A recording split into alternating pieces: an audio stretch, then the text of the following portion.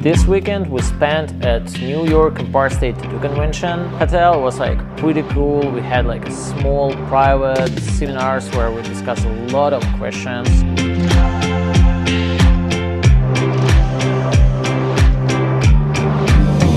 As much as possible, but I try to show everything about my technique, all tricks, show some secrets, Like the different techniques, like how to apply the color, so how he resolved the problems when he's with the different skins. Was pretty great experience and very nice day.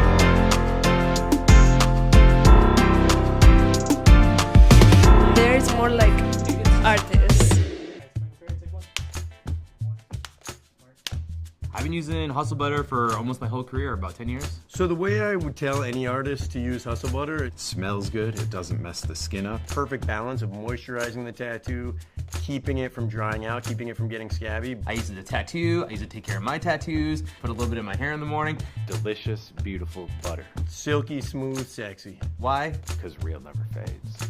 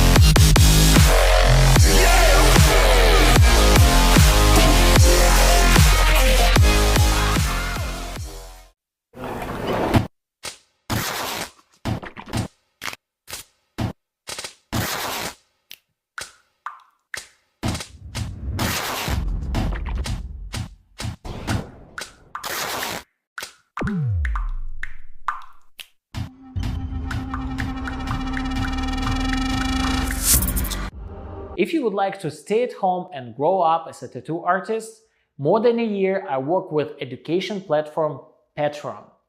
You can find there different video tutorials, articles, explanations, live stream. Every month I upload 2 free new tattoo videos on my page. Stay at home and grow up with me on Patreon.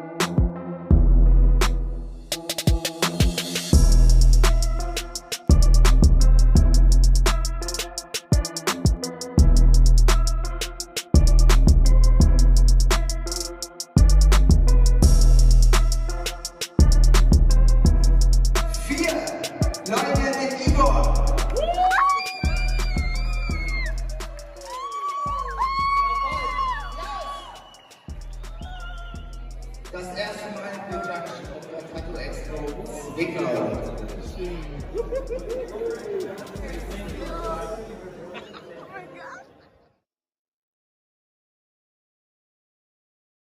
Guys, here is my website. There you can find more information about me, my work, education program. I also have there my merch and video tutorials. Link is in the description under this video.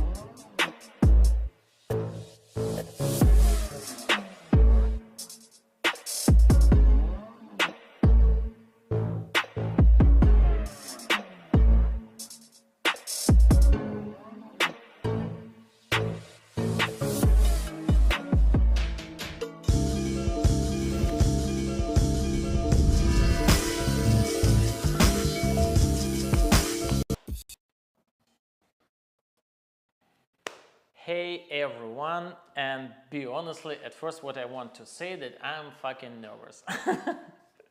But I'm really happy to see everybody here. They're already around like 20-30%, something like that. So probably the first couple minutes we're gonna spend to check everything. So I would like to ask you text something in chat. Everyone, we have chat here, so text in chat, do you hear me well? Do you see me well?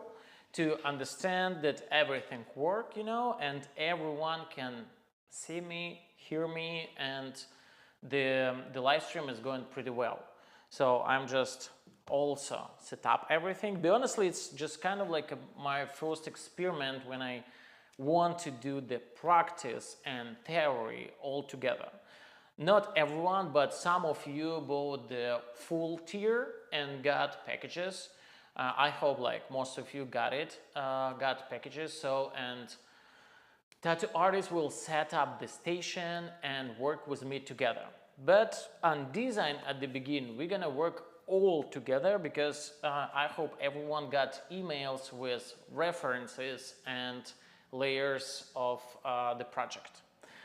So just on the beginning, like I said, just text if you hear me well and if you see me well.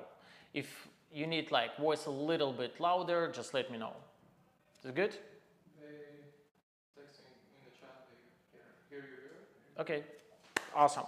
Here also behind the camera we have Arsen, the videographer, my buddy who helps us, and you can say hi, Arsen.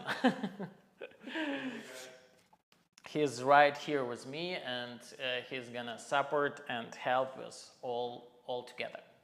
So awesome. I already know that you are here. I already know that you hear me well and see me well. So also before to start, if you want to work with me together, you can open this live stream on TV, for example, or on your laptop. Take your iPad, you know, open the Procreate, upload their references, and at the beginning I just gonna tell you some theory things, you know, and then we'll start to create design, and you can just see and also do everything step by step with me together in the same time. And also some organization thing, we have a chat here, like I said before. If you have some questions, feel free, ask any questions. I am here with you on live stream to help and answer to all of them. So if you have questions, feel free, text them in chat, and we will see maybe in the end of this blog I will answer to them, or on the beginning of the next one I will answer to most of your questions, and we will go with the next. So let me open the plan that I also see the way, and we're gonna start to talk. Can you show the iPad? Yep.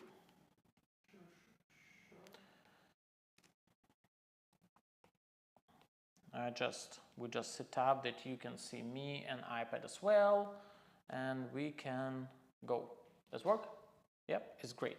So this design, what we're gonna do today, I created a special for forearm with not in for outside of the forearm, you know. And what is like very important for me every time when I work with the design, that first thing and first very important point for me is the body shape. When we work on something really small, you know, I don't care about like how to place it. You know, when it's like some small old school tattoo, you know, or any fine line work, you can place it whatever, you know, it's not so big deal. But when I work every time with large designs, you know, I also every time I keep in my mind that I work with the body, you know, and tattoo, it's kind of like a design of body, you know, so tattoo has to work with body together, has to work with body shape all together. And when my client, I just like every time I try to plan a little bit ahead.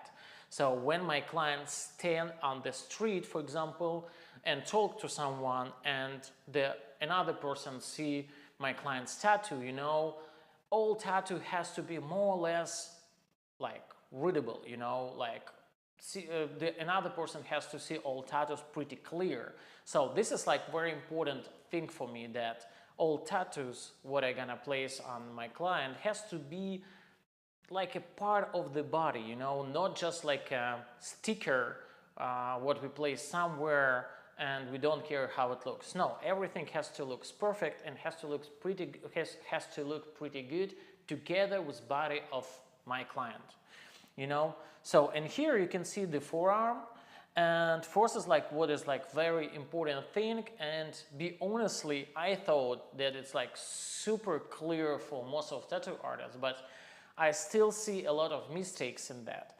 So this is forearm, and we're gonna work with this forearm. And every time when I open it, I just try to understand how I can place the design and how I can place the main subjects.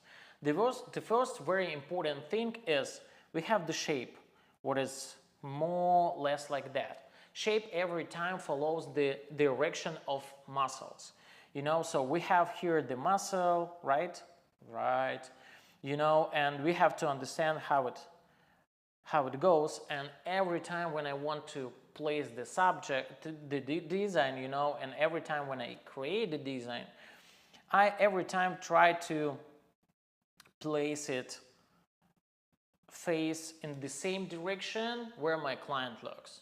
So for example, when we place it like on outside of the forearm, you know, the design has to look ahead together in the same direction with client. When I place here inside, completely the same. It has to look every time ahead. So for example, when my clients stay on the street or somewhere with someone and talking and keep like arms next to his body, you know, like you can see here in the front everything.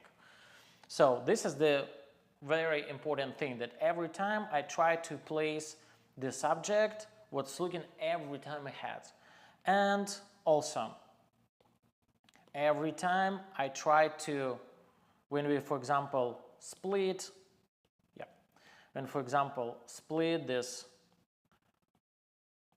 this arm on 3 same parts, you know, every time I try to keep the most important and informative elements here on first 2/3, you know, and something on background place somewhere here.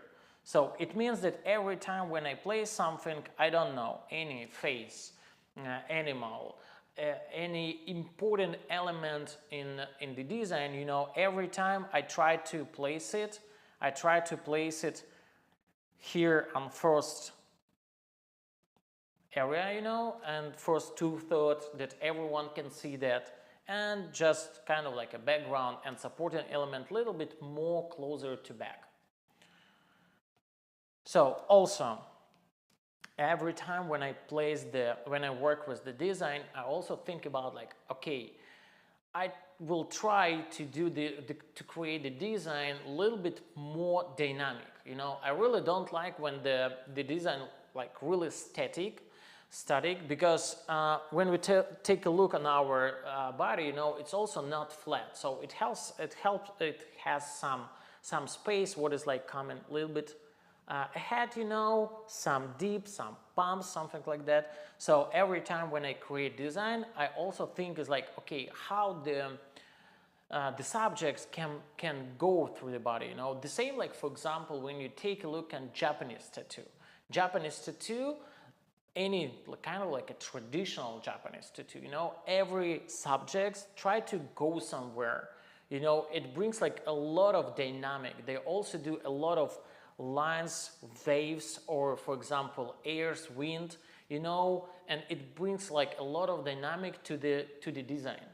So it means like when I work with design, you know, and when I, for example, remember about this shape, right?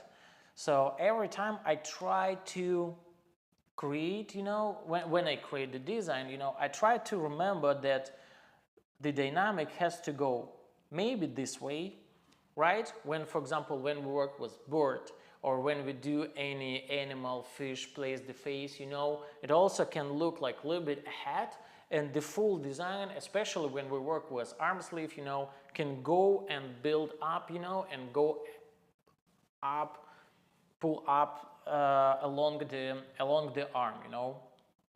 Or, for example, it can go this direction, always going down, you know. Or if you want, we remember about this 2 lines here, right? So, or it can go, for example, different directions and can bring like a little bit more dynamic. For example, when we have the subject what's going up, this one going up, and something can go on opposite direction. It also brings like a lot of dynamic, and tattoo is not gonna look like very boring, you know, or look very static, kind of like a sticker, you know. When you do small tattoos, okay, no problem. It can be like that, you know. But when we work with something bigger, especially when you create design and you have there kind of like a main element or main subject, when you work, I don't know, using subject from Marvel comics, right? Any portraits, any, for example, I don't know, pet, when you have to do like portrait, like face of dog or face of cat, you know, it's also gonna be like pretty static, but then you can add kind of like some empty lines just to bring a little bit dynamic, and the design will fit and suit pretty well on the shape of the body, you know. It's not gonna look like too static and too boring. So here we have, like I said before, we have forearm, outside of forearm. And I just like, before to start to create the design, you know, I just like keep in my mind like, okay, here's the one side, here we're probably gonna place something main, you know, something like very important for me, because this area is a little bit wider and we have like much more space there.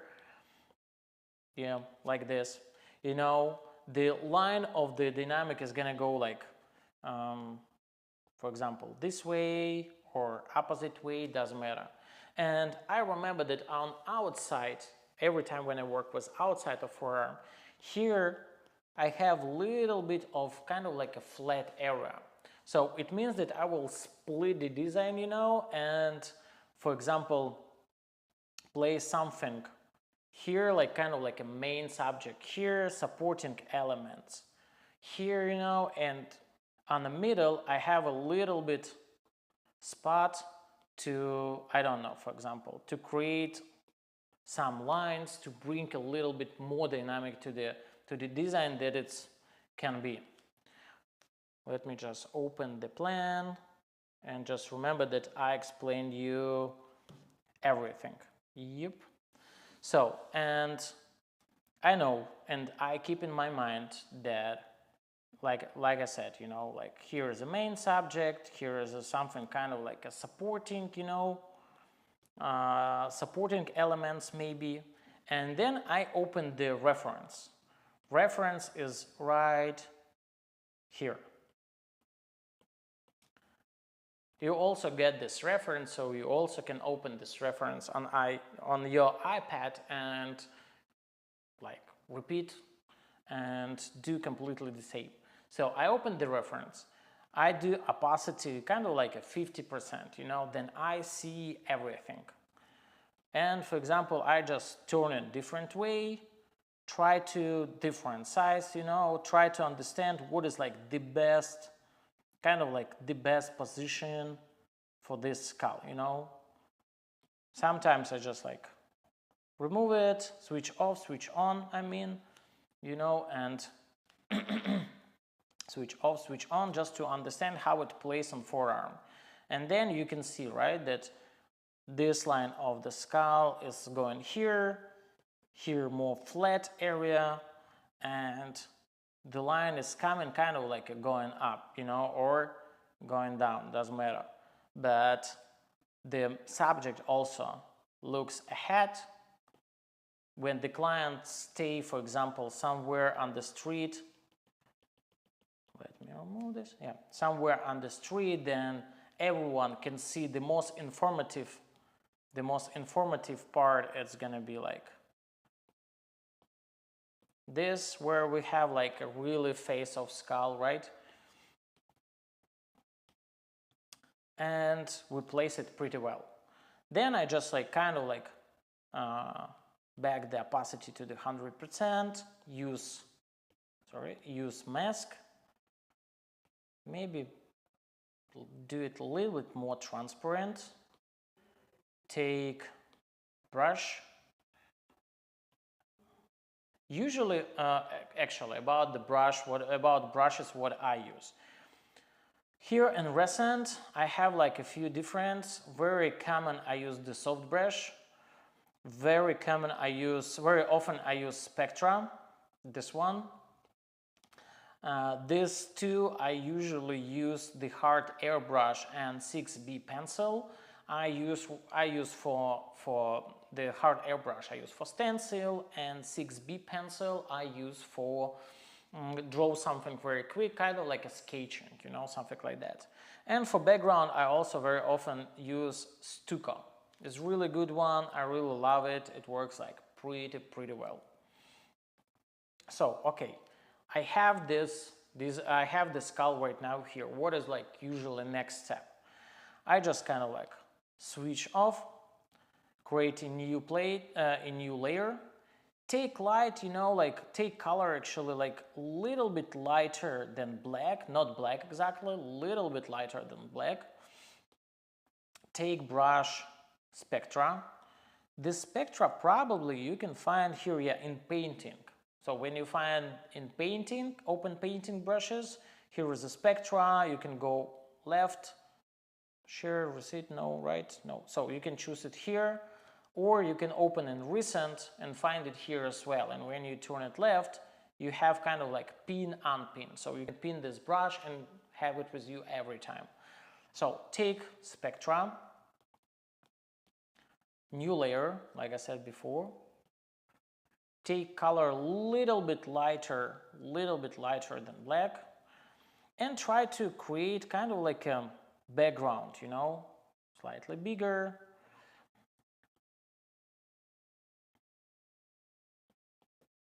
Just try to remember the shape of that. We have muscle here, right? So try to remember the shape of the forearm, you know, and remember, keep in my mind the shape of the skull as well, you know, and kind of like create a little bit of design, you know, a little bit of the background, something like that, you know. Try to keep this line, you know, line here to bring a little bit more dynamic, but I just do this kind of like a base background, something like that. Then over this one, I take the skull, make it smaller. I see that the background is like not big enough. So, and I understand like, okay, I need a little bit bigger maybe, or make a little bit smaller skull because I did it like too big. And you know, here we have the line of the muscle, you know. So the muscle here on the forearm ends here exactly by the red line, you know, and this is why I want to keep the forehead also, you know, by this line of the muscle on forearm. So yeah, this size of skull looks pretty good. I take the layer with background, you know, take the same dark gray color what I used before, maybe, you know, kind of like add a little bit more background, like extra line, something like that. Just add a little bit more and a little bit here more on the bottom. Then when I understand that, okay, this size of background more or less okay, we can leave it like this.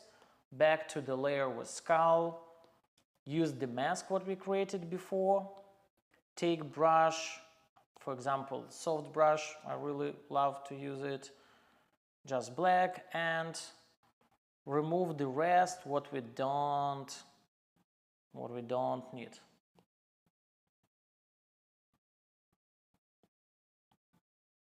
I just try to keep, for example, every time when I work with skull, I really love how it looks. I try to keep actually this line that you can see kind of like everything, the main part. Really love how it looks this part of the lower jaw, you know, and this cheekbone as well. It's really very important for the skull, you know, to show it as well. So I try don't remove it at all, you know, just make it lighter maybe, but keep it, you know, and later use it in the design. So opacity 100% on, and try to clean a little bit of skull, just a little bit, you know, not too much. And take white. Also guys, if I'm too fast, just please text about that in chat, you know, and I'm gonna be like little bit slowly, then you have chance also to repeat and do the same. Because, you know, when you do it every day, so sometimes you think, oh, it's so simple, so, and you go like faster and faster and faster. So if I'm like, when I'm too fast, just let me know, and I'm gonna be like a little bit slower and wait you a little bit. So like this, we have the skull right now, you know. So also sometimes I take this tool on the top, you know, I want to mark and kind of like cut out the shape of the skull that we have like this black background, and we use only our background what we have to use. So just mark the shape, connect it, use feather kind of like a 1%. It helps you to make to do the edge of the area what you cut out a little bit softer. Use invert, take layer with mask, brush black color, and remove this black what you have from the design with the skull.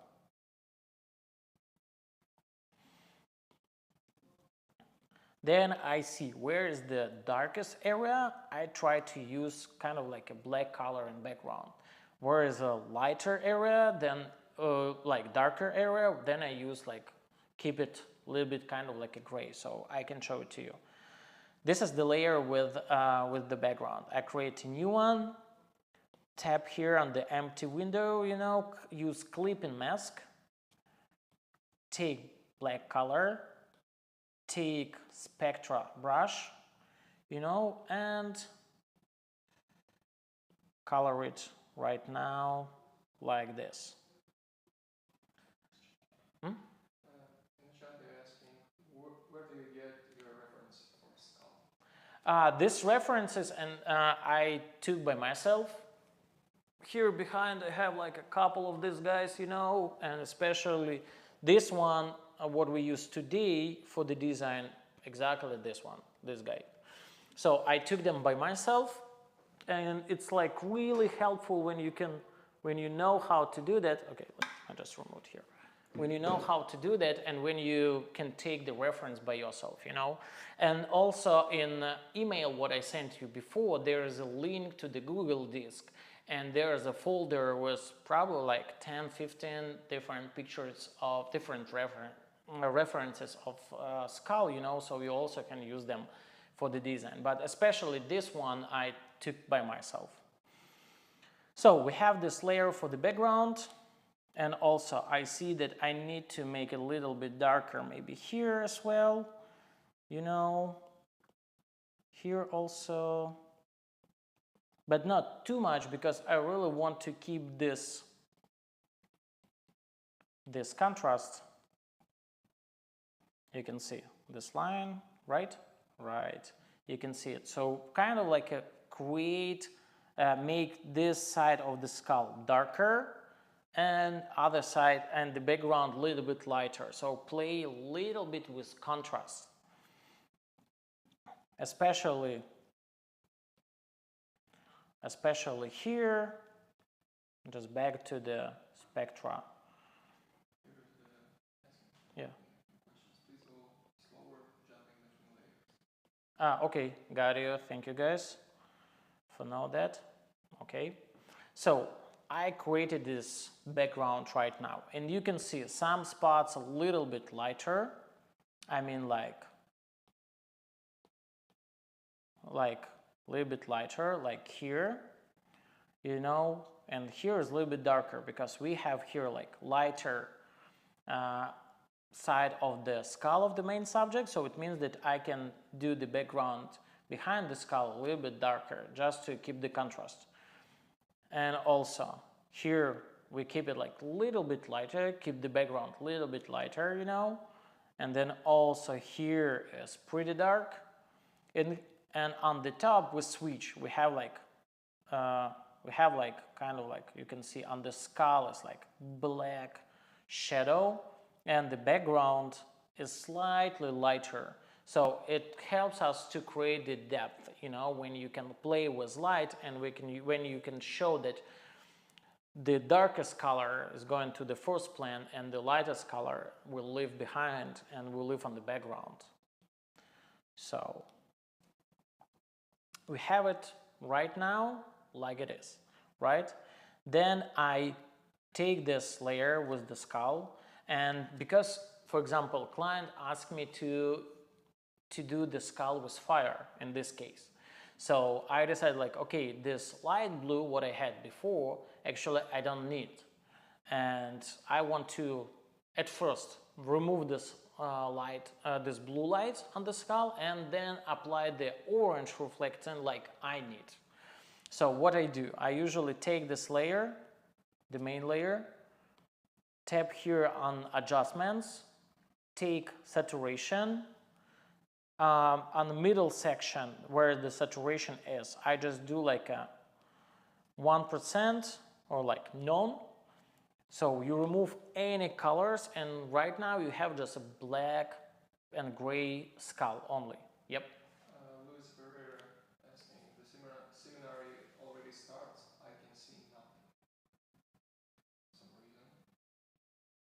But can you see it there? Can you ask the Guys, guys? just question to everyone, do you see everything well or you see nothing? Because here we got the question that the person probably hear me but probably see nothing. So just let me know in chat, do you see everything well or not?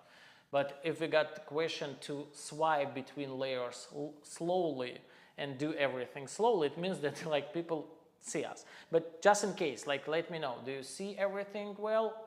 Is it problem on our side or is it problem on the tattoo artist side? Just to understand. Yeah, everything people shows that everything is pretty good. So okie dokie. So then I keep going. Okay, now we have this black and gray skull. Right, and what we can do, so I can adjust the skull, I can apply any of reflecting light by myself like I need it. So first thing what I try to do, it's bring a little bit more contrast to this picture. So I take the main layer of the skull, it's here, adjustments, take curves, and what do? Just the left side here I keep like this, like it is, and right side here I just make a little bit lighter, just a little bit. You know, it brings a little bit more contrast to the skull, so you can see the difference, like this, like that, this, that. We have a little bit more contrast between light spot and dark spots. So the second thing what I do that, okay, I keep in my mind that I need fire, right? So I create new layer. I take this brush of 6B pencil. I usually use it for sketching. Take white color, and what I do, I just try to imagine, you know, kind of like imagine and try how the fire has to go through the skull. For example, I just take and draw by myself, right? That, okay, maybe we can place a little bit of fire here, what's going on like from the background and around the lower jaw, you know, then maybe we can place the fire, for example, here, somewhere. You know, every time when I do design, I try to imagine and try to plan a little bit ahead how I can place it. I don't like to take kind of like reference and randomly, you know, try to find the correct way. I usually try to plan a little bit everything and organize in my head. So try to imagine it at first.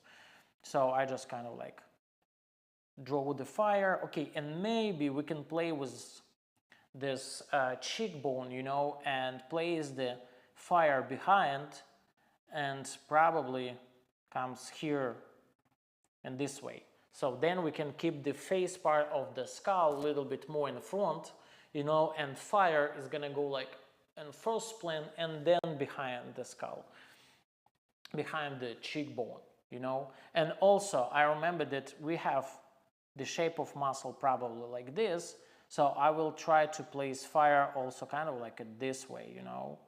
So it's gonna be like here, here, probably go this way, you know.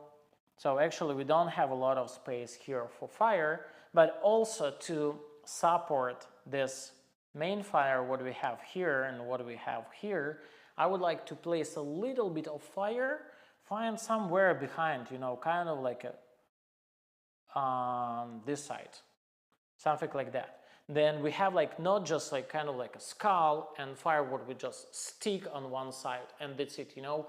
Every time when we use like extra light, kind of like reflecting light, you know, it's really good thing when you support this line to using like the same light somewhere else on the design.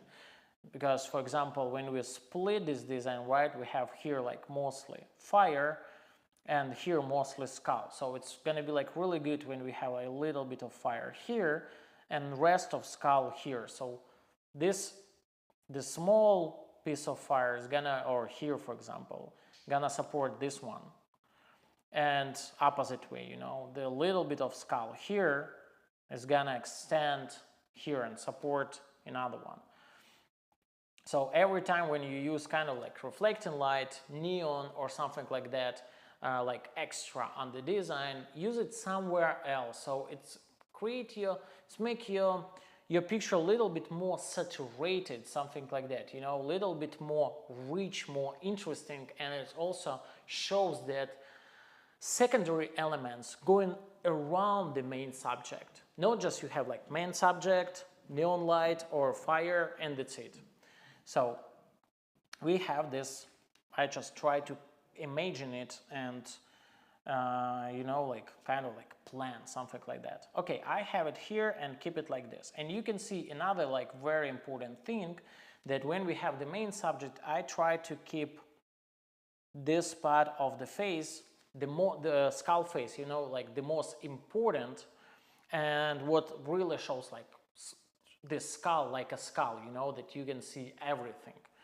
So then you can understand what the subject, and we don't have like kind of like a mass of details, you know, and we don't lose the value of our skull, and we don't lose the recognizable of the skull as well.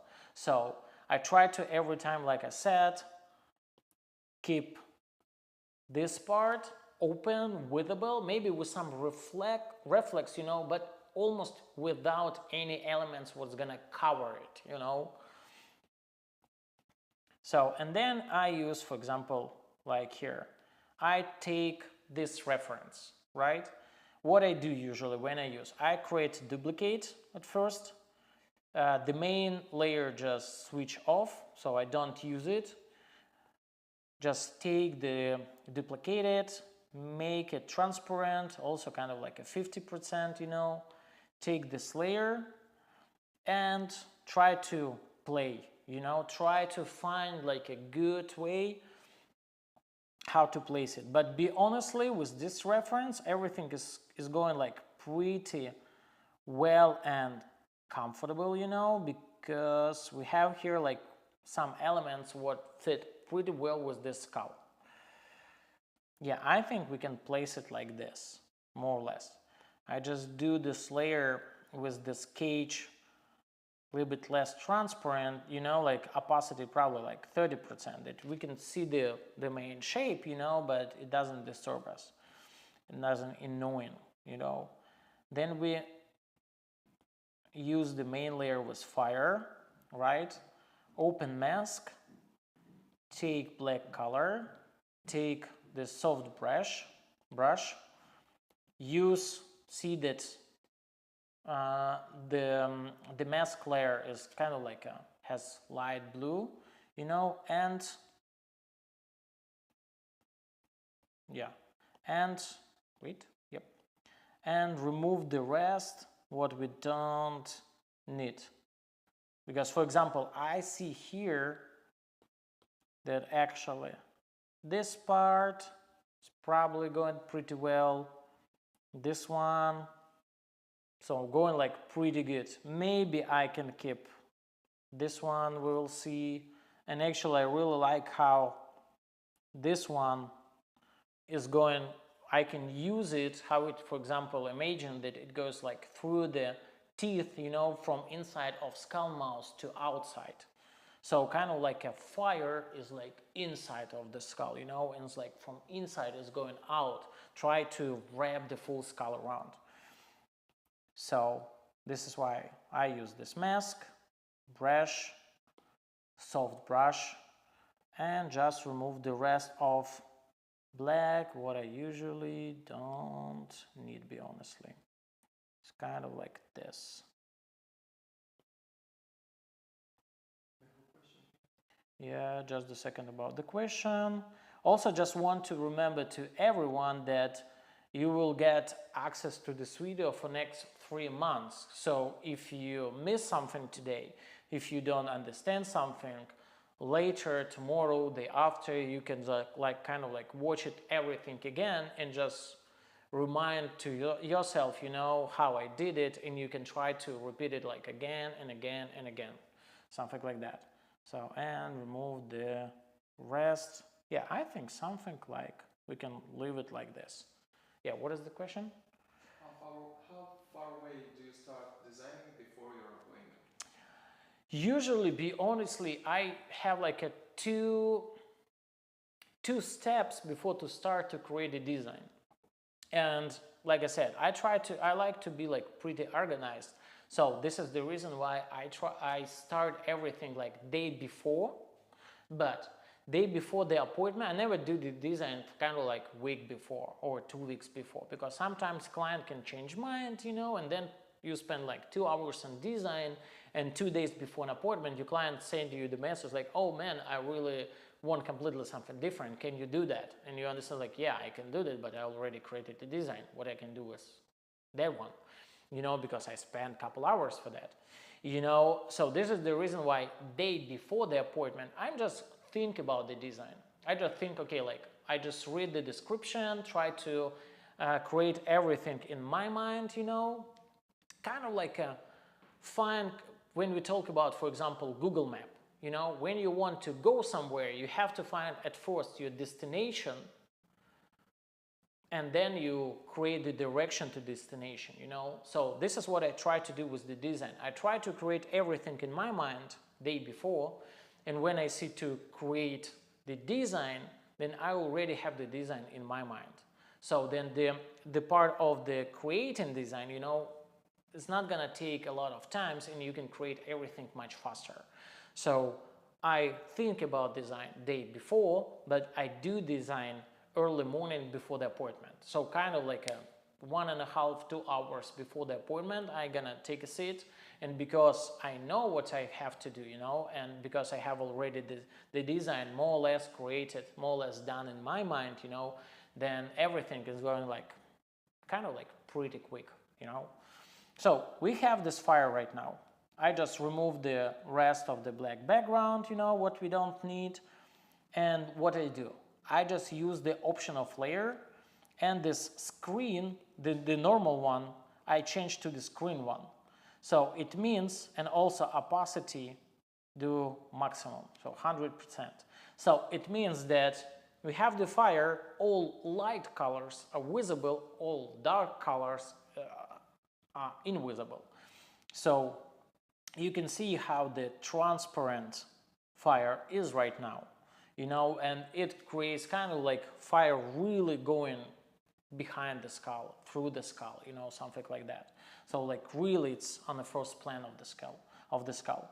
So another thing is I try to adjust it a little bit.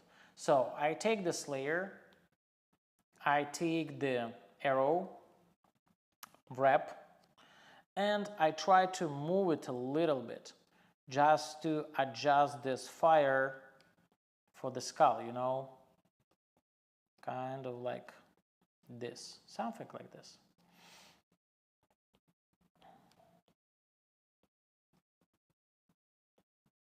And back to the layer, and take arrow again and adjust it again, because I adjusted the lower part, but I need to adjust the top, because the top is also kind of like very important.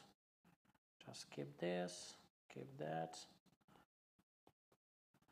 And sometimes, you know, what I do, yeah, like this one is good. I just back again, you know, and I adjust it as much as I need. Yeah, something like that.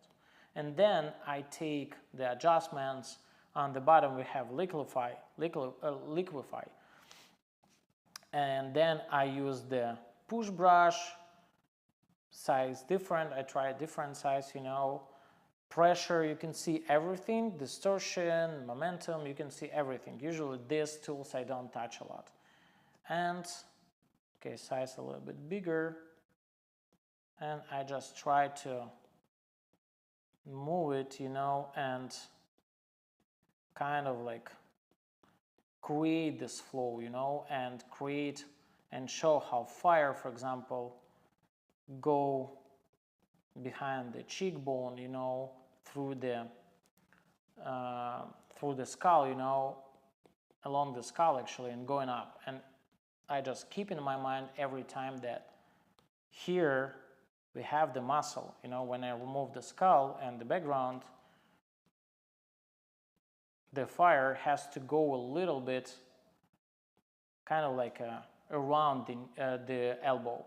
So it means that I back, and maybe I will also kind of like take background with skull, with fire as well, and adjust a little bit like this, you know. Yep. When I remove, yeah, it's still pretty well. I still see this line, you know, the direction, and yeah, and I have this fire as well. So the best way is maybe to go with this fire a little bit here, a little bit closer to the skull. So let's take the layer, take the adjustments, liquefy, and just move it a little bit more, you know, and something like this.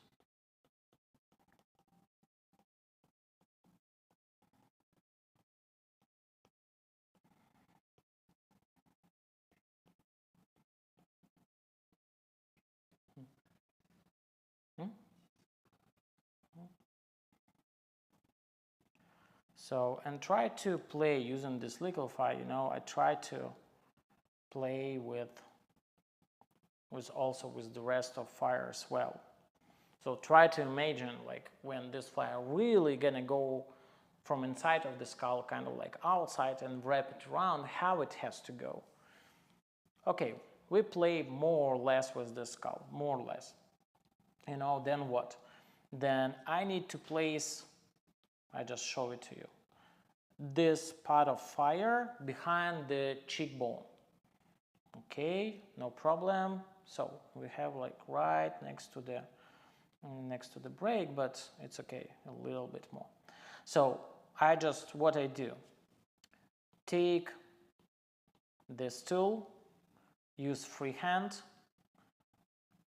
just switch off the fire right now, take this tool again, use, like I said, freehand, make it slightly bigger, nope, again, and try to cut out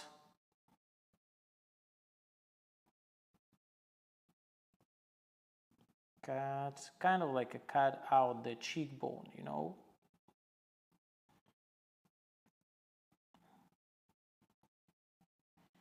So feather, like I said before, I use usually around like 1–2%. So this time we can take a 2%.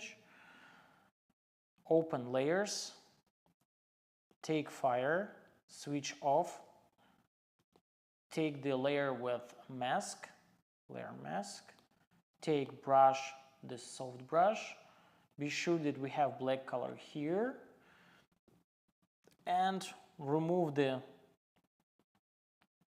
area of fire.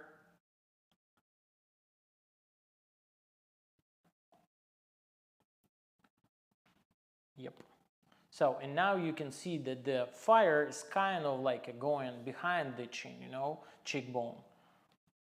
So kind of like this. So then also I see that the fire is a little bit more transparent, and some areas I want to do more solid, you know. So I also duplicate it, remove this layer mask. The option I do normal, the layer option, create new mask, tap invert, so kind of like a switch on it at all, take white, use this layer mask, and kind of like a bag the fire where I need it not transparent, where I really need to be solid, you know. It's kind of like here. Then we have like a little bit more contrast, because transparent almost kind of like has no black color at all, you know, but we need to use black color in fire to keep it like saturated, you know. So this is the reason why I use the second layer of this fire and use it normal, so then it's not transparent, and you can see the difference right now, right? Definitely you see that. So here, just kind of like a 5 minutes, and we're gonna take a break.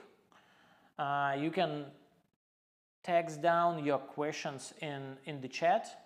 When I back from the break, you know, I can answer to the questions if we have some, you know, and then we can keep going with this design, you know, and I also will show you my workflow as well. So what color I use, how I make my choice, cartridges, everything. And if you want, also I do a lot of kind of like a quick tips, you know, on my TikTok. So probably here in the description I will leave the link to the TikTok, you know, and if you want, welcome. It's completely for free, so you can use it. I just forget to switch on the background. Yeah, like this. So, and you already can see why I use this second layer of the fire. So I need to keep some elements less transparent.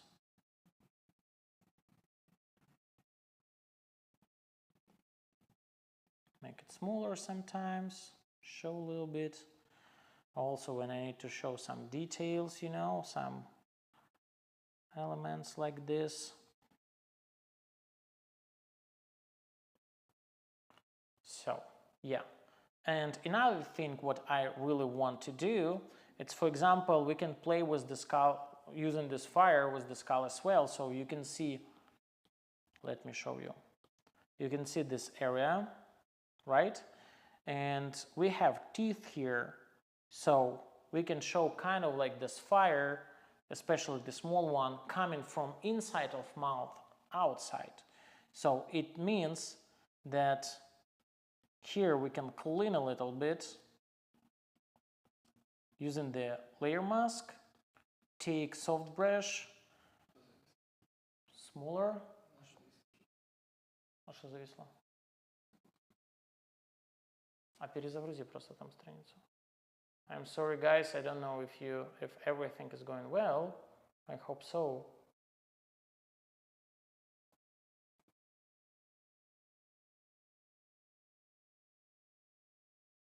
Let me just double. Yeah, it's good. Yeah, it's going well. Okay. So I just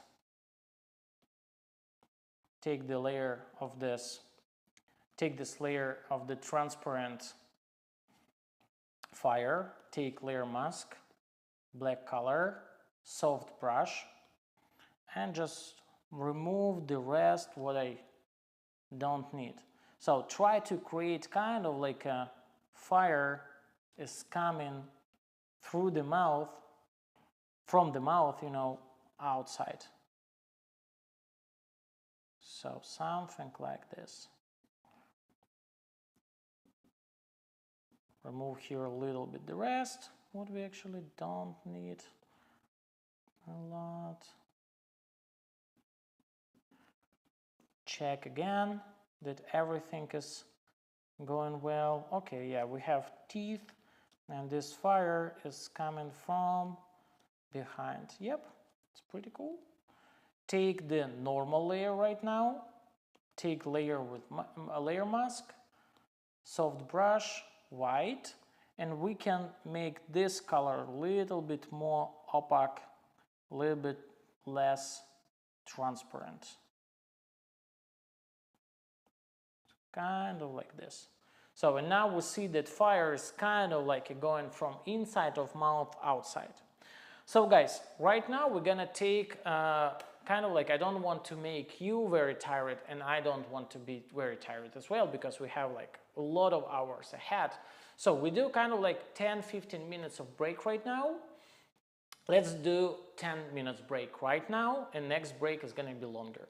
10 minutes break right now and then we will back and I will finish with the design, show rest of steps, and I will show you more workflow as well. So during this 10 minutes break, you can drink some tea or coffee and you can text your questions to the chat, and on the beginning of next slot, I will answer to the question at first and we'll keep going with the design and workflow as well. See you in 10 minutes.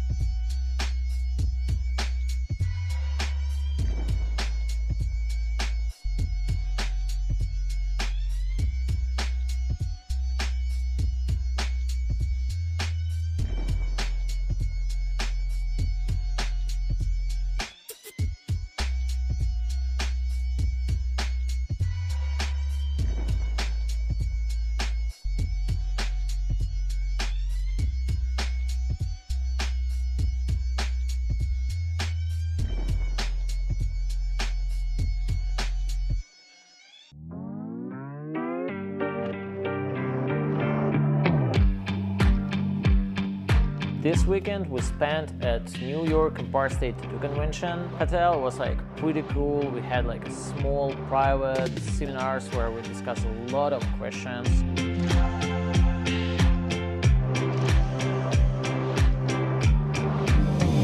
As much as possible, but I try to show everything about my technique, all tricks, show some secrets, you know.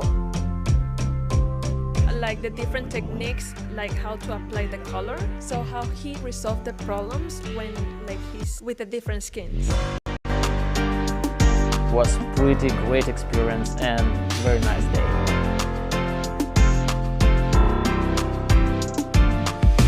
There's more like artists.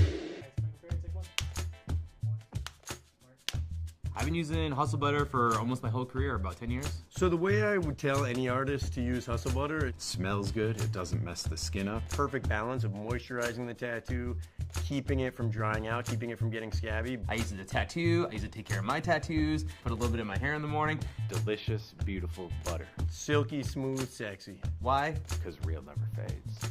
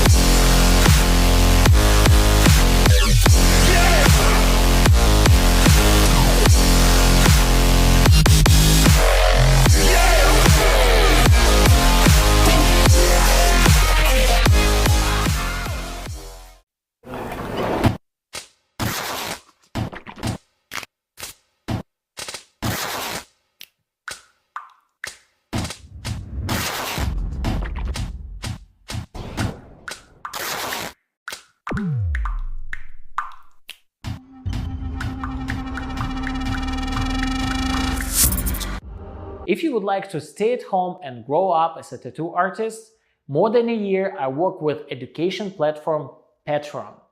You can find there different video tutorials, articles, explanations, live stream. Every month I upload 2 free new tattoo videos on my page. Stay at home and grow up with me on Patreon.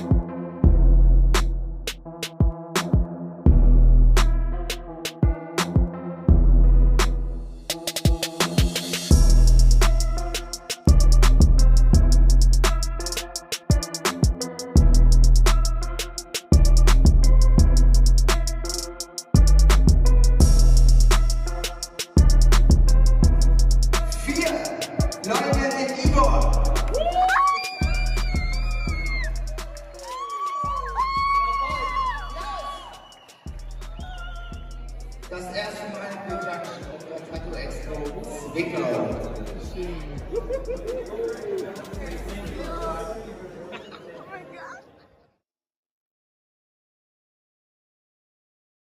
Guys, here is my website.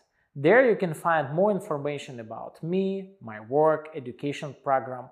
I also have there my merch and video tutorials. Link is in the description under this video.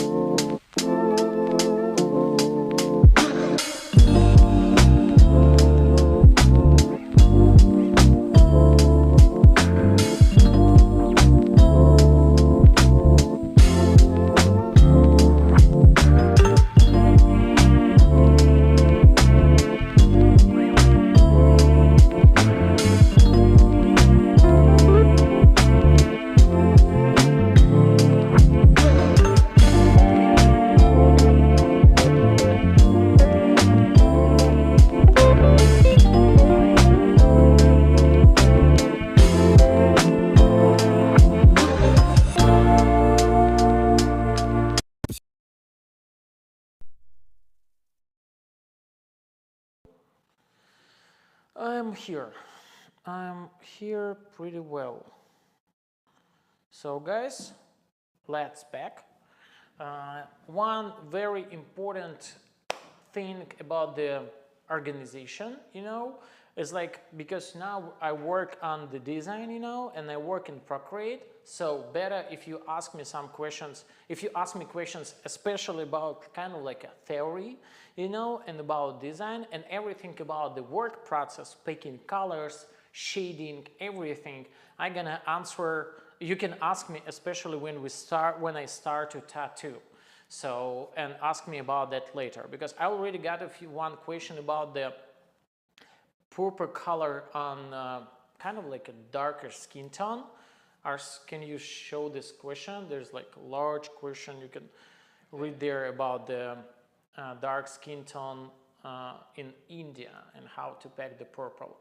I'm gonna answer to these questions like pretty quick. But if you want to get like a little bit more answer, ask me when I start to tattoo. Then we're gonna get like more time and especially about the process. So every time when I create a design, doesn't matter if I do that in black and gray color, doesn't matter. So, but I know that I'm gonna do design for dark skin tone. First thing is like what very important, I try to remove the texture and try to keep a little bit more dark color, like black or dark color tones, to keep more contrast on the design, because be honestly, dark skin tone really eat all middle tones, so it means that on the tattoo I try to keep like dark tone and light tones, you know, especially when the dark skin tone discolorate color, I don't know, purple or pink. I know that this color is lighter and I have darker tone to keep the contrast. So every time when I work with color and dark skin tone, I try to also manage kind of like I work with black and gray, you know, and keep more dark tone and more light tone, color, you know, to keep the contrast between shadow and light areas, something like that.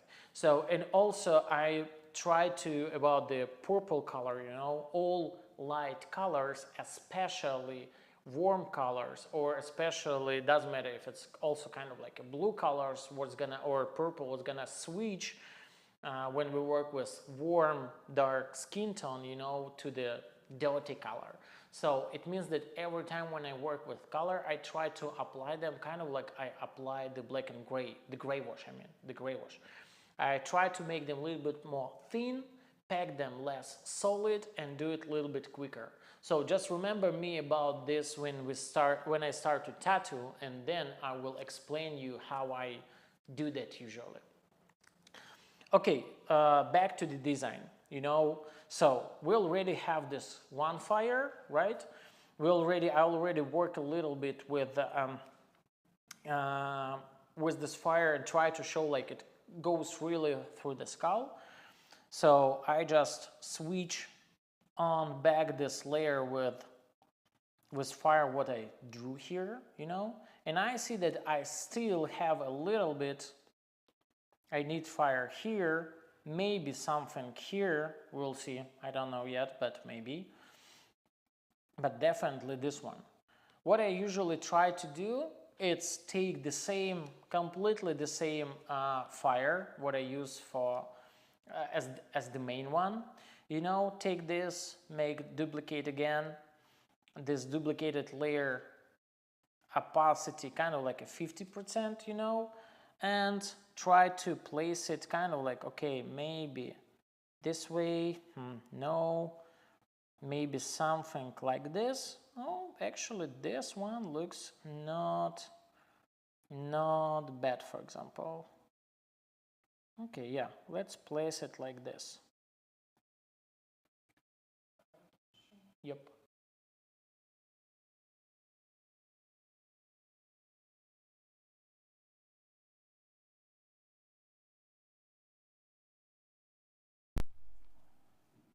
What about it?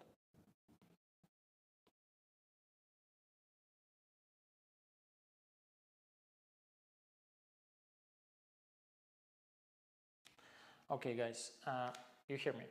Everything's good. Yeah.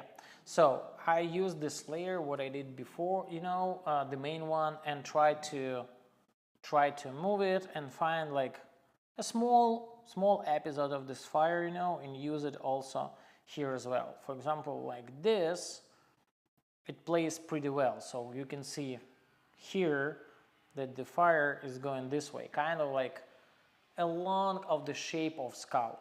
It works pretty well. So I take this layer, I take this this tool to cut out, you know, just do a circle like this, copy paste, and just remove this one. So we have this mold. Right now I just want to say a little bit sorry, you know, because probably floor down or floor up, you know, we have there kind of like renovation, construction, something like that, and here is gonna be like a little bit noise. So, but we keep working. It just to let you know what's going on. So we have this layer, we do it transparent as well, use the screen option of layer, work with mask, take the black color, take the soft brush, and remove what we actually don't need here. You know, make it like this a little bit, make it a little bit less saturated, you know, kind of like create the effect when switch off this layer with the sketching, you know, kind of like a show, and show that the fire is going kind of like a behind of the skull, you know, something like this. In my opinion, it looks pretty well. And also sometimes I try to make it a little bit less, yeah, kind of like that. So sorry, what I did, I took this layer, the layer, adjustments, curves, and make light area a little bit darker and dark also a little bit darker. So this way. Interesting question here. Yep, there's also a question. Yeah. About the Photoshop versus Procreate. Been using Photoshop for years. Is it worth it to buy an iPad and switch to Procreate?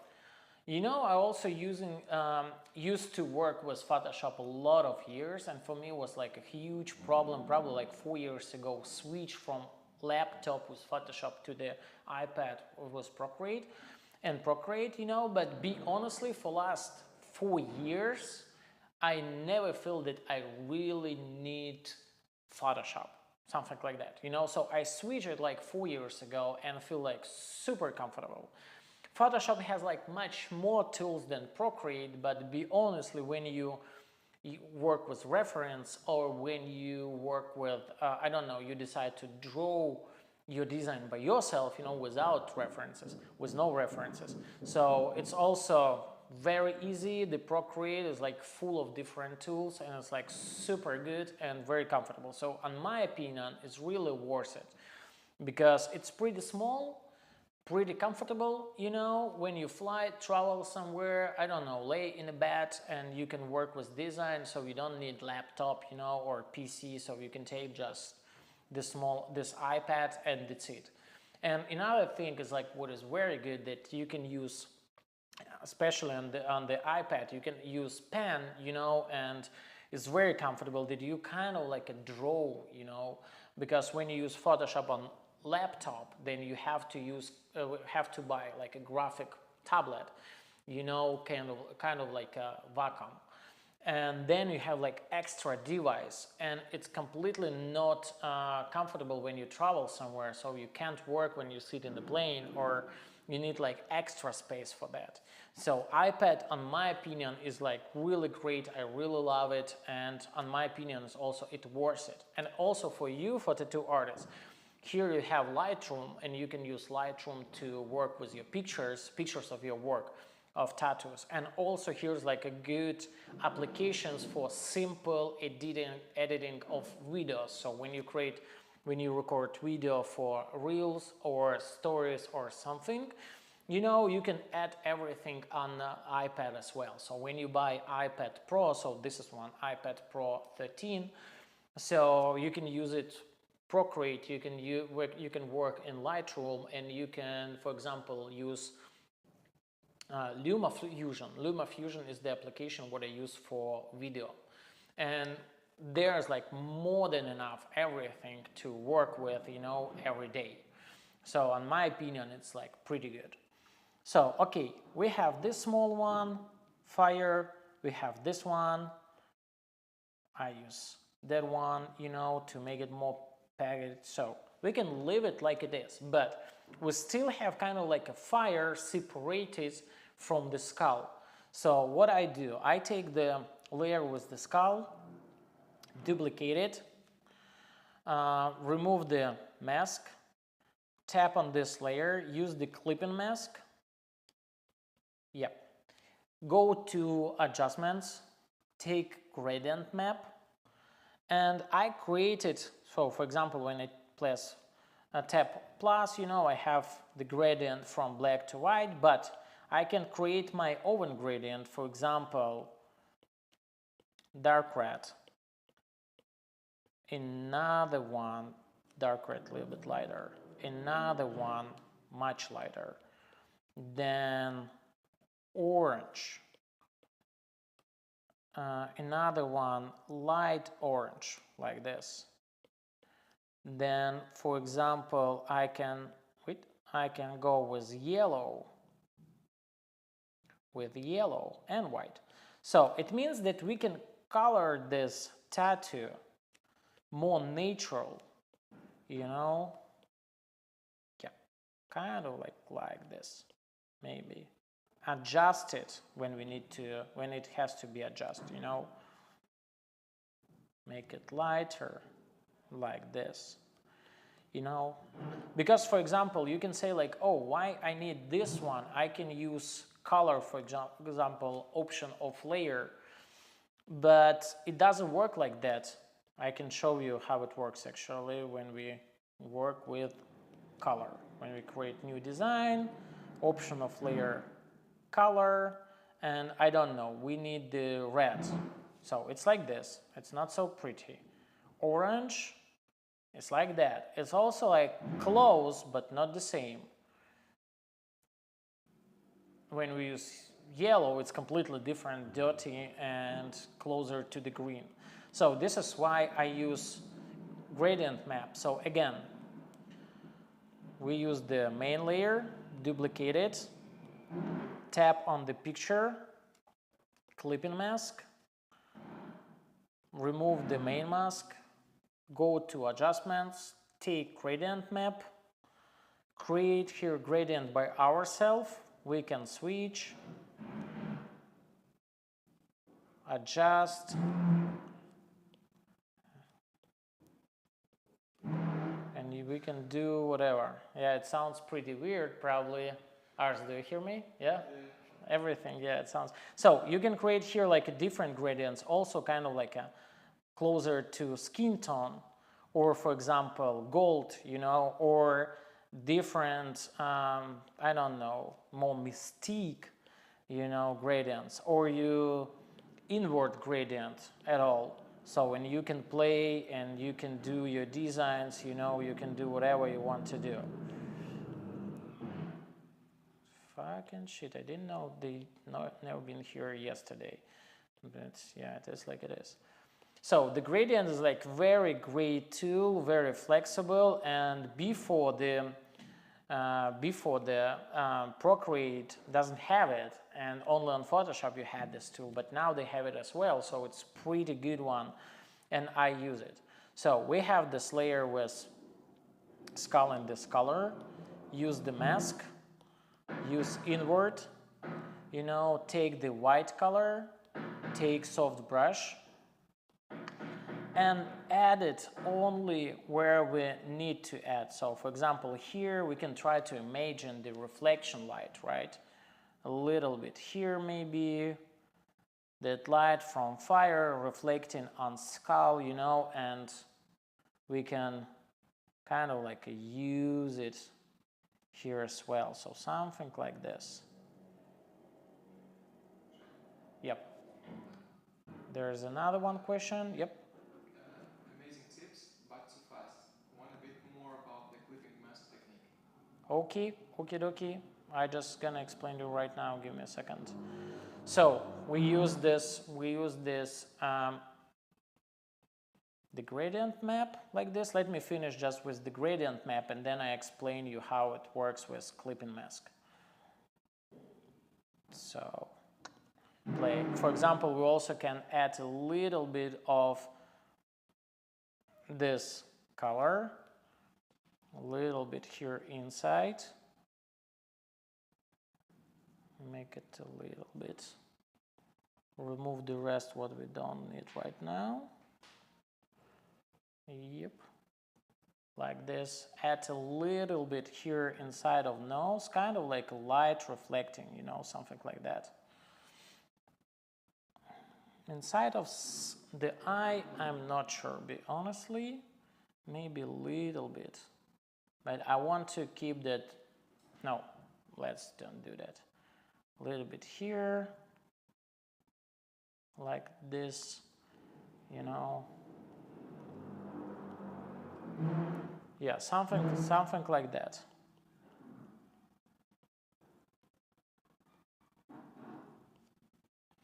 Yeah.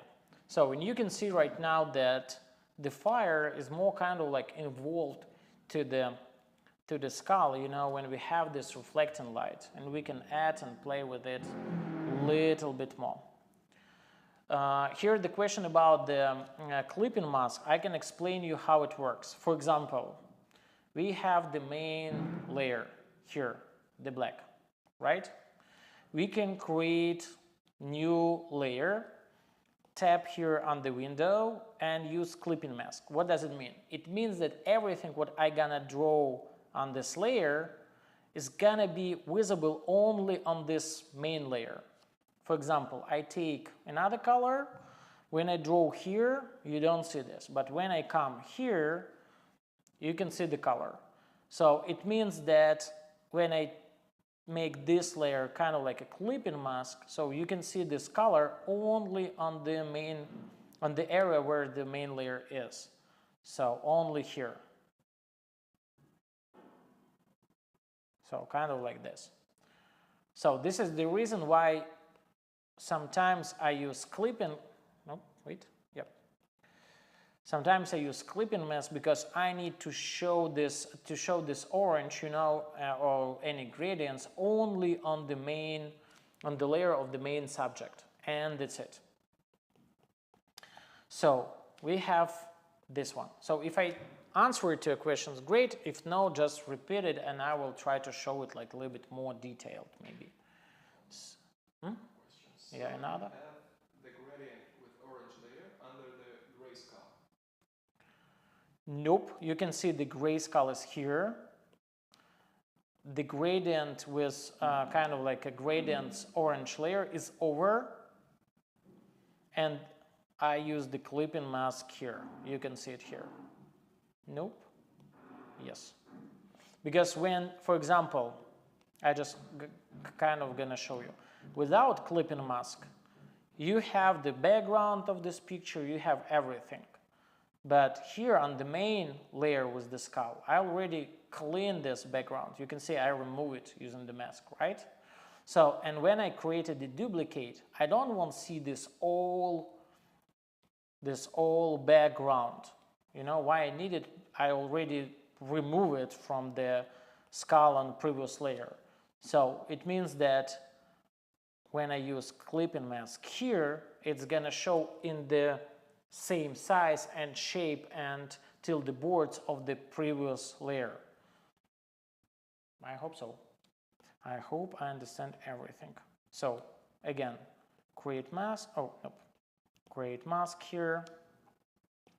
Invert. So it makes it black. So kind of like switch off the layer. And using white color, I removed everything here back. Like this a little bit, like this as well. So, but also I have to, because we have a lot of different details here, you know, I want to simplify it a little bit. So when I take a look, for example, let me just do the same what I did a few minutes ago. So I remember that the light is going to be here inside, maybe some reflecting here on teeth. So, but you can see here, this area of the upper jaw is like mass of texture. So this is the reason why I create new layer, take black color, take brush, take 6B, and open. Make it like a little bit zoom in, you know, a little bit bigger, and just color the space where teeth has to be. Just kind of like try to make it a little bit more simplified and more readable. So you can see now it looks much better than before, because before it was like that. So it messed up everything. Now you understand there are like teeth, what has to be removed probably, and there's like open holes, you know. And also to make this layer, to make this fire a little bit more natural, you know, I also try to add extra reflecting light and draw it by myself. So it means I create new layer, I take color. Here I already prepared orange, right? This one is good, so you can make it by yourself here and here. Take 6B brush, make it slightly bigger, and for example, draw this reflecting light by yourself. Smaller, it's too wide.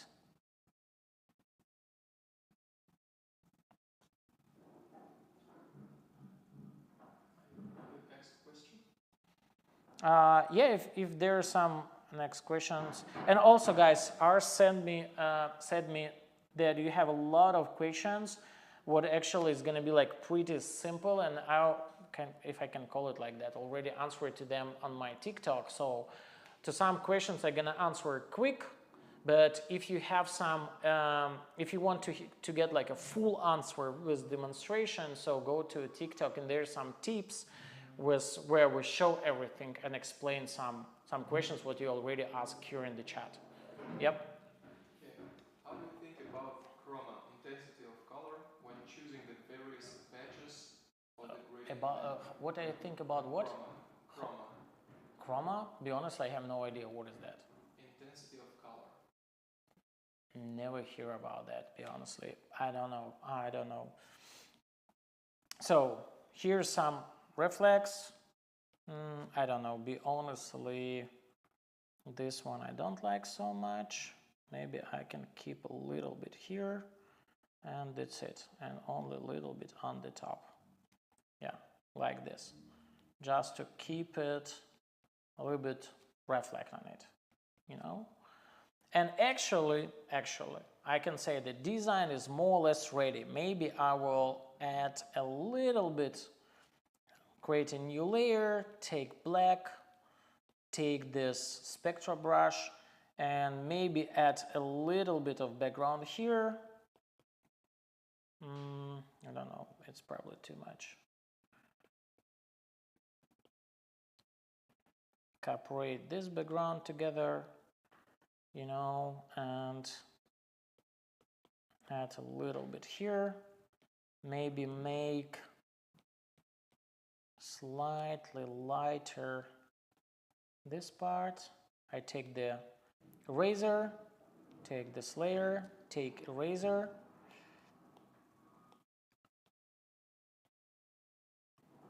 just remove here a little bit. Yeah, something like that. Yeah, erase on this layer a little bit.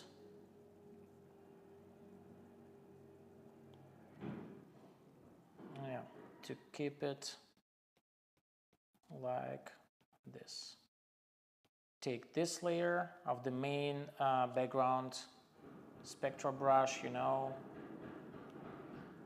and just add a little bit. Just every time try to play with background, you know, a little bit. It's kind of like this, you know, a little bit. So, and I can say that more or less, for example, skull is ready. One thing what I really want to add, we have the skull, the main layer of the skull here. Under this layer, we can create like extra layer. Take the dark red like this, and the main idea is to create to add a little bit contrast here, you know, that the skull, especially here. What the fuck is going on? Maybe we should take a break. We'll see, just maybe in 10-15 minutes, and I will ask what's going on. I'm not sure that we're gonna stop it, but yeah, and add a little bit red on the background just to, as you can see, to separate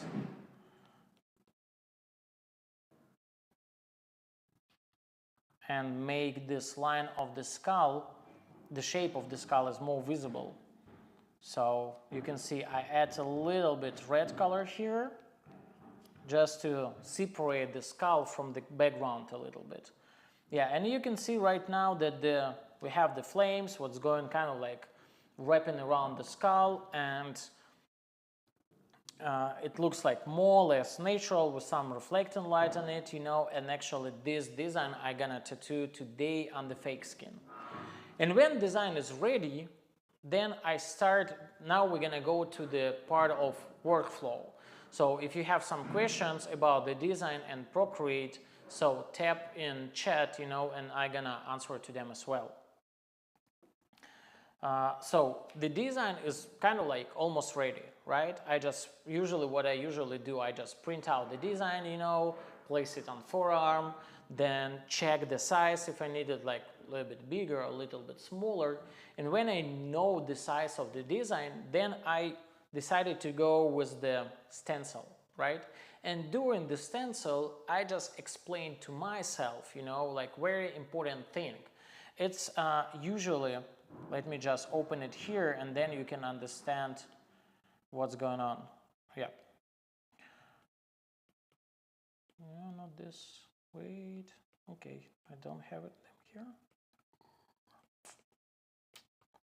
Okay, doesn't matter. So I try when I draw the design, you know, when I draw the stencil of this design, I try to explain to myself like very important thing. When I work with design, I don't want mess everything or miss something, you know. Then I try to explain and split on different parts everything, you know. Now I think about the, for example, subjects, right? So because I try to, during this drawing the stencil, I try to explain to myself as much as possible and spend like extra 10 minutes to understand the design and save like extra 30 minutes or maybe 1 hour during the process, you know. Don't try to understand something. So it means that the workflow usually begins when I start to draw the stencil. And first is like what is like very important is to understand the subject. The first, what I usually do is like, okay, here it's like pretty simple design, you know, and we have kind of like, okay, we have skull, right here, we have fire, it's kind of like here, and we have background. What is like very important for me? To separate, you know, these elements, skull and fire, kind of like show them together, but also separate what is going to be like on the first plan and what's going to be on the background.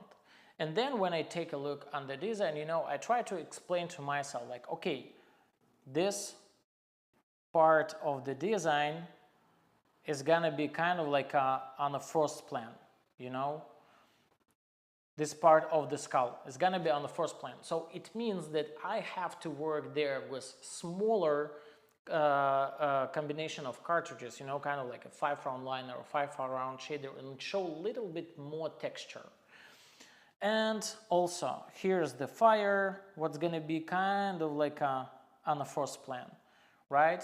Let me just show like this. Here we have fire, what's going to be on the first plan, and this one is going to be on the first plan, and small this one, but the rest kind of like this, you know, this one maybe, this one definitely, you know. I'm not gonna show it too sharp, so it means that I don't need to show a lot of details there, and I can simplify it as much as possible.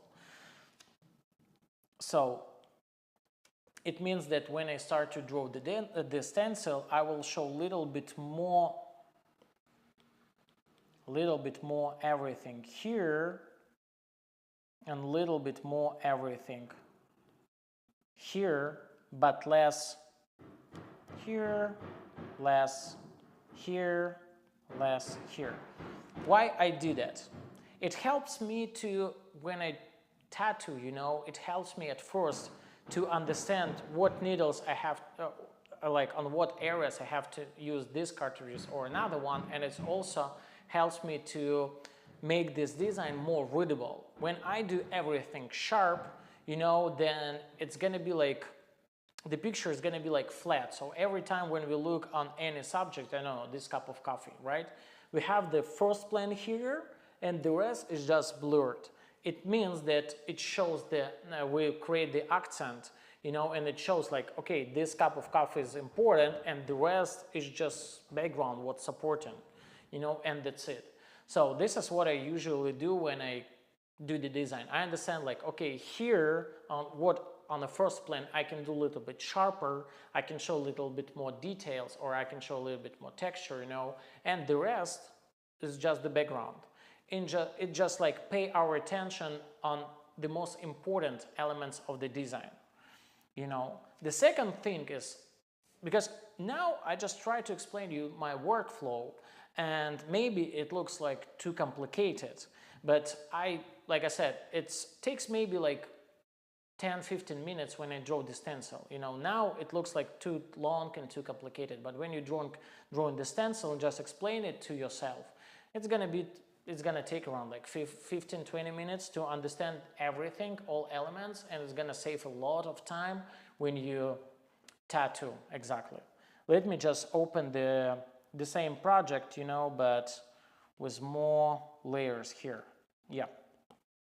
So this is the design, and I draw, like I said, draw the stencil, and I at first separate the design on different subjects. And like I already said, here is going to be like more sharp, kind of like sharp area, you know, with a lot of details, and here is going to be more sharp areas of the fire, and the rest where you see the dots is going to be more on the background, more blurred. So this understand helps you to create the depth of the design and make the subject more kind of like a 3D, if I can call it like that. Another step is details, and I try to explain to myself how to simplify for example, this skull or any subject in the tattoo. This is like very important question, and I hear it very often, like, oh, how can I do realistic tattoo, but I don't want to do like a hyper realistic, and I don't want to make it too simple. How I can find the balance and simplify it very smart? You know, for me, it's like what really helps for me to simplify everything. It's to separate this. Let me just, for example, show you. To separate this, for example, subject on two different things. We have details and we have texture. When, for example, let's take this skull, right? We have details. Details, let me check. Details means, for example, we have fractures, we have different holes, we have shape of nose, shape of eyes holes, you know, shape of teeth. And when we keep show all of these details and ignore everything, any light, anything, so you can still see that, oh, this is skull, it's very recognizable. So what does it mean? It means that when you will show all details, ignoring all texture and light, it's still skull, right? Right. So what does it mean? That we can take the skull, for example, show main details, but ignore texture. You can see that here is like almost no texture. We just keep the main details, kind of like this fracture, this hole, this eye hole, for example, and the rest, and keep the light, and that's it. So every time when I tattoo and when I draw the stencil, at first I draw like main elements, I draw main details, and then I say to myself like, okay, everything what is on the first plan, there I can show a little bit more texture. Everything was going to the background, there's gonna be like no texture at all, and I'm gonna keep only light contrast, and I can keep only shape of the main elements, main details of the skull. This is the same like the face. When you show eyes, nose, lips very well, the rest kind of like ears, I don't know, forehead, hairs, it's not so important. You can ignore their every texture, details, you just have to keep the shape and like light and dark areas. That's it. But the most important and recognizable area is this one. So the same with the skull. When you keep the texture on everything what is going to be like on the first plan, and you ignore texture and keep just only shape of the elements and the light all elements what's going to be like on the background, first thing, you're going to save a lot of time because you're going to ignore most of the texture and keep only texture a little bit what is going to be on the first plan. You know, and second thing is it helps you to go faster and it helps you to keep volume of the subject, you know, and don't miss this volume and play between light and dark and play with color as well. So this is very important. Actually, you have, when you don't know how to do that, you can use, it's going to help you a little bit. You can use, for example, Lightroom. And let me just open any skull. Yeah, this one. This reference actually we took on my private seminar, what we did here like probably a week ago. So we use the effect, you use texture, remove, and what we see in the end. With texture, without, but it's still the same skull. We still have detail, we still see details, we still see light, you know, everything.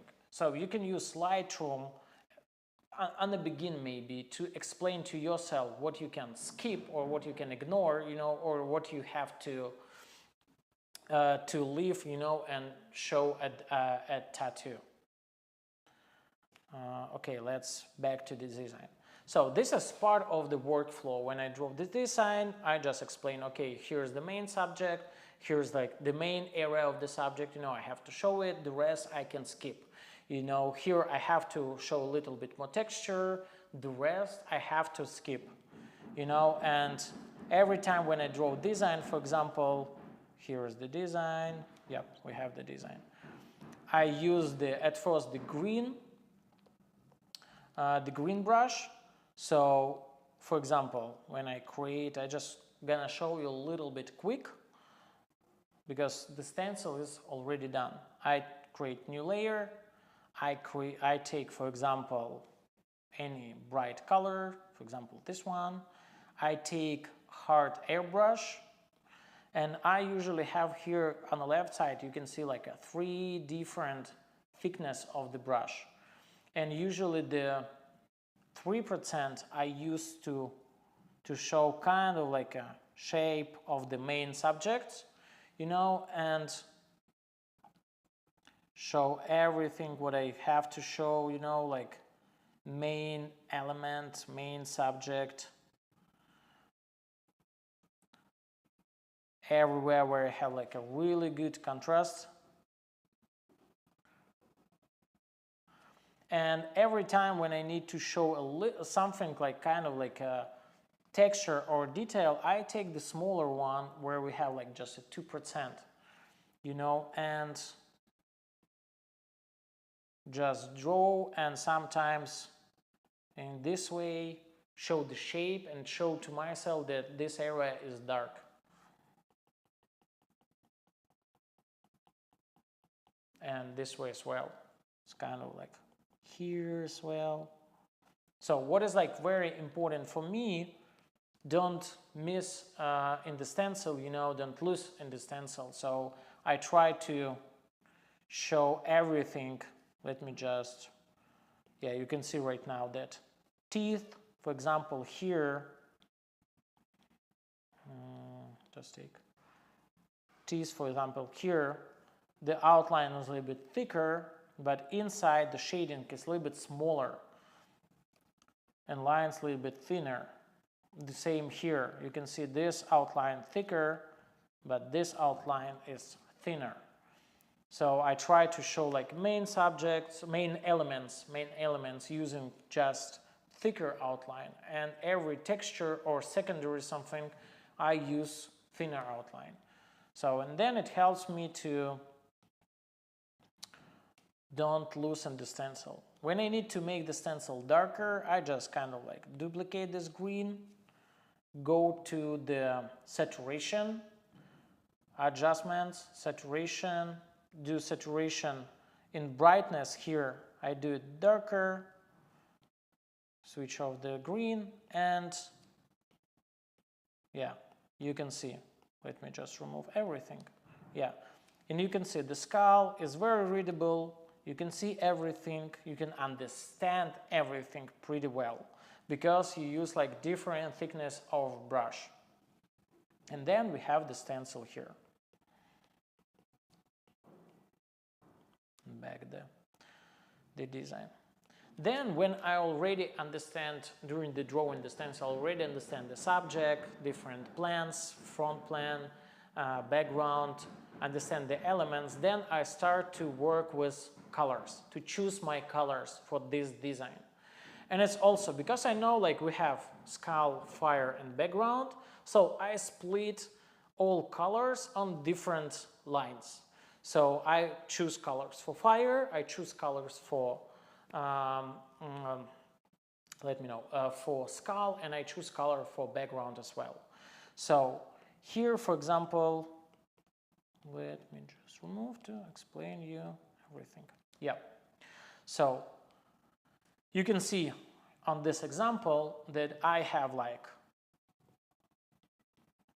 one layer just kind of like for background with gray colors, you know, another layer for one subject. This is just example from another tattoo, but just show you the main idea, you know. Then layer, oops, yep. Then layer for another element, layer for next one, and here a little bit. So I try to split, for example, when I need like here, when I need like where I have like three different subjects like fire, skull, and background. So I also will create kind of like 3 different layers where aligns with the color.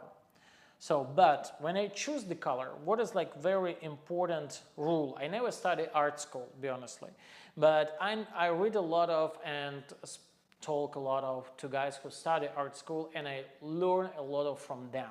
So when we create the gradient, for example, from black to white color, and we split it on different sections, we can split it on like, I don't know, 10, 20, 30 different sections, doesn't matter.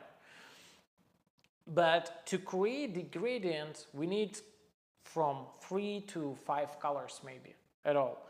To create the gradient, you can see we need just a little bit. We don't need a lot of different colors. So this rule, when I choose my colors, I use this rule every time. And especially here when I work with the skull and fire as well. So, for example, this is my palette, right? So I need at first I try to take color words like less saturated or less bright, you know, and next layer lines of colors is going to be like a little bit more brighter. So what does it mean? This is the line, this is my palette for today, for example. First line, this one is going to be just for skull. And you can see here the black, here like a few cups of white, one I use to mix with gray, and one I use to use like a clear, pure white color. And we have like dark gray, middle tone, and light. And I will show today how I mix it and how I work with it. You know? So then colors for skull I already have, and during the day when I have like a lot of different colors, you know, like a bigger palette, then I know that this line I use only for this element, and that's it. And then I have like my workspace super organized, you know, and I spend no minute, you know, to try to understand what's going on here. You know, I know everything. Then also I use the gray wash. So how I do? I have a cup, kind of like an ink cup. I just drop 1 drop of black, you know, and that's it. 1 drop of black, rest, I don't know how to show it to you, but rest is just water. So it means that I create gray wash by myself, and it's very light, and you can cover it later very easy, you know, but it stay on the skin for years. I did the front torso, I did the arm sleeve, back piece, and I used this very light gray wash, and I can say that it's visible on the skin for like 1-2 years. Very easy. So on my palette, you can see the gray, opaque gray, gray wash, and then I use the lights for fire because the transition between dark red and yellow is a little bit more complicated, and this is not just like one color. There's like red, orange. When you take a color wheel, you know, there's like red, orange, and yellow. So it means that the gradients are like a little bit longer. So we have kind of like a dark red here, we have yellow here. All dark reds I also gonna show you today. I'm gonna mix it by myself. So we have like dark red, middle dark red, lighter dark red, if I can call it like that. Two different orange and yellow indent. And this 6 gradients is gonna be pretty, because when I mix, for example, when I mix any between, we're gonna get like a dirty mix, more or less. So this is the reason why this gradient is like one color longer than I usually use.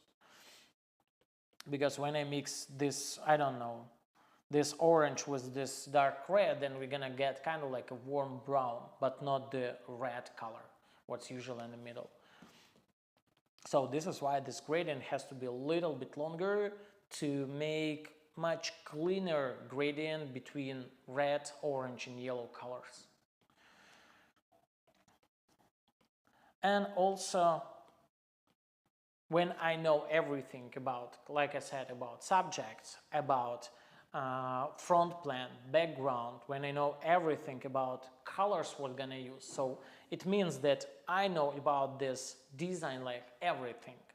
And the same rules I use with my cartridges when I choose my cartridges. Here's like all of them. I use this 1205 round liner, and I'm gonna use it mostly. Let me just show. I'm gonna use it mostly here just to show pretty sharp elements. That's it. I'm not gonna use it somewhere else, you know, maybe only kind of like a log the stencil, you know, kind of like for blood lines, but I'm not gonna show there any like sharp detail. So I know that 5 round liner I'm gonna use just here only. Then I have 5 round shader, and this 5 round shader, let me just move it away here.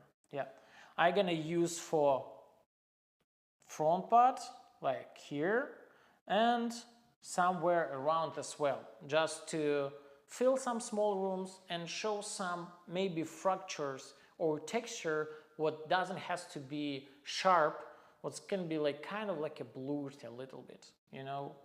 And then I have like 9, and usually I use 9 and 13 soft edge magnum, but today I'm gonna use 7 and 9 because the design is gonna be like a little bit smaller, you know, and I'm not gonna do like a huge background today.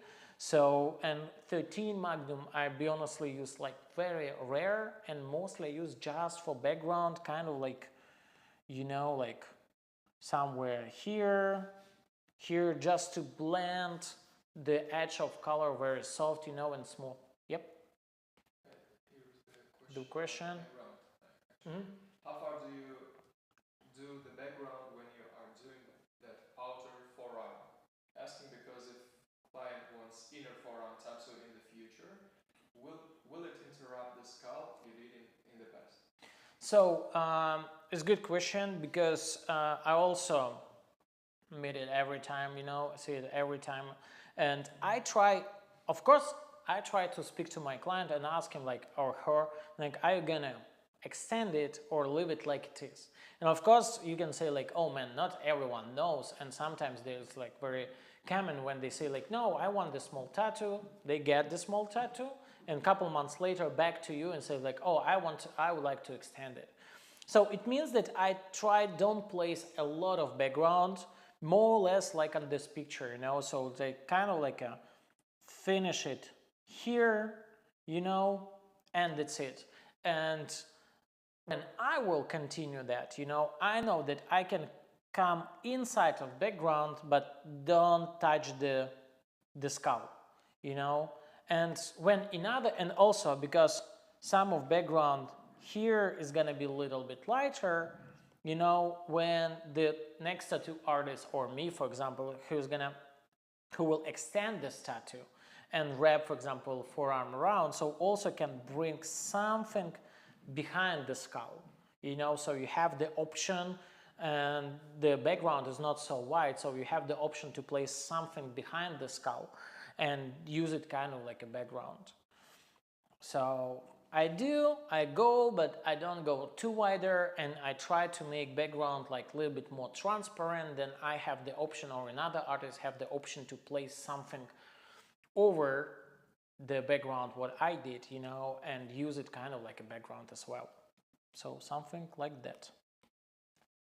So, and about the workflow, like I said, usually 5 round shade, 5 soft edge magnum, you know, I use, when I move it here, yeah, mostly I use it for areas like this, you know, for here for the background, for this background as well, here a little bit, some areas here as well, you know, but I don't use it for details for small rooms like this one. So room like this I try to do using like 5 round shader, and also like room like this also 5 round shader. Maybe here is gonna be like little bit wider element, so but a little bit wider room, and I can use the 9 soft edge magnum, but not everywhere. So mostly 9 soft edge magnum is gonna go for the background, for wider rooms like this, you know, for space here maybe,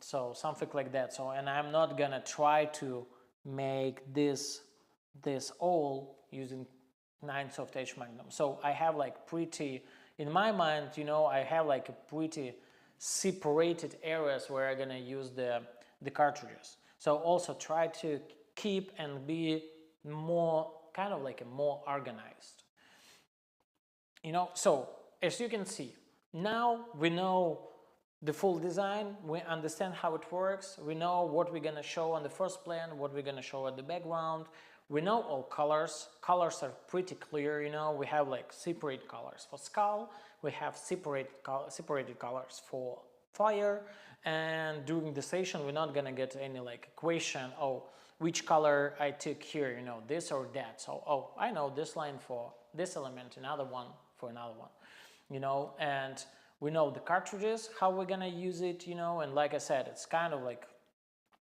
everything what is closer to the first plan is gonna be a smaller configuration of cartridges, you know, what is going far away from the first plan, closer to the background, is gonna be wider. And cartridges also I created kind of like, we have like 5 round liner, like 5 round shader a little bit wider, then we have 9 soft edge magnum wider, you know, and we like wider, yeah, and we have 13 what is wider. So we have like step by step, like bigger, and the biggest one, and it's like really helps to use it kind of like a brush. Just imagine that you have like a sharp ball pen, you have very soft pencil, and you have brush.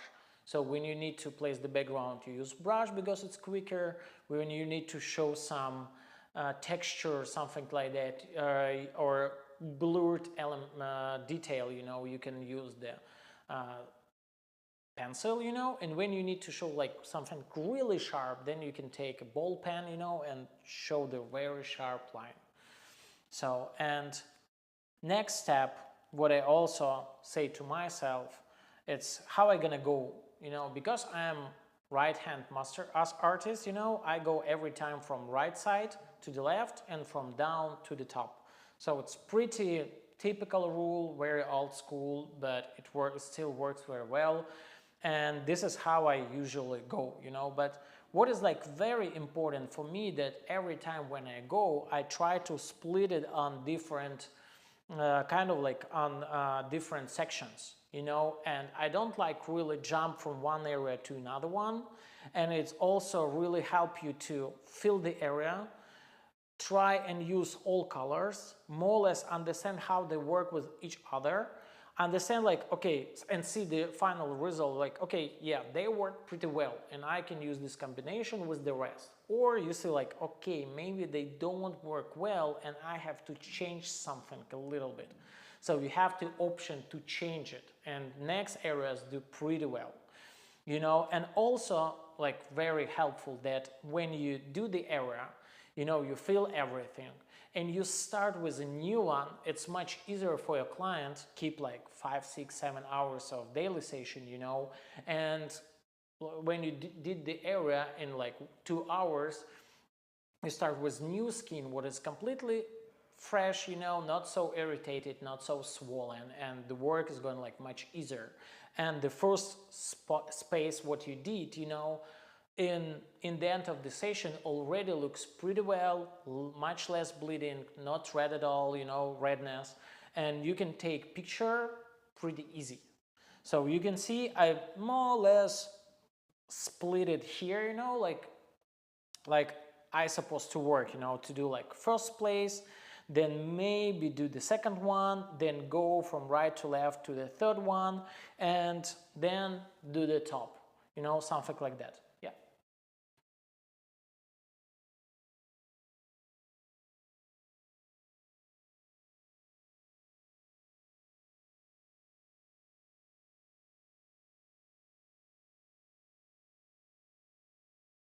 After actually in a couple minutes we're gonna take like a 30 minutes break. Everyone who took the full option of this webinar has time to prepare the workstation, prepare the fake skin, and also you can take a break to eat a little bit or drink and refresh your mind and maybe ask questions. We got a lot of questions right now in the chat, so we're gonna split them a little bit, create kind of like a small groups, you know, and after the break answer to most of them like step by step, you know. So we'll see, maybe I will print them out and we can, yeah, kind of like create small groups of different questions, you know, and answer to them after the break. So like I said, I just in my Imagine I just create small areas, you know, and go area by area, and like I already said, it helps me to check the colors, how they works, you know, fill the area and start with the new one with completely fresh skin, you know. And also it helps to my client to handle the pain, and the area is going to calm down till the end of the session, you know. And in the end of the day you will see the tattoo is completely redness, you know, less bleeding, and color looks pretty well and clean, and it's much easier to take a good picture of tattoo. So, and last thing what I want to say you that is very important when you go step by step, you know, like zone by zone, you know, it's very important to, let me just maybe draw it for you especially. For example, to stop on black, I mean like to fill everything, and for example stop on board and the last color has to be black, then after the break you will start with light here. And when you make, for example, black little bit lighter, it's okay. It's not a problem. It's not a huge problem, you know. It's not a huge deal. So, but then everything you're gonna keep pretty clean. But for example, when you like here, you know, when you stop here on light and after break you will go with the black color, you know, then you can make light color dirty, and to fix it is gonna be like a small problem for you, you know. So this is the reason every time when I'm split on different areas, I try to, you know, stop on black and after the break start with light color. Yep, there is another question. Oh, no? Oh, okay. Yeah, and last thing what I want to say, yeah, I see we have a lot of information. I thought we're gonna do it during the like 1.5 hours, but I see we're like a little bit over of the hour graphic, you know, of our schedule. So, and last thing what I want to say that every time when I start, I try to begin of my day start with the most difficult spots, you know. You can see here, for example, with the most difficult spot, and the most simple spots live on the end of the session. So for example, forearm, I start with this area, then I go that one, because it's like the most uncomfortable, and on the middle or maybe in the end of the day when you're already tired, you know, and your client tired, you know, to tattoo the middle spot is going to be like very simple, because your client just place your arm, skin here is going to be like right next to you, you know, you don't need to roll their arm, you know, and you just sit and work. And the most difficult and complicated areas, you know, you already did. So, and the same for example, when we work with upper arm, it's completely the same thing. That at first I try to do sides where skin is like very difficult, and sometimes you have to take like really uncomfortable positions, but in the end of the day you work with the middle, you know, and already your client just sit, you know, he or she doesn't have to lay in different uncomfortable position, you know. Client just sit, you also sit, this area just like right next to you, you know, it's very comfortable, you know, and when you're tired you can just feel it and don't care at all about the most complicated areas with very difficult skin. With inside of arm is completely the same, and you can see the first, it means like it's the first part what I gonna feel, you know, and second is the next one. So also what I want to say before to take a break, that when we finish with the seminar in the end of the day, I will send you the PDF file with all of these layers and all of these steps, you know, about the design, creating of the design, and about the workflow. So when you need to remind everything and just in a couple days to take a look again, you know, you can open this PDF file and read everything and find everything there, like all slides, all steps, everything what I showed during this kind of like theory part, you know, everything you can remind to yourself. So you will, when we finish with the seminar, I will send you a PDF file with all of this information what I already explained you. So now I'm gonna set up my workstation. You have time to set up your workstation if you want to work with me together. So, and also you have time to take some food, relax, chill a little bit. If you smoke, you can smoke. And also if you have some questions, just write down to the chat. And after the break, I will begin with the answering to the questions, and then we'll start to tattoo on the fake skin, show you my workstation, show you how I mix colors. So I will show you more or less everything about the practice, and I will show you and explain how I actually use all of this workflow in my work. So thank you. We will back, stay on the same link. Everything is gonna be the same, just break 30 minutes and we will back.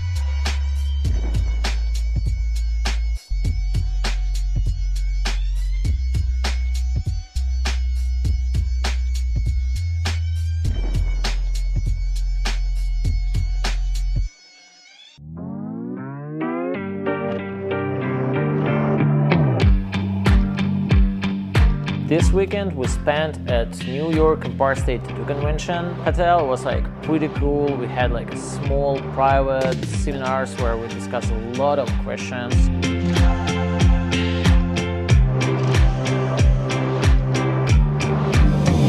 As much as possible, but I try to show everything about my technique, all tricks, show some secrets, you know. Like the different techniques, like how to apply the color, so how he resolved the problems when like he's with the different skins. It was pretty great experience and very nice day.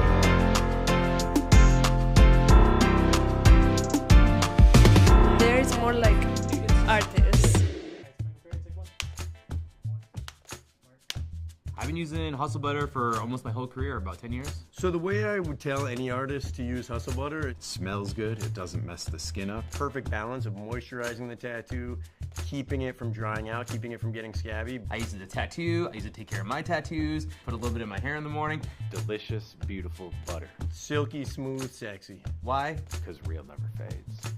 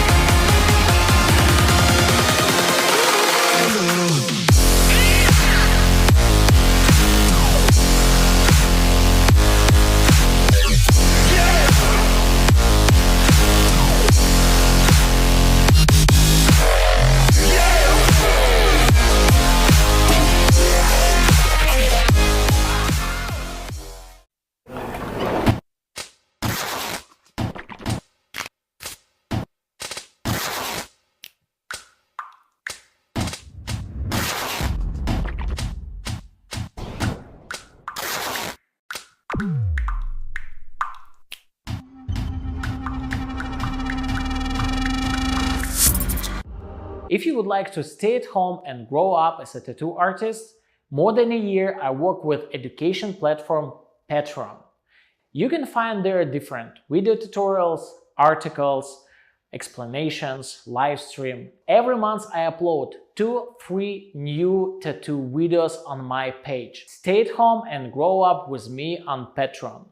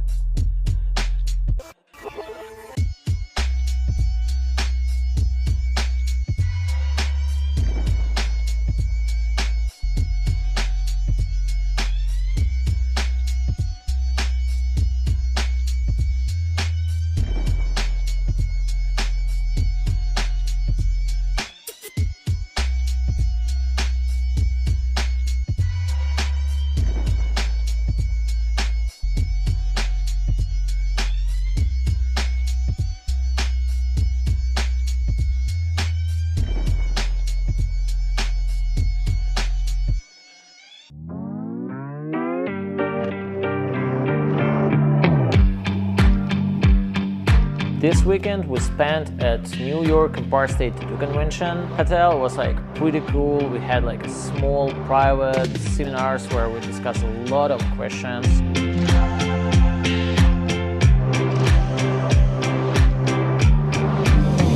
As much as possible, but I try to show everything about my technique, all tricks, show some secrets, you know. Like the different techniques, like how to apply the color, so how he resolved the problems when like he's with the different skins. It was pretty great experience and very nice day.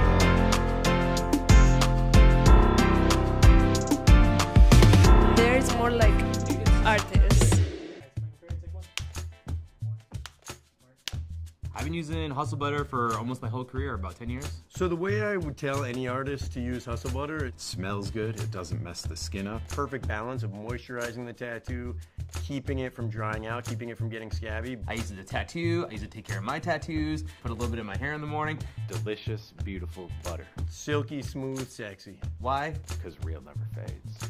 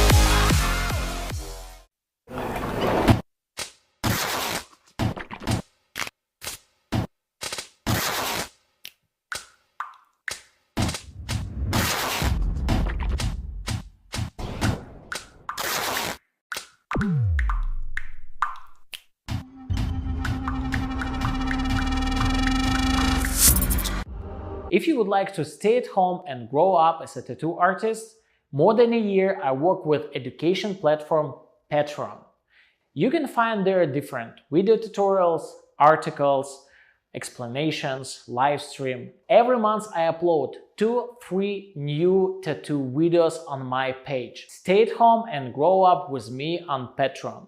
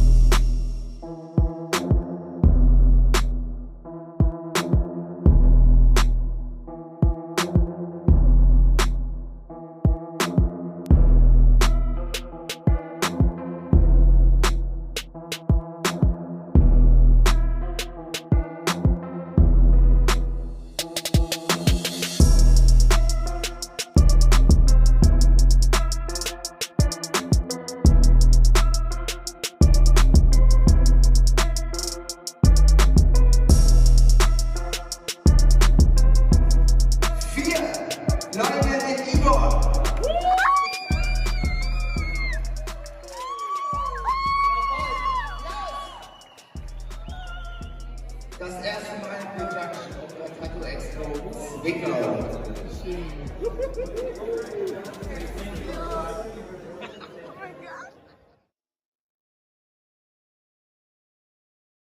Guys, here is my website. There you can find more information about me, my work, education program. I also have there my merch and video tutorials. Link is in the description under this video.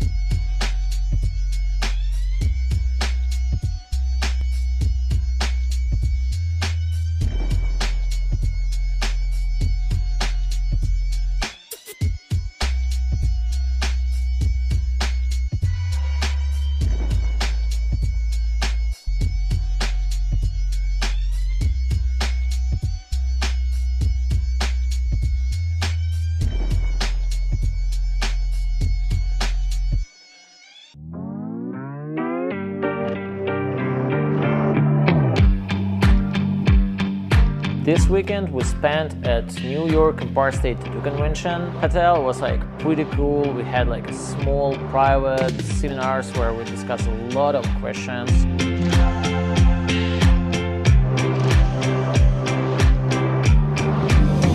As much as possible, but I try to show everything about my technique, all tricks, show some secrets, you know. Like the different techniques, like how to apply the color, so how he resolved the problems when like he's with the different skins. Was pretty great experience and very nice day.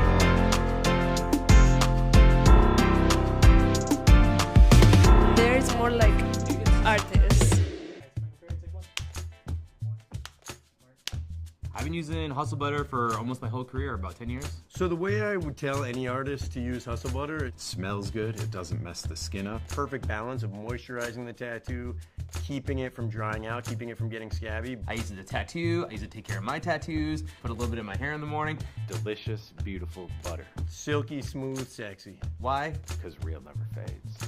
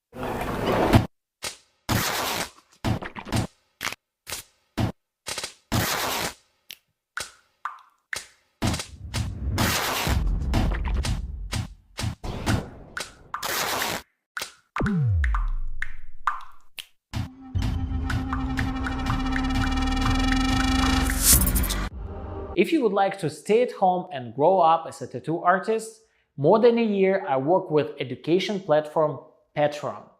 You can find there different video tutorials, articles, explanations, live stream. Every month I upload 2-3 new tattoo videos on my page. Stay at home and grow up with me on Patreon.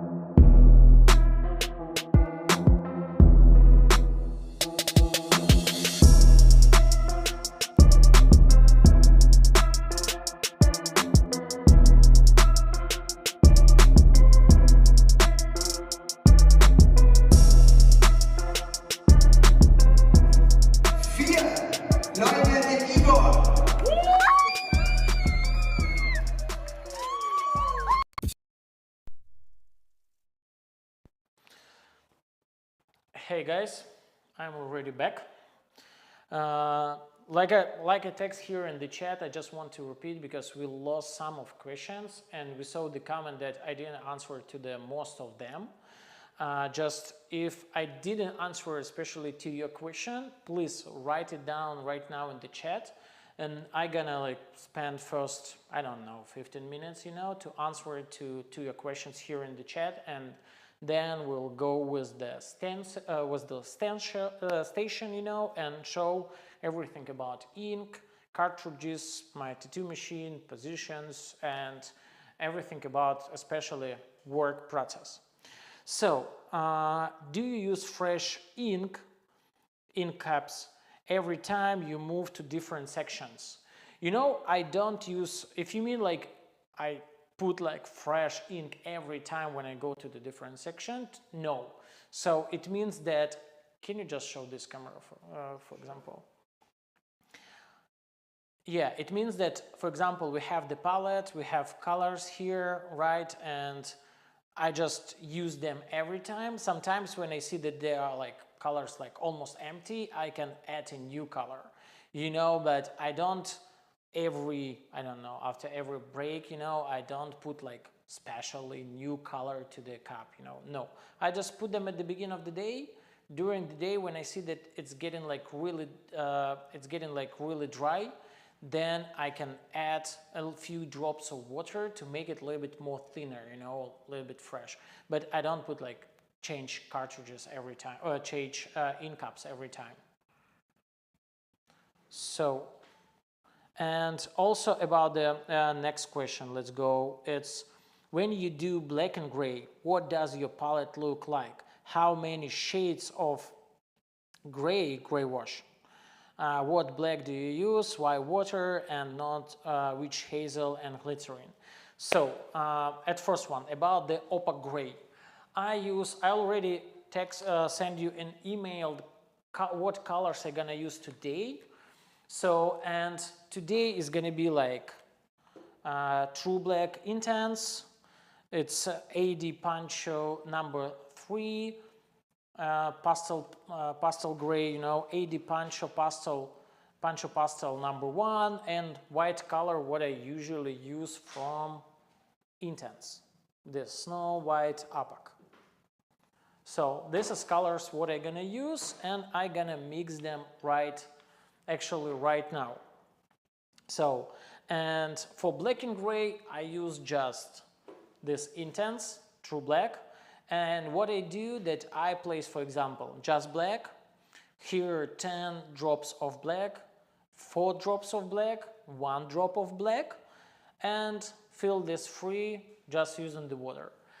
When I say water, I don't mean just distillated water, you know. I use the Keep It Wet, what I usually buy on Painful Pleasures, you know, and this is like a solution what contains like alcohol, distillated water, and glycerin. So this is the reason why I don't use witch hazel. I use the special kind of like a mixed solution. And like I said, this all you can find on Painful Pleasures, and this water I also buy from Painful Pleasure as well. So you can see the Keep It Wet. This is the water what I usually use to keep my colors wet, you know, and I use it to mix gray wash. So let's go with the next. What's your ink drop system for black and gray? I already said about that. Just repeat: black, clear, pure black, 10 drops of black, 4 drops of black, 1 drop of black. This is my combination when I create gray wash. And again, when we talk about the black and gray, I already said it's True Blue from Intense, AD Pancho Pastel Gray number 3, number 1, and just white color. And I will show you how I mix it a little bit later. Okay, let's go with the next question. Why did you choose T-Tech, just the 5-round liner? I can say that this 5-round liner and 5-round shader I choose from T-Tech because for me they're like pretty comfortable. They're not expensive, but they're like has like really good quality, and I really love this 5-round shader and has been using this one for, I don't know, since 2013 probably, so like 10 years. And because I buy from them 5-round shaders, so I also try different liners, and I found that this 5-round liner tie, so this letter T and the end, especially in T-Tech, it means tie. So it's pretty good combination, you know, good cartridge. And because you saw in my tattoos, I don't use a lot of outlines. So this outline, this liner is more or less than enough for me. So I don't have like a fine line, I don't do fine line work or old school or something like that. So I'm not super critique to liner, but this liner is great for me. So it's not very tight, but it's tight enough, you know, and color is going well, you know, line is pretty good, and for me it's more than enough. And when I order something from T-Tech, so it's much easier when you order, you know, like not just one configuration and a couple bucks, you know, then you order like $5 of this configuration, $5 of that configuration, then it's going like much cheaper because you don't have to pay for delivery. So do you use numbing gels? I see some tattoos wrapped in the plastic when you do sections. I don't do numbing cream a lot, be honestly, maybe couple times a year, you know, maybe only, and I just like leave it on responsibility of client. Every time I say to my clients, like, if you want, okay, but you have to understand that how tattoo is gonna look after when we use the cream, how the healing process is gonna go, I have no idea at all. I can't control it because the numbing gel, you know, actually like, I don't know, effect on the skin, you know, and change the skin a little bit. And this is the reason why, be honestly, I have no idea how it has to go, you know. And I say, like, if you take responsibility on yourself, no problem, I can use this gel. But also I say to my client, you have to remember it takes a little bit longer because I have to apply this cream from time to time. I have to think about that, remember, you know, leave it under the film. So, and when I say this all, usually clients are like, okay, leave it, I'm not gonna use it, it's too complicated. So this is why it's like really complicated for me, and because it really makes the session longer, this is the reason why I usually don't use the numbing gel. You know, I really don't like the result after. Okay, let's go with the rest. Why did you T-Tech? No, wait. Okay, when numbing gels, okay, balance, organized. How do you organize your week? Do you have tattoo days and designs days, or both in the same day? Like I said, oh, and I didn't say it about that, but I want to say, like, usually I try to stick to the schedule. When I do Monday, Tuesday, I tattoo. Wednesday is kind of like a day off, but it's not a real day off. I just do a different work, kind of like work with videos, editing different pictures, you know, of tattoos, what I already did. I do live stream on YouTube every month, you know. I work on my Patreon. This is another education platform where like 2-3 times a month, you know, upload different education videos and video of the process. So I do different my own thing. So Wednesday is kind of like, I call it kind of like office day, something like that. And Thursday, Friday, I tattoo. Saturday, Sunday is day off. I do nothing and try to relax. When I want to draw, go to skate park. So I just do my thing. Okay. When you are doing cover-ups, what colors you usually use? How do you explain your customers that a tattoo with cover-up can take more than one session? About the colors first. Usually what I found that all warm colors, kind of like yellow, red, orange, like light green colors, they are more transparent. So this is the reason why I say to my clients, like when we want to talk about like cover-up, you know, that most of colors what I have to use, it's kind of like a cool colors, cold colors, color tone, you know. It's more about purple, you know, more about blue color, it's opaque gray, you know. And it depends, of course, it depends on the tattoo what I have to cover up. But I say, like, it's not my mistake. If you want to get a cover, if you want to cover it up, you know, and get like really good result, and make the old tattoo as less visible as possible, you have to stick to my rules. Sorry, you already did mistake, you know, or kind of mistake, you know, and now as I have to say what to do to cover that up, you know.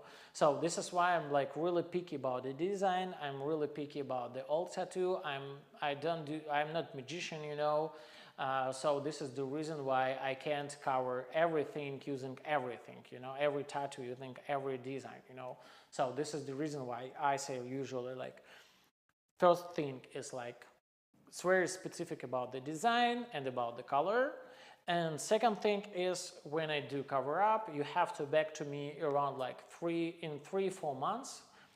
The best way is like in 6 months, you know, to do like a maybe 2-3 hours extra session, paid session for sure. It's not touch up, you know, to add some colors, because probably in 6 months, in some areas, old tattoo is gonna pop up, you know, and be visible. So this is the reason, like, because it's cover up, and if you want like to really cover it up pretty well, then you have to back to me in maybe in 6 months, you know, and add a few, like a little bit more color, you know, and cover it up a little bit better. So I just say it's strict, you know. If clients say like, oh no, I don't want to do that, it's like, okay, it's no problem. You came to me like to specialist, you know, like a specialist. I say to you like, this is specific work. We don't work with just a clean skin, you know. This is the reason why we have like a strict rules what we have to use when you would like to get like a really good result. If you don't care about that and you would like to get like next shit tattoo, what's gonna like kind of like combine with the old one, and you would like to get completely mess on your skin, no problem, you can get it, but not with me. You know, I'm not gonna take responsibility of that house, you know, on my own. So I just tell to client like strict and honest, you know, like I want to be honest. This work, that don't work. Do you want to get result? back to me in 6 months as well. So to do kind of like half-day session, maybe sometimes like 1-2 hour session only. So usually it works like that. Okay, go with the next one. Do you ever just build your own drop system for gray wash? Yeah, this is the system what I explained about like black, tan, 4, 1 and white. You know, this is my system, what I found out, you know, by myself during my 16 years of experience. I mix a lot of different black before. I used to work with gray wash before as well. I used to work with already kind of like prepared, you know, gray wash set where you buy like 4, 5, 6 different gray wash. But I found out that sometimes when I travel, you know, and take just one bottle of the black, it's much easier. So it's much better than I found exactly my black and my way to mix the gray wash, you know. So this is the reason why I found the system. It works pretty well, and it's, for me, in my opinion, it's much better to use to mix the gray wash using the black, especially this true black is pretty good, you know. So because the gray wash, you know, based on black color, and when you mix it really black, you know, then especially light gray wash tone, it's also kind of like based on black and not so thin and transparent, maybe, you know, so something like that. I really love it, and I really this combination use every time. Besides Cheyenne, do you have another preferences of needles? Please specify category of needles and brands. I can say like that. Right now, I use, like I said, I use Cheyenne and I use T-Tech. You know, T-Tech I buy on their own website, Cheyenne I buy on Painful Pleasures. So I also tried Quadron. I also used to work with Bishop, the Da Vinci. So they're also like pretty good, but be honest, like I found the best configuration for me, because I can say like Quadron is good, but sometimes cartridges sounds pretty weird, you know. I don't like so much about the membrane there, you know. It's really brings a little bit more shaking to the cartridge, to the needle, you know. And 5-round shader I don't like from them at all. Only Magnum, on my opinion, is pretty good. Not Vatican, Da Vinci. The Da Vinci from Bishop, pretty good, but also Magnums are good. Another cartridges for color, for me, they use 2 thin needles and all of them long taper, you know, but for color I need 5-round shader. So, and I needed kind of like medium tape, you know, so this is the reason the cartridge doesn't kind of like cut out the skin, you know, and doesn't bring so much trauma, doesn't damage the skin. So this is the reason why this actually 5-round shader, in my opinion, is the best one. So I also used to work with Invi. It's from Tatsol. It's pretty good one. The ergonomic of the cartridge is great, you know, but Magnum was good. Liner was good, but I need shader as well. I didn't find shader from them. So, and I tried them when I used to work in Europe, so it was like pretty difficult to order Invi to Poland, you know. So Cheyenne and T-Tech was much easier, so this is why I stick to them. And I can say like about the machine and about the cartridges, I can say like it's not the question about like quality, you know, because now at this moment you can say also like all tattoo machines are comfortable, you know, or not comfortable, high quality. Like Bishop has high quality, Cheyenne, like high quality product, you know, like great one. I don't know, Injecta, F-Chirons, they're all of good, but I find what is like very comfortable for me, and when I tattoo, I would like to get the best result. So I found that for me is really comfortable, for example, Cheyenne, and the best result I can get with Cheyenne. Before I used a lot of Cheyenne Thunder, and it was the best machine ever. I used to work with that machine probably from 2013 till 2019, 18, something like that. Then I switched to FK irons, work a lot with FK irons, you know, and then I decided like, okay, I have to back with this unlimited, especially 4.0. 3.5 is great for gray wash, but when we talk about the packing, pretty solid packing color, the 4.0 is really great one. And I really like it, you know, and the same with cartridges, you know, now we have a lot of, honestly, most of them produced on the same factory in China or Indonesia, you know, and this is the question about like what cartridge is the comfortable for you to get the best result. For me, like I said, it's like Cheyenne is the best one, you know, T-Tech is very comfortable and good about like reasonable price, about like price and quality, you know. So this is what I really like, and this is about like what is comfortable for me to get the best result. So the same thing you have to find for yourself. When we talk about like cartridges also, I use this. If you want, try exactly this configuration. But you also, I highly recommend it to try different configurations, you know, to find the best way for you to get the best result. So, preference needles. Okay, do you use pure water or ink out to tube cleaner to wash needle before switching to another color?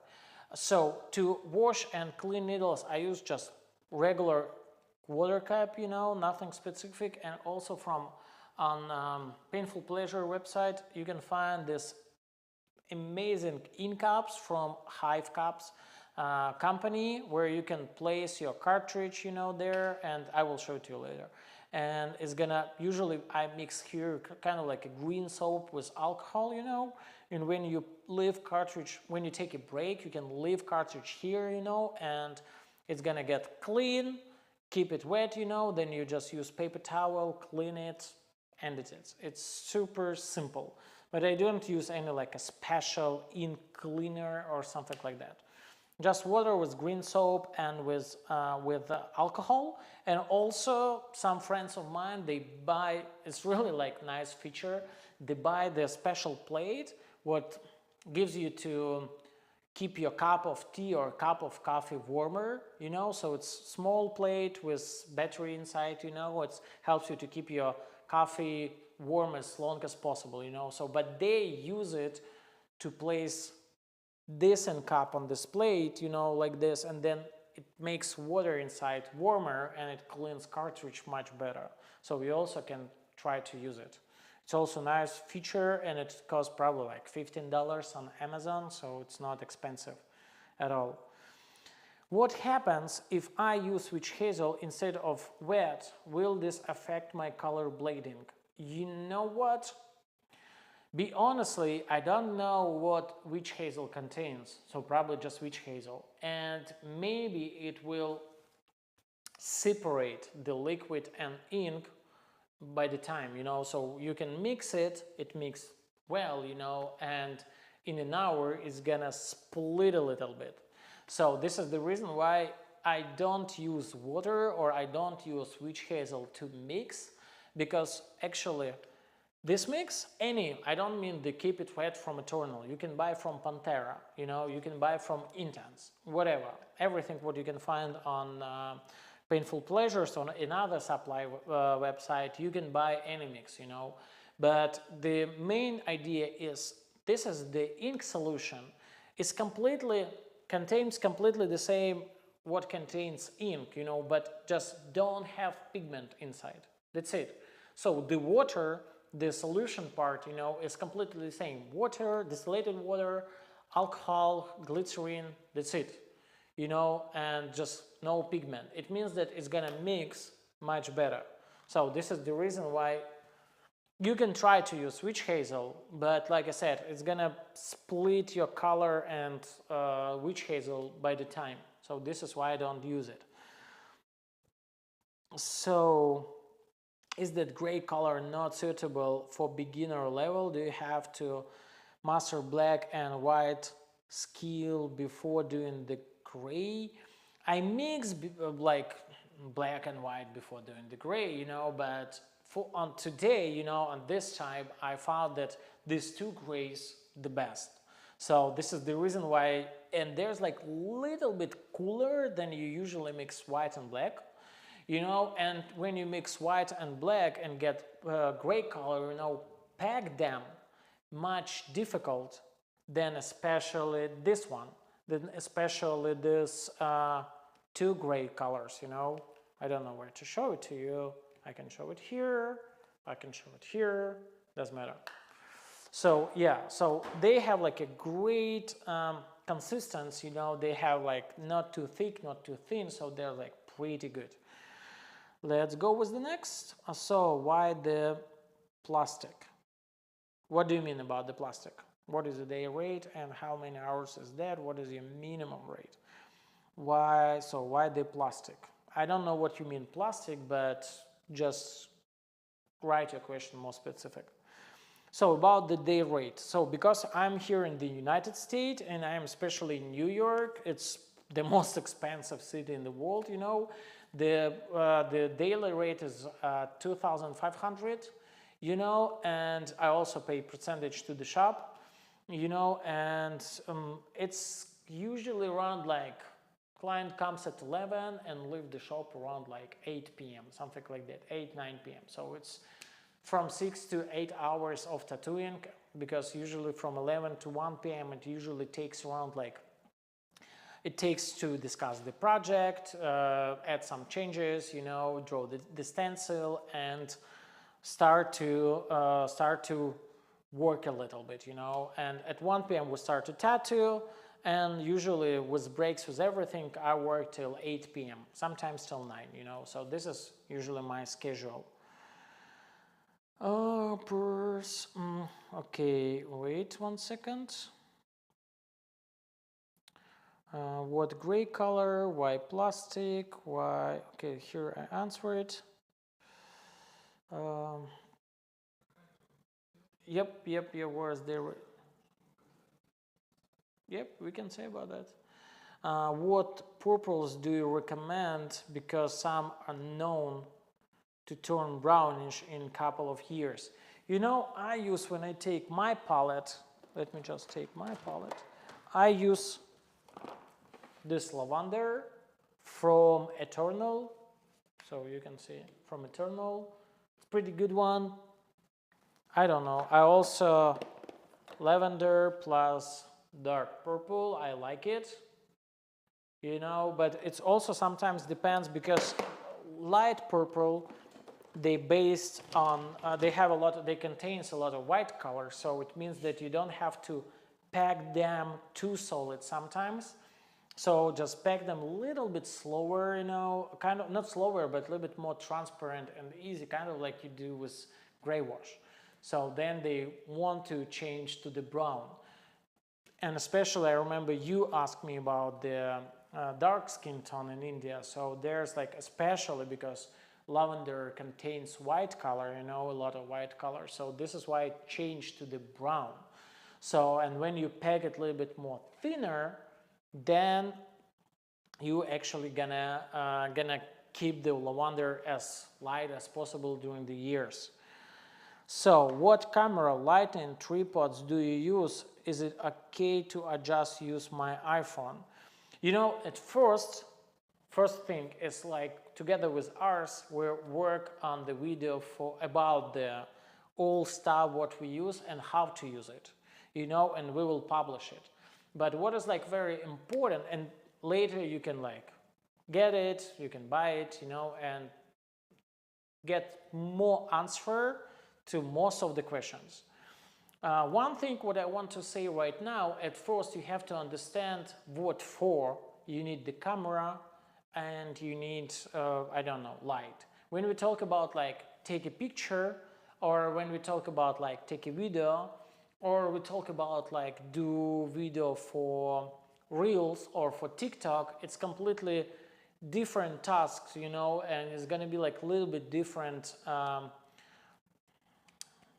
You can use like a little bit different cameras, you know, because for example, to create cool video for TikTok or for Instagram Reels, you also can use your cell phone.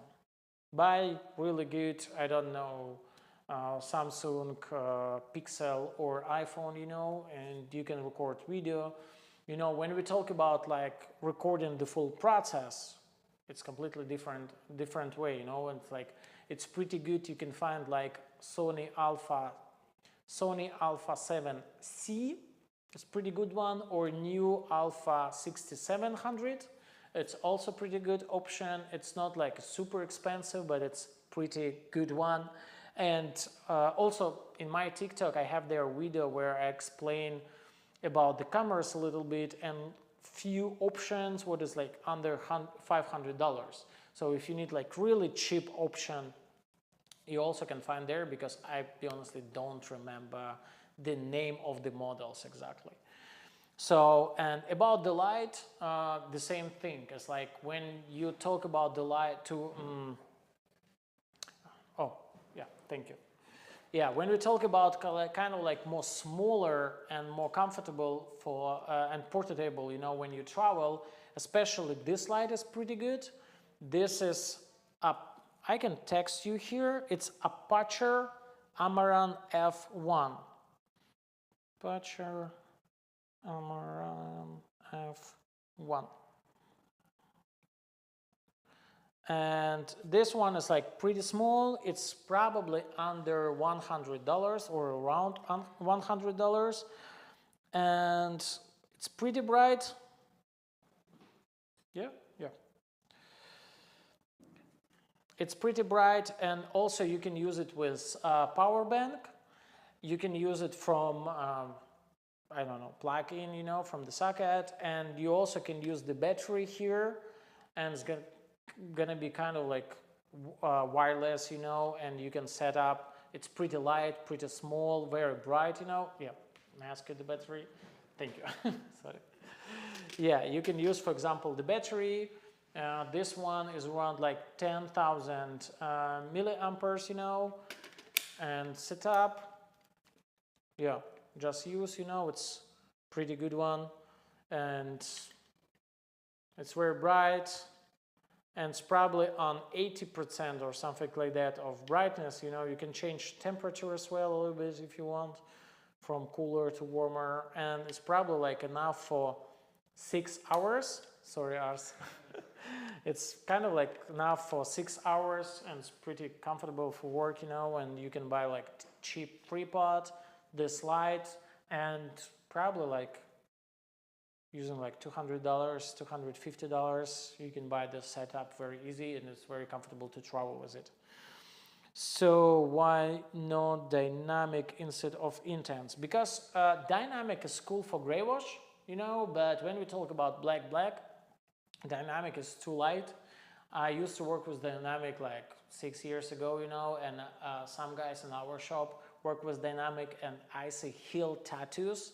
And be honestly, the result of healed, I don't feel comfortable, because like dark gray tone, middle and light is perfect.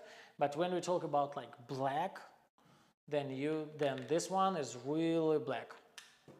So, but to keep tattoo alive as long as possible, we have to really, because in realistic tattoo we don't have outline, so this is the reason we have to use dark spots, kind of like outline, to frame everything, you know, and to make it and to keep it alive as long as possible. This is the reason why I use black. You know, I don't use dynamic. Dynamic triple black, they also say that it's like dark color, but it isn't, you know. So how do you avoid dark colors muting up light colors if you're doing a big color piece with a lot of contrast? First thing is, when you don't damage skin a lot, you know, then to make it dirty is gonna be pretty difficult. To clean it is gonna be easy because the surface is still like not damaged, something like that. So the second thing is, every time when I work with other colors, you know, I try to wipe them out in the way where I still don't, I didn't tattoo. So this is the reason I try to keep area what is done, you know, clean. And the third thing is sometimes on the area what is done, I try to apply a little bit of Vaseline, you know, place paper towel, and that's it. And then go just over, and then keep it clean, you know. But also during the fake skin, I also gonna working on fake skin. I will show it to you how it works. Dynamic, how to avoid. Where is it? Let me avoid. Yeah, I find that my liner cartridge wobble too much in the tip reservation. What liner cartridge do you recommend for 7, 8, 11? You know, at first you can use T-Tech. When you need the power liner, you can use Shine as well. Also, Emala for cartridges, it's pretty good. For outline, it's pretty good one. So, but honestly, I don't use exactly 7, 8 or 11. I use only 5, so for me this size is pretty good. About like the best cartridges for outline when you do, I don't know, neo-traditional or old school, you have to ask guys who does a lot of outline, because I'm not expert in fake outlines. You know, for me it's better to use 5 round liner, make 2 lines, fill it in the middle, and that's it when I need to do really thick outline. How do you understand how long session is going to be when customer asks you about? When I see the size, you know, I understand it's gonna be like take 1 session, 2 sessions, 3 sessions, you know. And when I say, like, for example, forearm, yeah, or okay, no, let's talk about, for example, upper arm. You know, I know that it's gonna take 2 daily sessions, you know. And when I get the design, I just try to split like this size I have to do today, and the semi size I have to do next time. So, and this is why my session, I don't stick to 6-hour session. I say like it's around from 6 to 8. When I need a little bit longer, I do a little bit longer. What I know on my experience that I usually do palm size, little bit wider of palm size area during 1 day. So then I can just, when I see the upper arm, you know, I can place 1 palm, another one, and I understand like, okay, this is kind of like for 2 days. This is kind of like my speed. You have to analyze your work. You have to analyze how long it takes to fill area, I don't know, the palm size, for example, for you. And when you see that, okay, it takes around like 5 hours. So then you can plan your day pretty smart and counts of sessions, you know, then because you understand like when you print out the design, place a little bit, you know, of your some count by palms, you know, the size of the design, and you understand like, okay, this is like 2 sessions, 3 sessions, 4 sessions, so something like that. Let's do, I find my liner. How do you understand? How many color did you use to make the gold color? To make the gold color, I usually use, I just can show it to you. It's probably like 4 of them, I think so. Because I'm gonna show it here on this camera. Dark brown. You know, I use just brown. Where's that? Brown. I use caramel. And where's that? And white color. That's it. When you mix these two, then you will get light tone. So I usually use dark brown, brown, caramel, and next cup is gonna be mix, kind of like 50-50. These 2 colors, and last cup is gonna be just white. Something like that, you know. And then you have the option to create gold color. And actually you need this color in the middle, you know, because when you mix caramel with dark brown, you're gonna get like a dirty brown greenish tone, something like that. But when you mix this two, it's gonna be great transition. When you mix this two, it's gonna be great transition, you know. And then next colors, so something like that. And usually, like when we talk about my palette, you know, usually my palette is around like 30 colors, maybe 35 colors, something like that, you know. So just place it here. Okay, do you use colors concentrate instead of straight black, or do you just mix? You know, it depends. Sometimes when we talk about kind of like in Eternal, it's plume, it's I don't know, wild orchid, you know, it's orchid, it's blue concentrate, you know, olive, I use them concentrated, really, I use like it is, you know. But sometimes I also, it depends on what I need, you know. Like sometimes when I need like a little bit more muted blue on the background, I don't use blue concentrate. I take True Blue, for example, and mix with white, or mix with black, sorry. And then we have kind of like a dark blue, but not exactly saturated blue. We have like kind of like a little bit muted blue.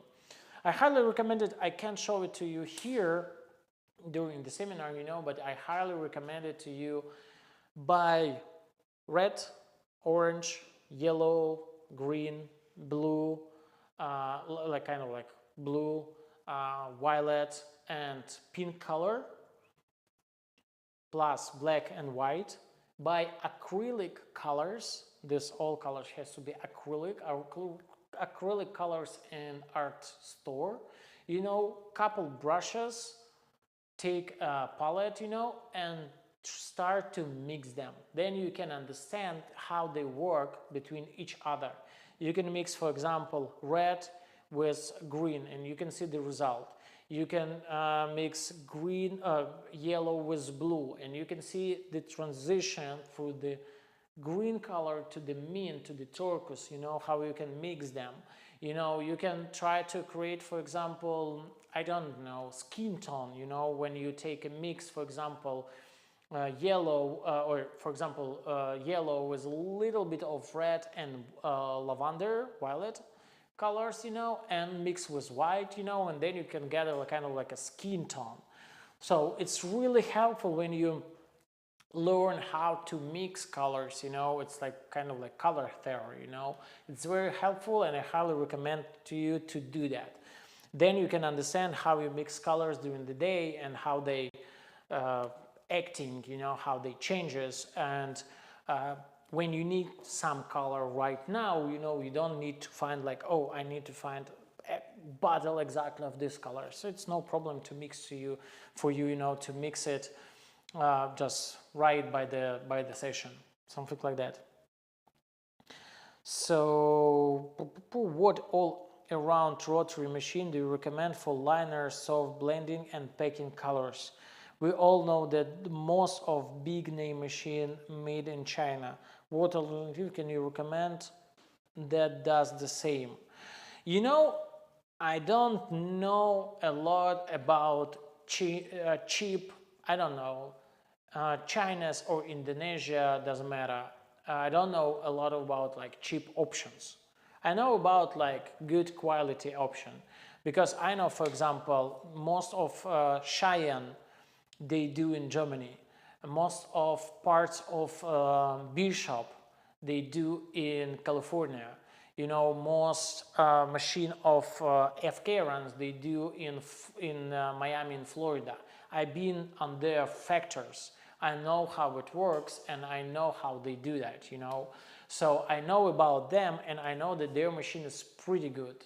But about like cheapest option, but find like cheapest option but good quality, be honestly, I have no idea. I didn't try. For me, it's much, I learned it from past, you know. For me, it's much easier to buy one good machine and use it for years and don't think that it's gonna break, you know, than buy cheaper option and in 6 months during the session it's gonna stop to work and I have to look for another one.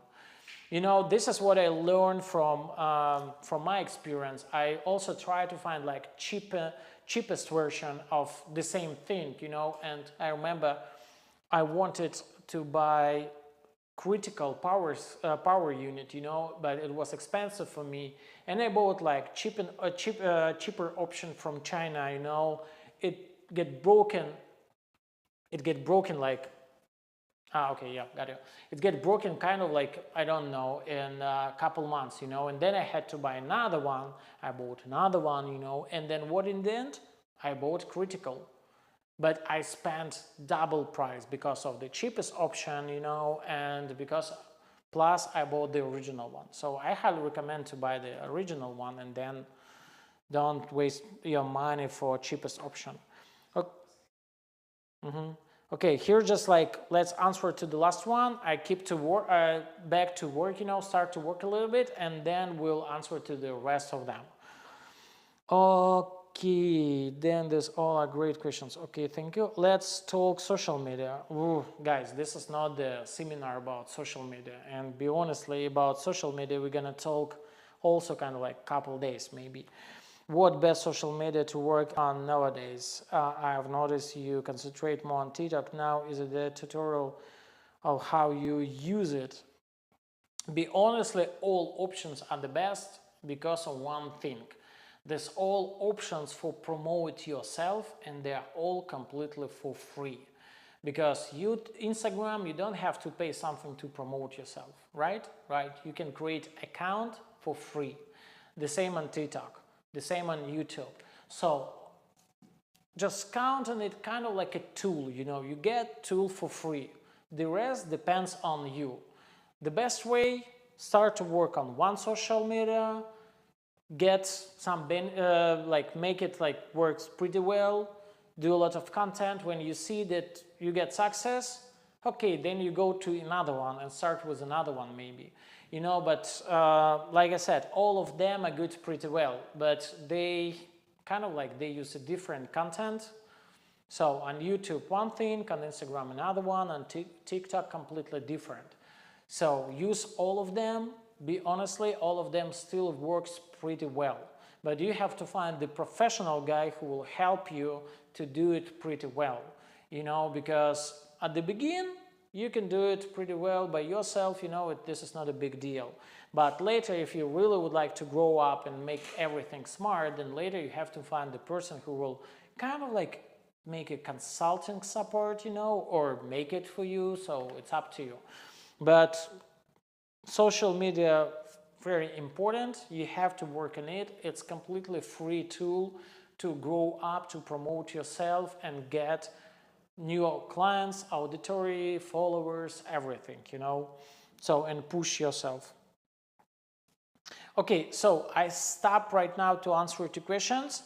I just stick to the colors, will show you everything what I do, and we can start to work on the design little by little, you know, not on the design, on the fake skin. And then I will answer to the rest of questions. I still have this iPad with me with all of questions. Ars, do you need this iPad? Yeah, take it for now, and later I will back. Okay, guys. So I take gloves. Highly recommend to use nitrile gloves. Don't use latex, you know, because of two things. First one, most of like a lot of clients has allergy to latex, and latex is very aggressive allergen, you know. But and second thing is when you use the, for example, when you use Vaseline destroy latex at all. So avoid to use latex with Vaseline together. So like I said, I have 5-round liner, 5-round shader, and today I have 7 soft edge magnum and 9 soft edge magnum. We will see how often I'm gonna use them, because most of tattoo I do using 5-round shader and 9 soft edge magnum.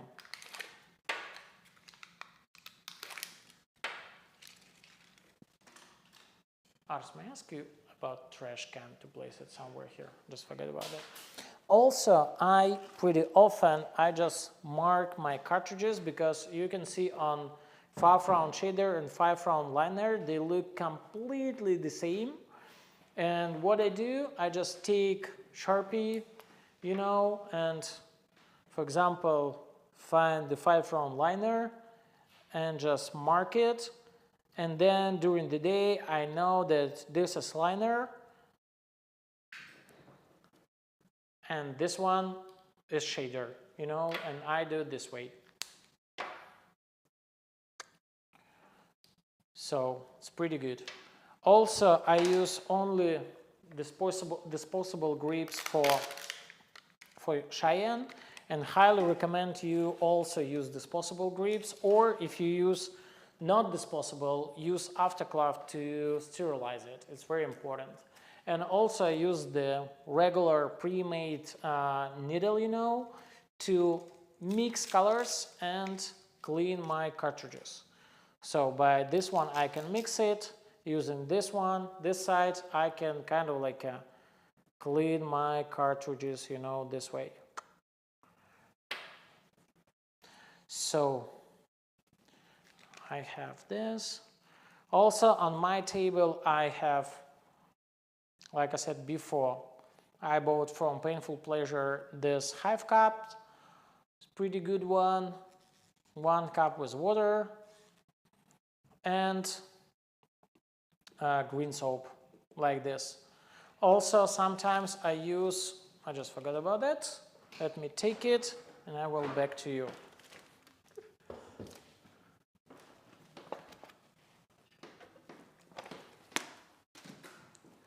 Yeah, also sometimes I use this Hustle Bubble Deluxe, you know. I don't know how to show it. Yeah, like this one. It's pretty good. It cleans skin very well, so really like it. So, like I said to you before, I'm gonna do for skull gray colors here. Here is gonna be gray wash, and here is gonna be the gradient of the fire. So at first I just mix all colors, and then we'll place them one by one and show you how I mix it.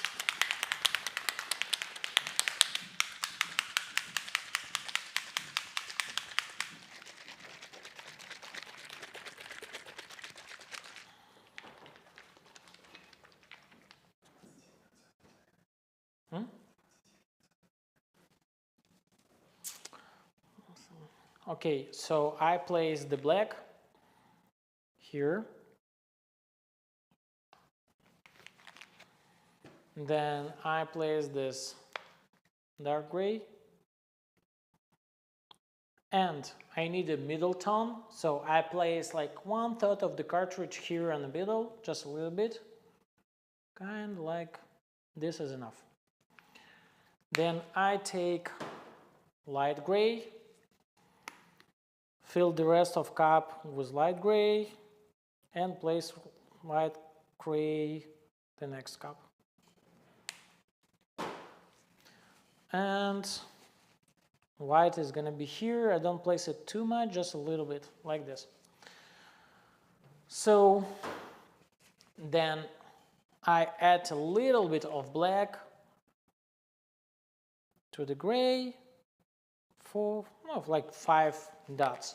So then and then when I mix, I'm gonna get like here like a dark gray, middle tone, light, and white. And usually what I do, I place like a little bit more water to the white color, make it more thin, kind of like a gray wash. Like 5, 6, couple drops in light tone, 1 drop in the middle, and like 1, 2 drops to the black, because sometimes this true black is very thick, if I can call it like that, you know. So this is why just a little bit. Then I take this needle, you know, mix white, mix a little bit of this gray, it's pretty good.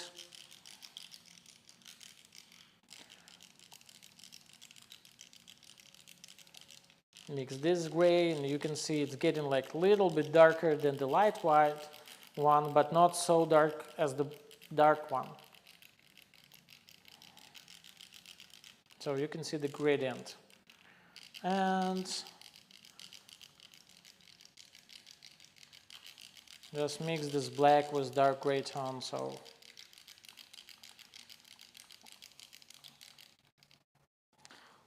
the black I'm gonna leave like this, like it is right now. I don't need it.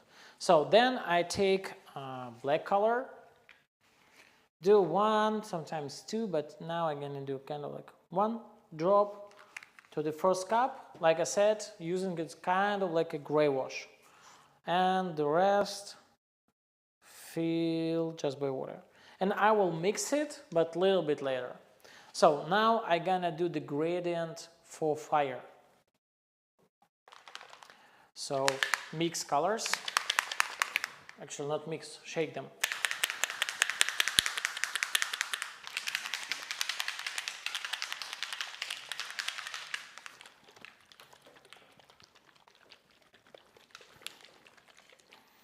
So, and also, I don't remember who exactly, but asked me about the size of the design. So size is going to be kind of like a palm. So when I do this size just during one day, you know, probably the most of the tattoo I'm going to do during like just one daily session, you know.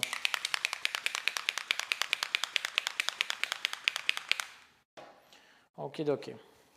So now I use dark red from Eternal and do like one dark red, another one dark red, and third dark red. And later I will explain you why I did it. Then I do orange. Then maybe I will place the light orange, bright orange and yellow here. Then I use bright orange. And I use the sunflower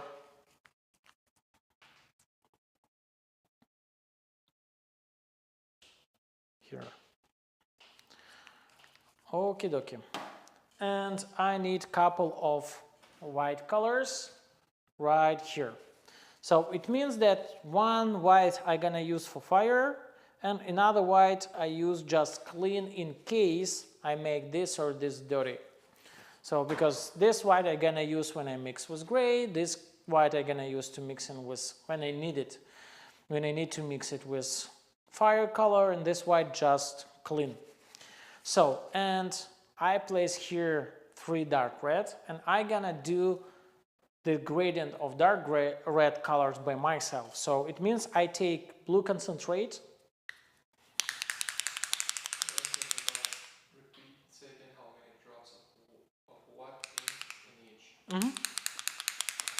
So shaking, and then to this one I'm gonna put 3 drops of blue concentrate. Here 1 drop of blue concentrate. Here no one. So, and you will see the difference. So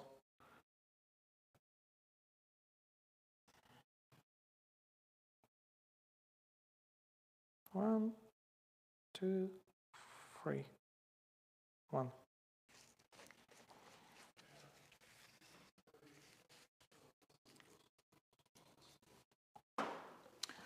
So, and back to water.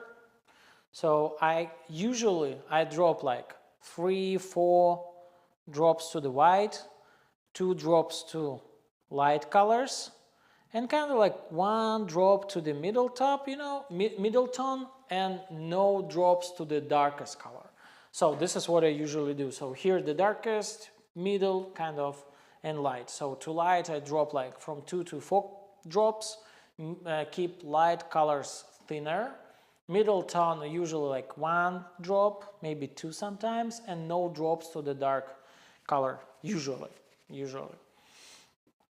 So, and let's mix it. So here I didn't add something extra, so colors is gonna be completely the same. And there's dark red as well.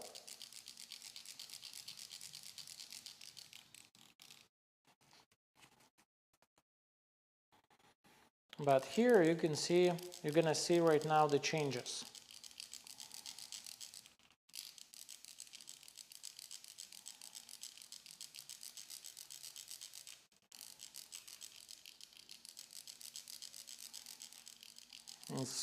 It gets darker. And this one gonna get more darker.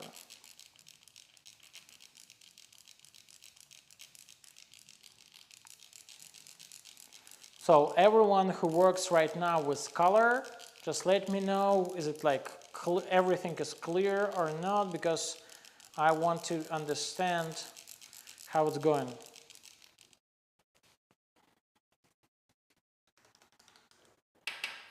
Mix the gray wash, because remember I didn't mix it. Just mix this black a little bit as well. So, and you can see that right now we have the skull color, gray wash, white, and fire color. So, and everything is pretty clear. You know, I just remove color from my table. If you have some questions, you can text them right now. Questions about color. And also want to remember you that you will get access. You will get access to this video in the next 3 months. So if you want to rewatch it again, you know, then you will able to rewatch everything, you know. So and just remind to yourself. Yep. What is the equivalency of those high cups in number of ink cups? Would it be number 9 or number 12? Again. What is the equivalency of those hive cups Mm-hmm. in number of ink cups? I be honestly, I have no idea. Probably around like 12 or 16, I would say, not 9 or 12. So I understand that you ask about the size, and be honestly, I think it's around like 12 or 16. This is what I think. But you can go to the original site, or you can go there to Painful Pleasure website where I bought them, you know, and check. Maybe they have this information on the website, because be honestly, I have no idea. I just guess that this is around like 12, 16, something like that. Can you repeat gray wash setup and water drops per cap, please? Yeah, gray wash setup is around like black. I talk about gray wash setup. Black, 10 drops of black, 4 drops of black, 1 drop of black, and just white. You know, this is the combination of the gray wash mix, what I usually do. And the same level of the water in the end. So, and about the drops of water, I usually do to the light colors a little bit more. So it's usually around like 2, 3, 4. So it depends how thick color is. You know, when it's like too thick, I can drop like 4, 5. When it's more or less okay, then I can drop like 1, 2. You know, like 1 color to the middle tone and almost no drops to the dark tone. So I try to keep dark colors as dark as possible. So black is black. So because it's a little bit thicker, this is the reason why I drop here just 1, 2 drops. You know, but the dark tone, like a dark red or any, for example, if it's here gonna be kind of like, I don't know, olive color or blue concentrate or something, then I'm not gonna drop there any drop of water, you know, and just work like it is, you know. I just checking if I use the right side of the fake skin. Let me just double check. Probably it's right. Probably this is the right side of the fake skin. Yeah, let's try. And yeah. Last question. I've seen people mix smoke with their blacks and grays and claim it blends better. Any experience with that? Mix what again? Smoke with their blacks and grays. You know, like you can, if you know the people who does it, just ask them about that. Because for myself, like I said, I found these colors the best way, you know, and this is the reason why you have to kind of like build up your palette, your color palette, and make it limited, because then you know every color, you know how to mix them between each other, and you know the result what you're gonna get when you mix them. So this is the reason like why my palette is like around like 35 colors. They are mostly like no new colors, and when I find like color what is for my technique is gonna be like better, you know, I just buy it and change instead of another one, or just add it to my palette. Because you have to understand, like, for every tattoo artist, colors gonna be, the best colors is gonna be different. It doesn't mean if like I say that this red is the best for me, it doesn't mean that it's gonna be the best for you, because of one very important thing. You pack color with different speed, different pressure, different cartridges, and different machine. And if you do the same style what I do, yes, you can completely copy the all equipment what I use, you know, and use as well. But when you do a little bit of different style, for example, like, I don't know, Ivana Tattoo or Pancho, AD Pancho. So you do more simple designs, you know, less details. So they use a little bit wider configuration of cartridges, bigger configuration of cartridges. And this is the reason why they use more thin ink instead of thick.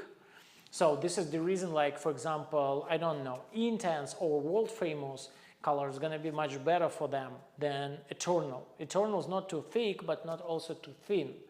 So there's like balance, something like that. So this is the reason, like, for me, for my speed, for my type of packing of colors, you know, this configuration of the gray, you know, doing the smoke or something different is kind of like the best one, you know. Yeah. And any PMU or flash aerial reconstructive colors you recommend it. You know, I'm not the permanent makeup artist or aerial. I never did it, and I can't recommend it to you. You know, it's not about me. Find the artist who does it and has experience with it, you know, and who can share the experience with you as well. So I did, last time when I did permanent makeup, it's been probably like almost 10 years ago, and at that time we had completely different colors. And colors what we have in Europe, you know, east of Europe, and in the US, it's completely different brands. So the best way is, like, for so specific questions, find the artist who really knows about that. I just know about what I do, you know. So, and last question, can you repeat gray wash? Okay, I already answered it. Yep, you can take it if you want. So today we're gonna work kind of like 3 different techniques. So I'm gonna do the background using black and gray wash. I'm gonna do the fire, and I'm gonna work with opaque gray on the skull as well.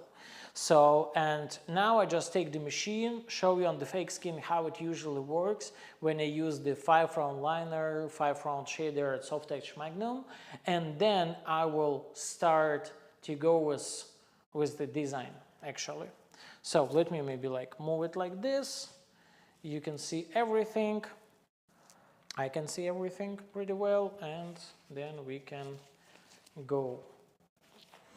And you know what, Ars? I think we have to do this one, the skin here on this camera, closer, you know, because now it's a little bit far away.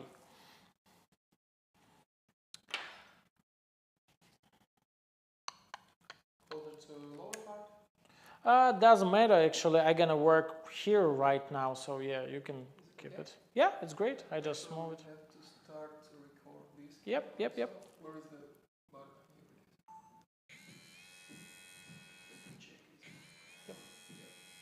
Yeah, and show me on this camera as well. Yeah, sure. Yep. So, like I said before, I use Cheyenne. Like I have to work with that machine probably for 2.5 years. Really love it. It's a pretty good one. It's very comfortable for work, and the battery is very easy to change and charge. And you can buy batteries from this machine in any smoke shop, you know. So the voltage what I use, it's around like probably like 8.59, I think. But when you use the Cheyenne, it's the horizon position. So most of tattoos, you know, let me remove. Yeah, most of tattoos and most of the process I use using the horizon position of the Shine machine. And like I said before, it's around like 8.5 voltage probably. So something like that. Yep. Can we also have the side close-up angle of your hand stocks in the smaller camera? Can we also have a side close-up? Ah, okay, probably we already did it. Full black 10 drops, 4 drops, and 1 drop for gray wash? Yeah, for gray wash, yeah, full black, 10 drops, 4 drops, 1 drop for gray wash. This is correct. And the last question about the close-up, you know, so if you want to see this one closer, just let me know. Or you want to see this one closer. So just want to understand. So now I just show you how I usually work with 5-round liner. What is like very important, it's usually I don't stretch skin a lot. So I just kind of like hold it. When I do outline, I just straight it a little bit more. But when I do packing color, for example, shader, round shader, or magnum, you know, I don't stretch it too much. Can you check the focus here for sure? Because I can't. Because I'm not sure here. Do you have a focus picking here? Just guys, 1 second. I can see it here. So, no, I can see. Yeah. What? Focus assist.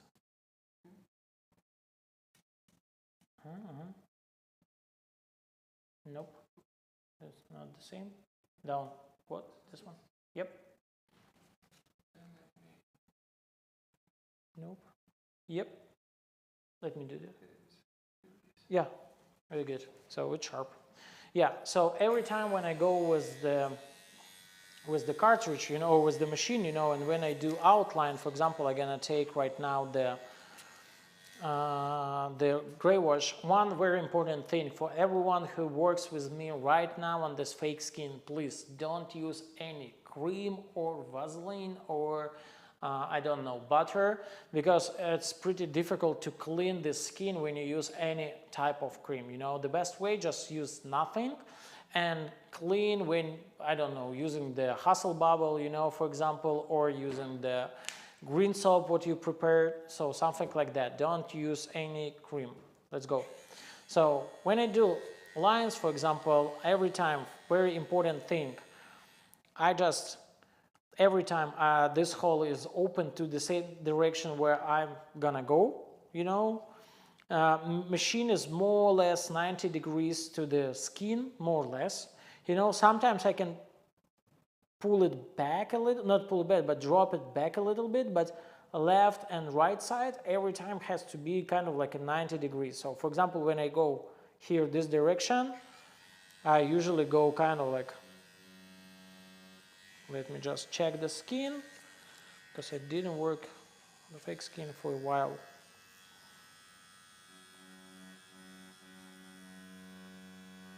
Yeah, you can see how light it is, you know,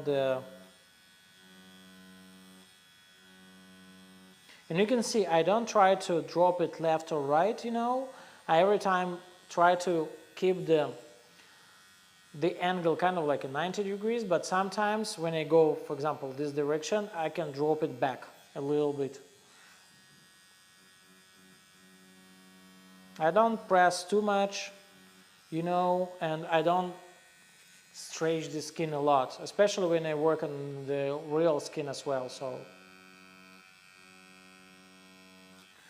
and everyone who works with the fake skin right now, you also have to check sometimes the cartridge and clean it. So I take the black, and for example, when I need to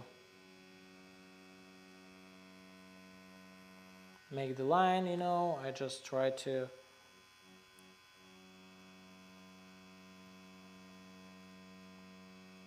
don't stuck on one area, you know, and just try to go it quickly. and you can see it's lighter right now, so it means that I have to go a little bit slower.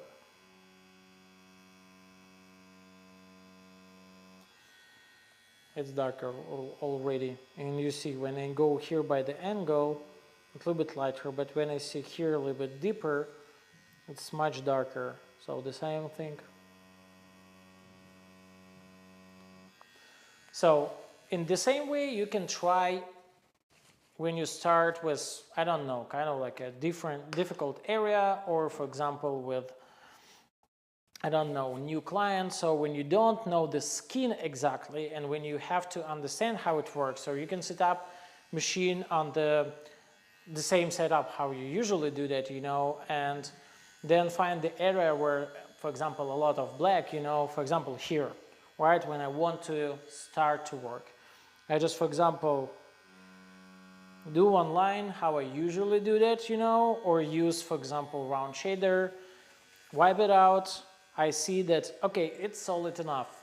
Then it means I can go with the same setup how I usually go, you know. But when I see it's like, okay, it's too light, I understand that skin is too tough, so it means that I have to press a little bit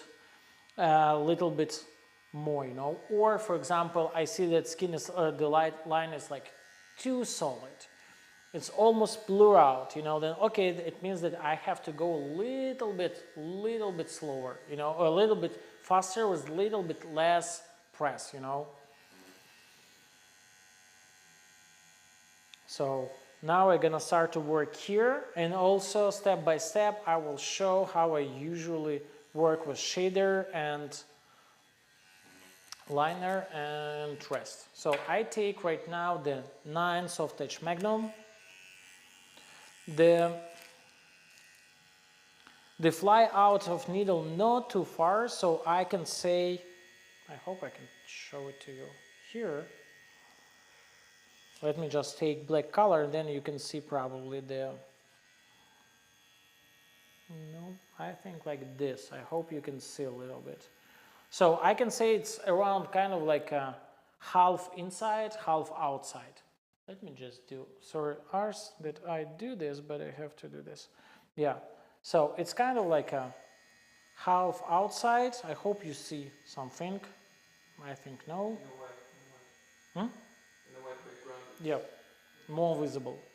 Yeah, so it's going to be kind of like a half outside, half inside. So half inside, where's the bottom? Yeah, and half outside. And also, I don't use any adjustable mode on this machine, you know, I just use study mode.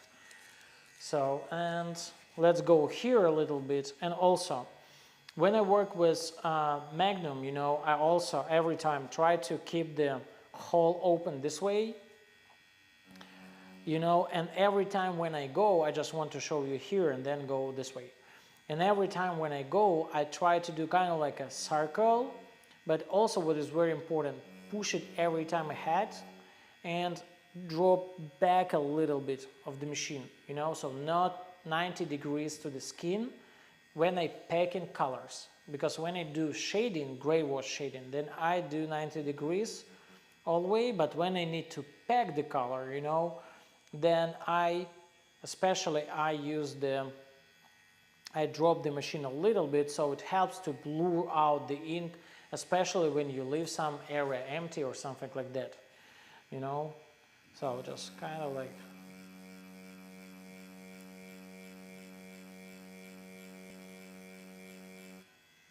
wipe it out, see that it's like solid enough or not solid, and when I need to add a little bit more,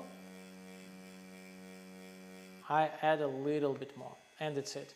And what is like very important, I try to pack everything by like kind of like, give me a second, yeah, by kind of like a one pass, you know. I try don't go over and over million times. So in my mind, I have one rule that area has to be packed by maximum 3 passes. I try to pack the most on first pass. When I need to add a little bit, I do the second pass, and in the end, when I see that I still have some transparent of color, you know, or I need to blend one color over another one, then I have like, okay, third pass I can use, you know, but not more. When you do the gray wash, color is much thinner, you know, and then you can go over and over and over and over a little bit more. Then you can pack the saturate the skin, you know, by the color a little bit longer. But when we talk about like packing solid, so it means you go like a little bit slowly. It means that the cartridge and needles bring more trauma to the skin. So it means that 2-3 pass, this is maximum. Okay, I take black. Sometimes I take like a tip to the water a little bit and then take black color, you know, and then, for example, I start with this area and I just go slowly, cycle movement, pack it ahead, because I brought it from Japanese technique when they do tattoo using tebori technique, and when you see how they pack the color every time, try to saturate the skin by the color. So I see that, okay, it's maybe not enough, then I have to go like a little bit slower, you know, and pack color a little bit more solid. So then I do like press a little bit more, go a little bit slower, and you can see that I don't go too close to the line here, so I just leave the distance a little bit.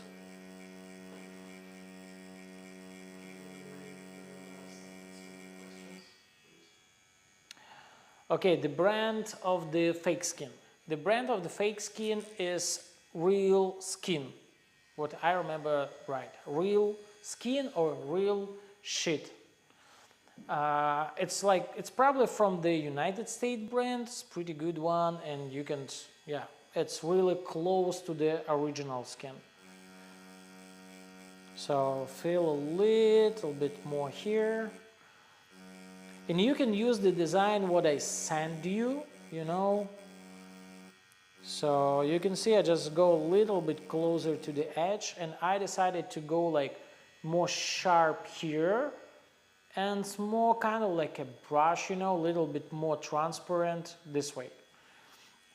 So if you want, like I said, you can take the black, tip to the gray wash and try a little bit here, more on a little bit here, more on the empty area, you know, to be sure that everything, you understand how skin works, because I work on the skin a lot of times, and for example, this tattoo I did on my, this tattoo I did on my previous webinar, you know, and this is why, like, I know the skin, but you have to get used to this skin, so try a little bit maybe here if you want to try, and then you will go to the skin, to the design exactly. So, and I decide like, okay, now I try to do this small area, maybe till this line, you know, go here, here, a little bit, start the lower jaw as well. So I don't go too close to the edge, probably this is more than enough. And usually I, for example, go here was black a little bit, you know, here was black, this area, this, but I want to show you right now how I use the round shader, so you can start to do the edges here with round shader as well, and explain you how it works. And then I will back to these areas.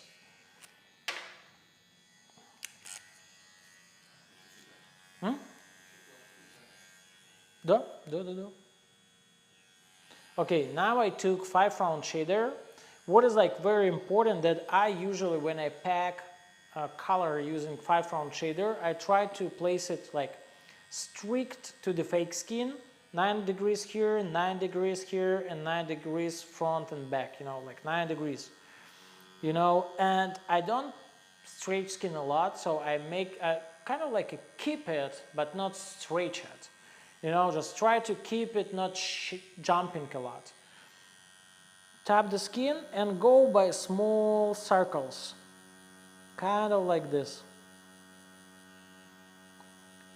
Pretty small, pretty kind of like not tiny, but pretty close to each other, very tight, you know. And then sometimes back this way. Clean, then I see the area is pretty solid. So this is what you can try to do. I just take Sharpie and permanent marker and show it to you. So I take the machine like this, let's show me here. Take the machine like this, and then I go small circles, spirals, whatever. Like this. Let me just maybe, yeah, I'll show it here.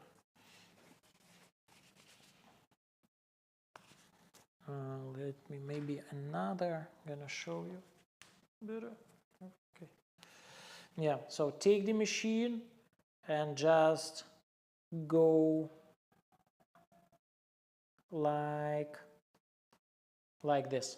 So it gives me the chance to fill some small rooms using the 5-round shader, you know, so, and do some gradients. For example, you can do it first like a small area, you can fill the small area, for example,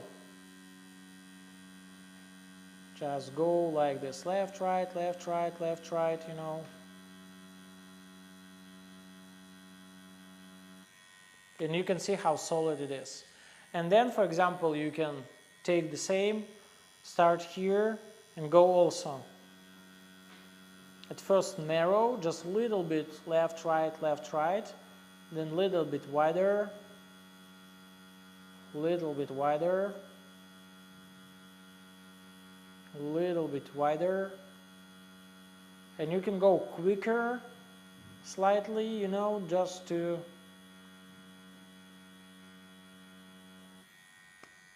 make kind of like a gradient, you know, something like that.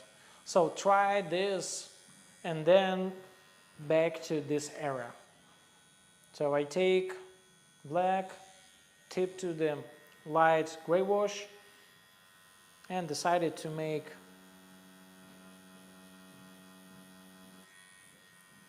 a little bit sharper. When I see some transparent areas empty, then I fill it.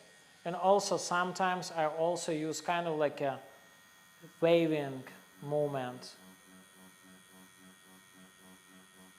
but also to make it really soft, you know, like here, you really need to practice a little bit. For everything we need to practice, you know. But what is like very kind of like a dangerous, that when you just start to do that first time, you know, sometimes one side is going to be more sharper than another one. So you have to make it soft by both sides, you know. So this is why you need a little bit practice.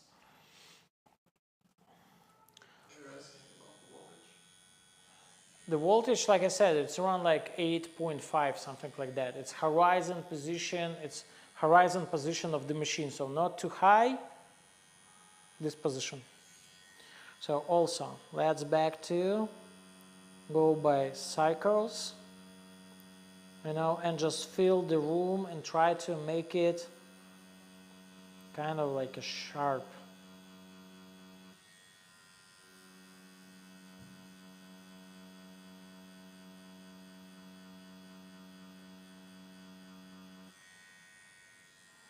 And now also, for example, I take the black and I can go a little bit, kind of like a whip shading, you know, just to make this board edge of the black a little bit softer. And also this part of the lower jaw, I need keep it sharp, you know. This is the reason why here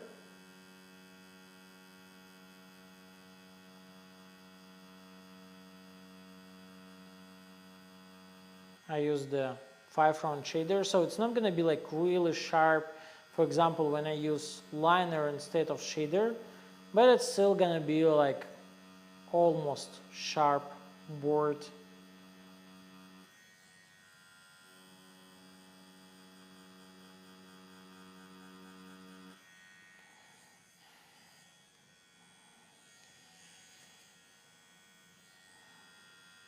And now, for example, with the rest of black, I take a little bit of the gray wash and I need to fill this corner. Using this kind of like a wiping technique, you know, whip shading technique, you know, I just fill a little bit of the corner, but it's not the black exactly, you know, this is just a little bit of dark gray wash. Take black exactly, try to make it a little bit more solid, sharper.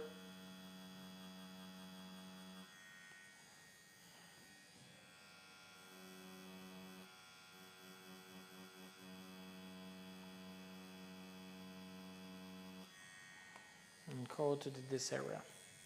So, and you can see right now how solid it is, you know, and usually I go like kind of like old school tattoo artists, you know, they do it first the black areas and they do the dark color, lighter and lighter and lighter. So I don't jump like here's black, now I place red, then orange, then everything, then black again. No, I choose about this section right now. So I'm gonna place black here, you know, black here in the middle, everywhere where black has to be. And then I will go with the rest colors. But I separated in my mind that the background here I'm gonna do mostly using black and gray wash. The fire is gonna be solid, so it's gonna be kind of like a good contrast between black and transparent background, you know, and solid fire and solid skull.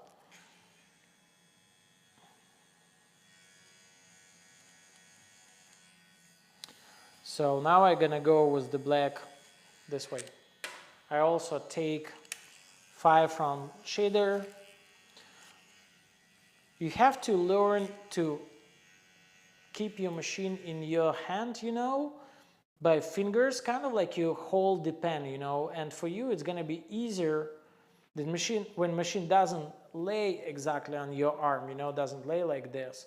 It's little bit kind of like in air and you hold everything by fingers, you know, and then when you need to turn around machine and go opposite way, it's gonna be like pretty easy for you. When you go this way, then you by fingers change the way of the machine. And when you need to go to opposite way at all, you know, and go kind of like against yourself, then you can do that also. So now I take black, little bit to the gray wash, turn the machine, drop it a little bit back, you know, so it's not straight 90 degrees. I just drop it, you know. Let's fly out too much. Yeah, also don't forget to check your cartridge when you change them, because sometimes for, I don't know, needle in the round shader is gonna be shorter than Magnum, and then you have to adjust the fly out of the cartridge.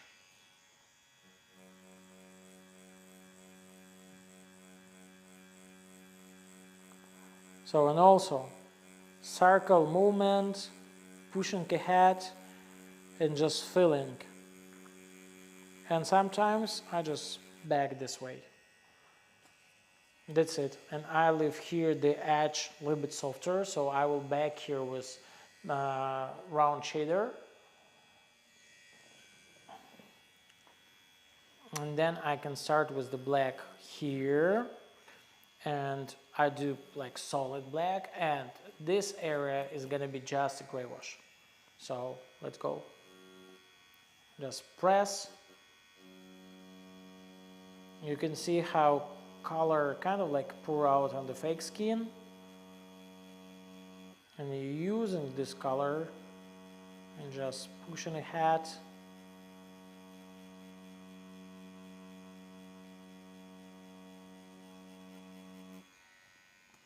And you can see it's solid. So sometimes when you feel like too much vibration, make the fly out of the needle a little bit less, because when it's like too sharp and too aggressive, so make it slightly fly out of the needle slightly less. So turn the machine, I usually do that, you know.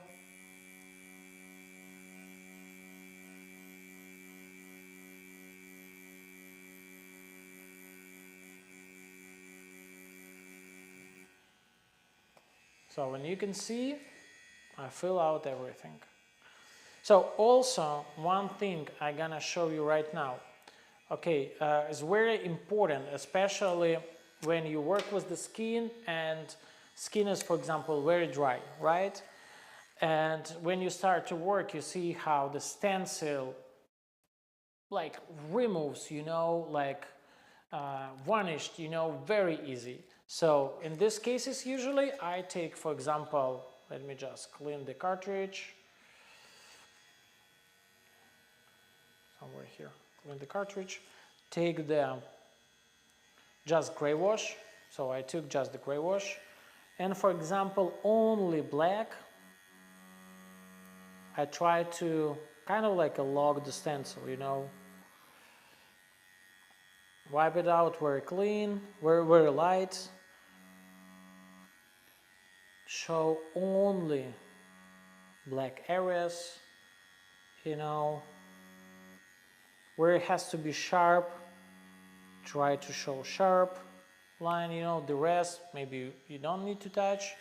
You know, sometimes when you want to, for example, you're gonna go here. You can log the stencil here. This is just in case the stencil removes very easy, you know, and very fast, and you want to lock it. So just do it, one pass and everything there. When you need, for example, sometimes what I do also, sometimes I, for example, take also gray wash in kind of like a, do like a very fast sketching, shading, something like that, you know, just to show what areas gonna be completely dark, you know, so something like that. And also, I don't know, for example, you need to also to show the skull.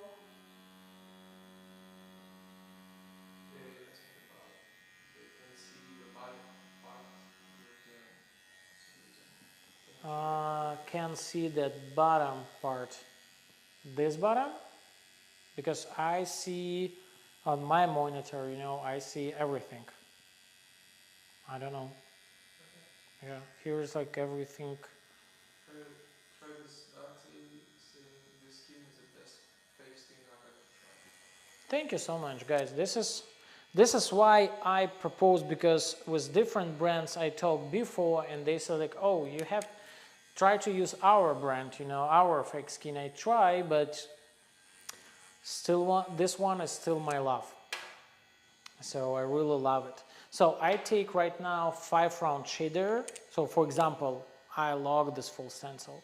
So I don't need to lock the middle because they're color. So I try to keep it like it is, you know, but I start to back to work with the black right now. I do the black. We can do like maybe a shot 15 minutes break.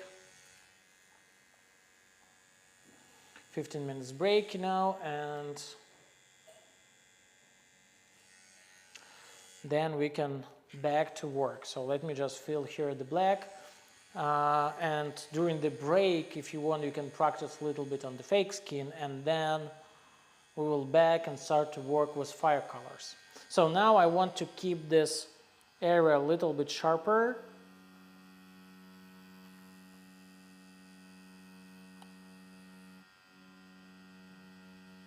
So you can see I use circle moment and try to sometimes also, I'm gonna show it here right now. Sometimes also very helpful when you have like really narrow area, narrow room, you know, I go also kind of like left, right, left, right, left, right, you know, kind of like a zigzag. And it's also helped me to feel it like pretty solid. But don't try to do like pretty wide. I mean like, I don't know, like this. Because two things. First one, you have to do that much slower.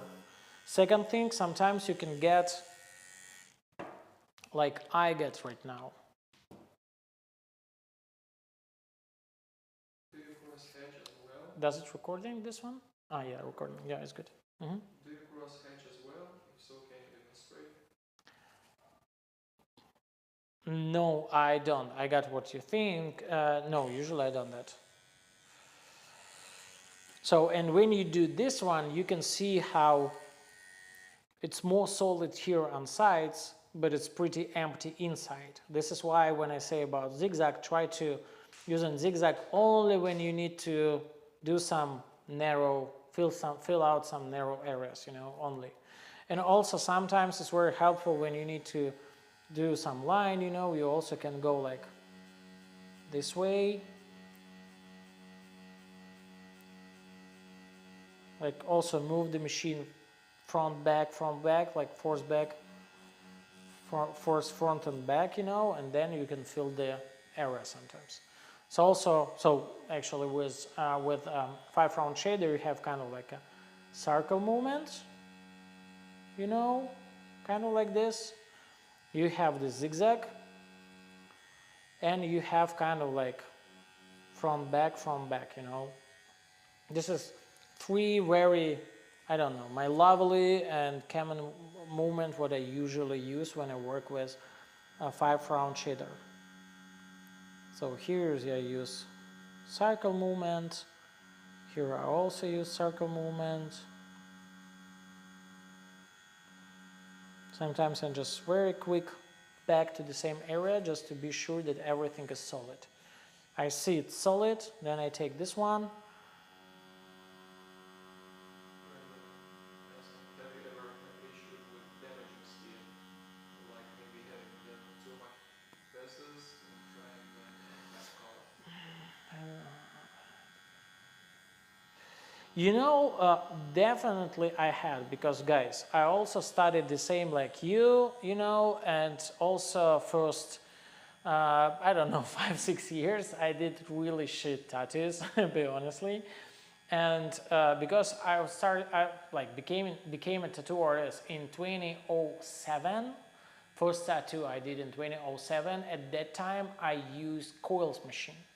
And some of them was like pretty bad quality, very cheap, made in China, you know, when you can buy like for $100 10 machines, something like that. So it's like pretty piece of shit. So, and at that time, yes, of course, I damaged skin a lot. I didn't know about that. I didn't realize that at that time, but now I understand that I did, because the healing process was very difficult. My clients lost a lot of colors, you know, and I also sometimes left small scars or something like that. So this like, yes, definitely I did. And in this case, I just ask my clients use, if you can find Bepanthen cream, you know, you can use Bepanthen cream, or you can use any cream, not just Vaseline, because skin really need help from you. And this is the reason why you have to use like kind of like a specific cream to kind of like a scar healing, for healing scars. So I can leave it like it is. Maybe you can see this small coming inside part, you know, so I can feel a little bit like this, you know, a little bit here, but this side I can leave a little bit softer. And Now I take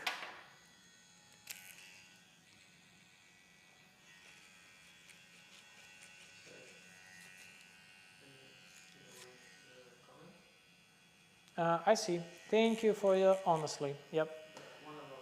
Before.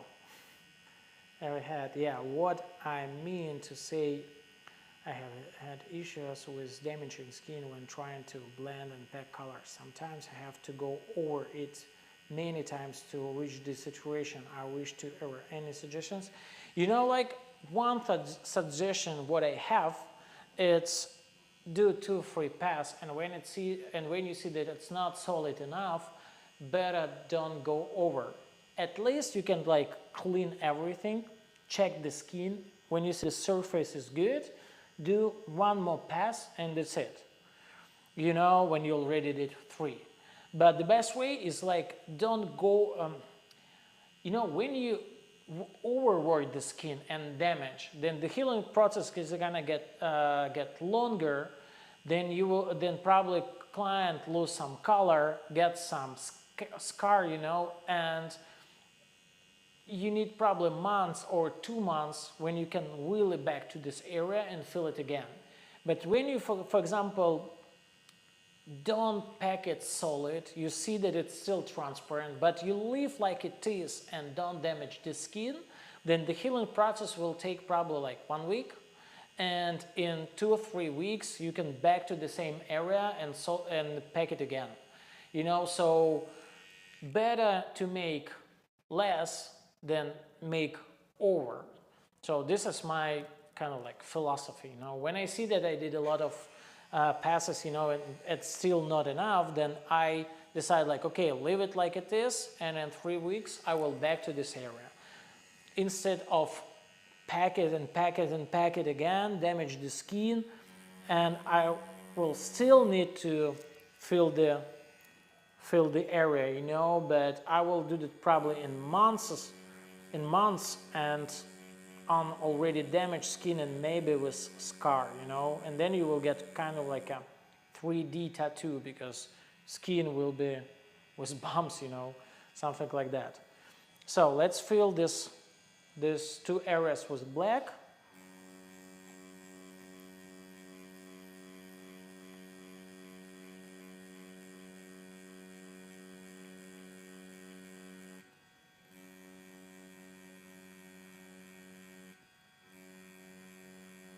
Sometimes also when I need to get color solid, I for example when I need to go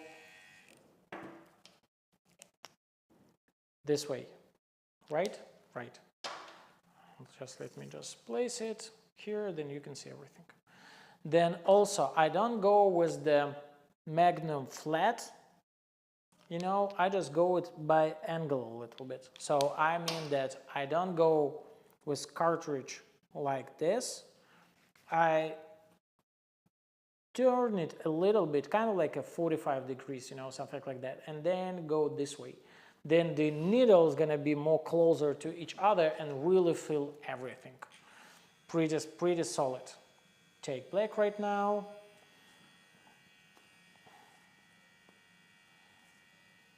Yep. And I'm gonna fill this one here, and we take 15 minutes break because be honestly I feel very hungry right now. And probably you the same. So just relax a little bit, you know, because before I also took a lot of seminars, you know, and workshops, and I know how it is when you spend like 7 hours kind of like just listening. It's like pretty difficult. It's pretty exhausting. You know, turn the machine, come here closer, turn the machine, try to fill this narrow area, go over very soft, kind of like, for example, when I do on this area, you can see how light it is. Oh, sorry? What? Ah, this one. Okay, yeah, for example, when I go here, you can see how light it is. So it means like when I packed and when I go kind of like reverse, go this way, so it means like when I leave somewhere empty area, then by this moving I can add a little bit at least. Then for example, I just gonna fill this area right now.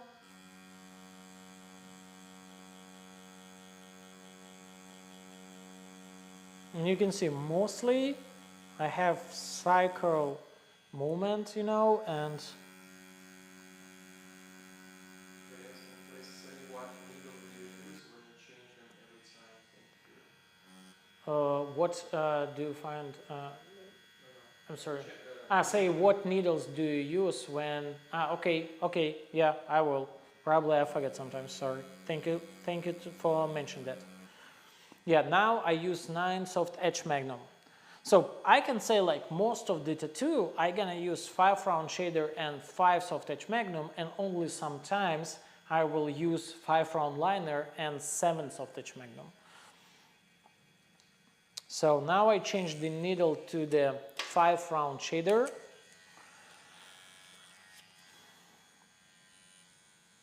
Take black, tap to the light color, to the gray wash a little bit.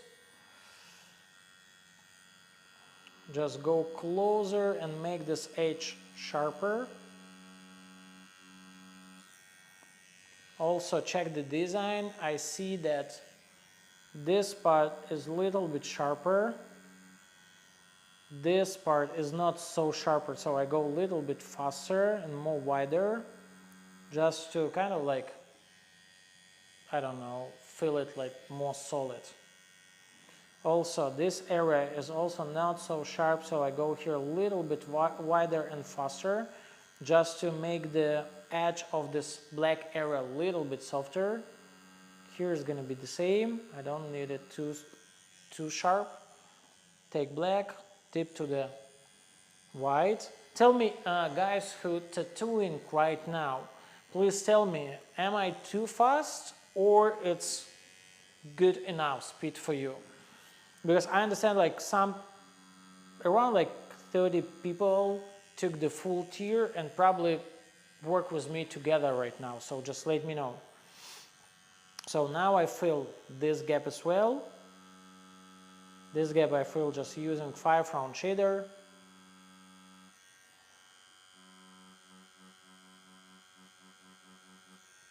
Yeah, and sometimes you can see, like, I can show you here.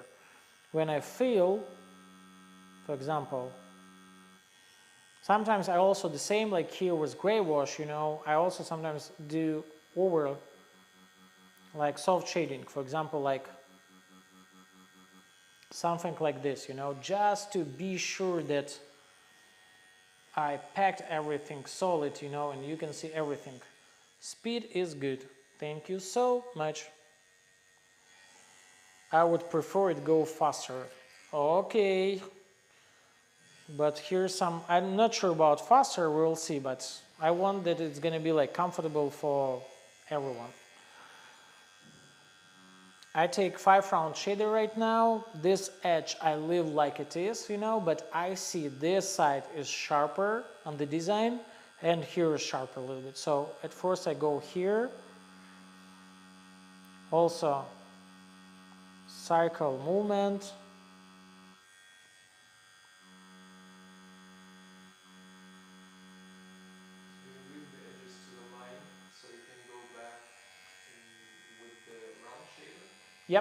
Yep, that's correct.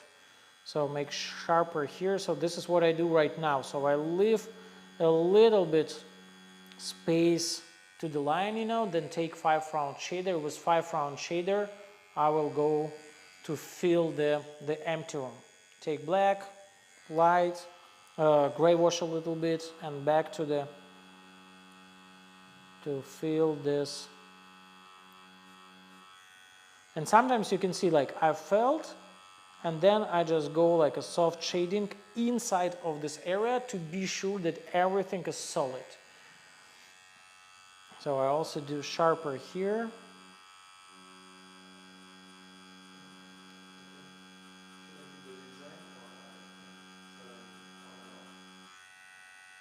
Again? Should I keep the design always? Yeah, keep the design most of the time, yeah. Make it sharper here. And you can see I just like kind of like by circle I just fill here and then go faster down.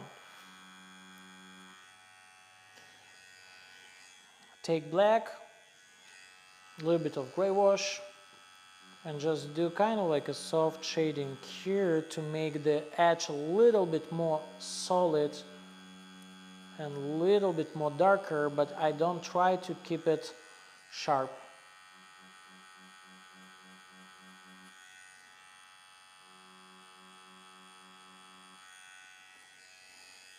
Also take black, dip to the water, and let me clean everything.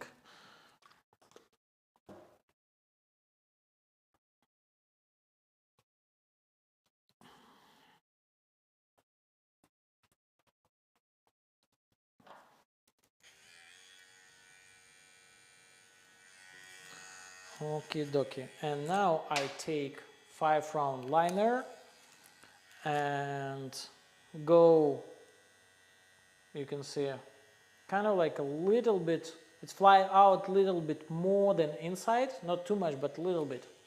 Take black, little bit of gray wash to make it thinner, and then I make, yeah, sharper.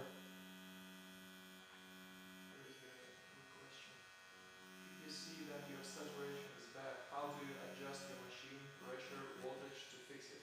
Do you turn your voltage up ever, or just slow your hand and put more pressure? So at first I will probably try to do less pressure. This is what I think. I mean, tell me what means bad saturation for you.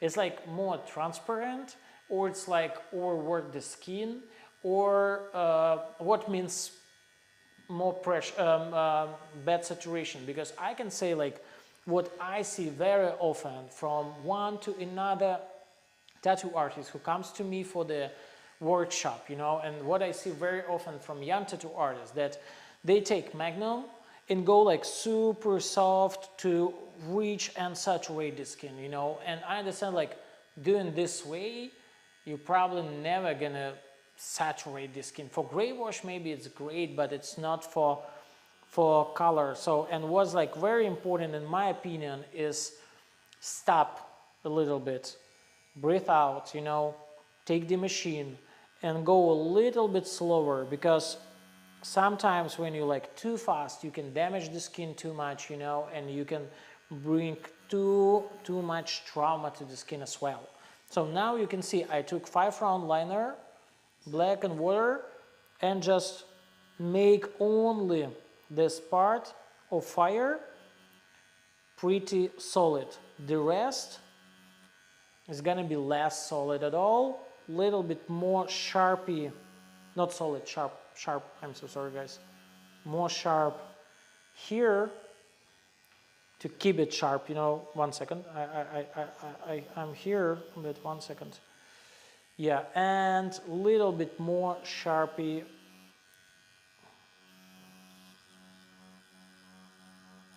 here. Yeah.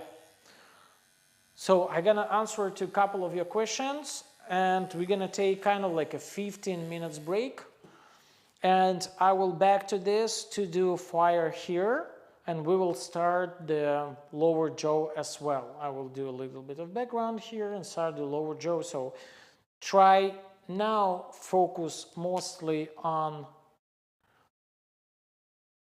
this part, and then when we do this, probably I will go to the top. Yep. You said transparent, you mean bad saturation? When it's transparent, first recommendation, try to stick to all setups what you use, only two things what you have to try. First one, do fly out of the needle a little bit less, because I also sometimes see that it's more like a lot of tattoo artists use like it flies out too far, you know, and you can't press needle a lot because it's scratch needles, you know, and this is why like pull the needle a little bit back do kind of like I said, like half outside, half inside. So for example, when you have 4 millimeter stroke, try to do kind of like 1.5, 2 inside and 2 millimeters outside. So 2 outside, 2 inside. So, and another thing is, or when you have, for example, 3.5, then try to keep like 1.5, 2 outside and the rest outside. And another thing is try to find the area, for example, like here was black. Try to find area like this and go a little bit more slowly, little bit more precise. Stretch skin a little bit less, but little bit more press to the skin, you know. I don't talk right now about the elbow, for example, right? Or about any kind of like knee. No, I talk about regular spot. For example, we work on forearm. So try to kind of like straight a little bit less, just to hold the skin, press a little bit more, and like I said, go a little bit slower, you know, like little bit more precise, and then see the result. And then when it's like still transparent, okay, try to keep to the same, but make little bit higher voltage, you know, little bit. And go again. When you see it's still transparent, then you can go like little bit, pull the needle out like a 0.5 millimeter more, just a little bit. For example, when it goes like turn a little bit, you know, not too much. Little bit fly needle gets give to needle fly out little bit more far and go again. And then you can find like the best combination of fly out of needle, pressure, you know, and movement as well.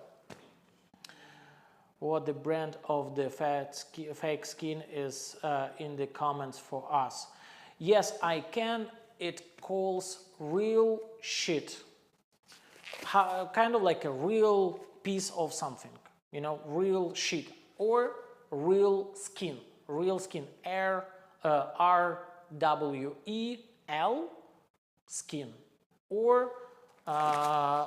RWEL, sheet, like SHWET.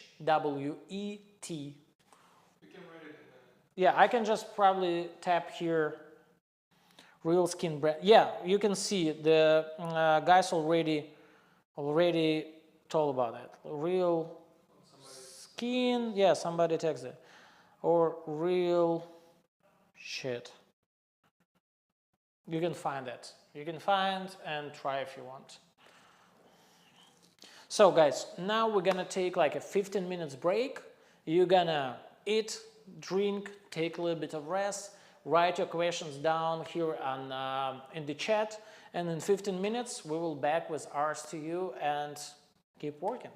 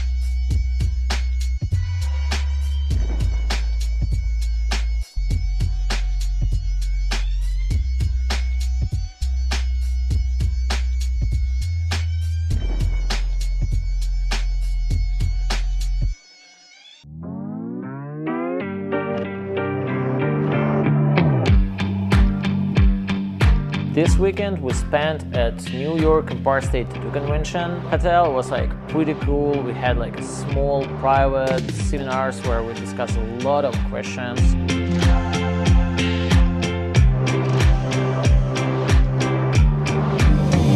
as much as possible, but I try to show everything about my technique, all tricks, show some secrets, you know. Like the different techniques, like how to apply the color, so how he resolved the problems when like he's with the different skins. It was pretty great experience and very nice day.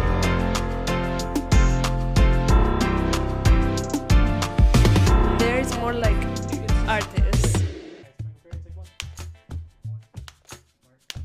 I've been using Hustle Butter for almost my whole career, about 10 years. So the way I would tell any artist to use Hustle Butter, It smells good, it doesn't mess the skin up. perfect balance of moisturizing the tattoo, keeping it from drying out, keeping it from getting scabby. I use it to tattoo, I use it to take care of my tattoos, put a little bit in my hair in the morning. Delicious, beautiful butter. Silky, smooth, sexy. Why? Because real never fades.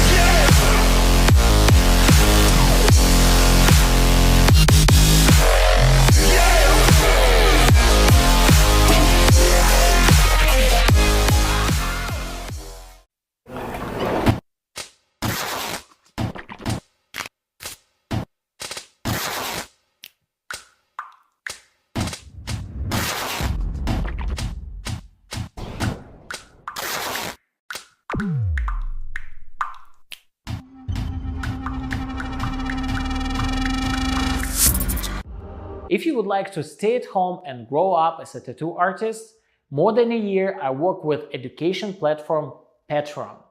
You can find there different video tutorials, articles, explanations, live stream. Every month I upload 2-3 new tattoo videos on my page. Stay at home and grow up with me on Patreon.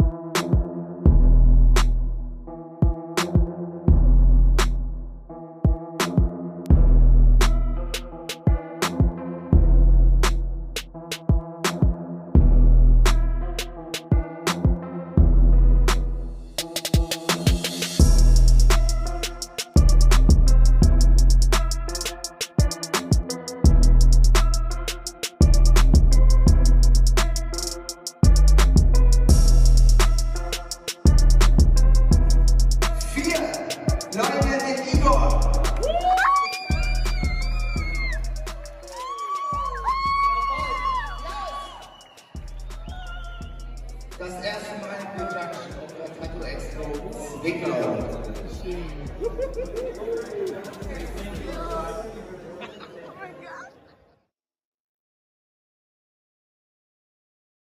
Guys, here is my website. There you can find more information about me, my work, education program. I also have there my merch and video tutorials. Link is in the description under this video.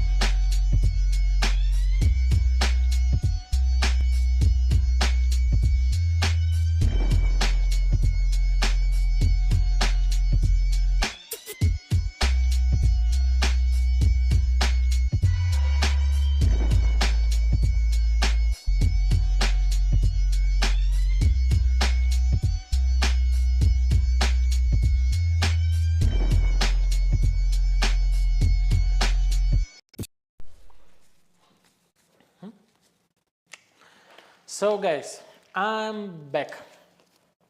I hope you are back as well and you spent this 15 minutes pretty well to chill a little bit, relax, you know, and kind of like refresh your mind, you know, and we're gonna back and work now with color.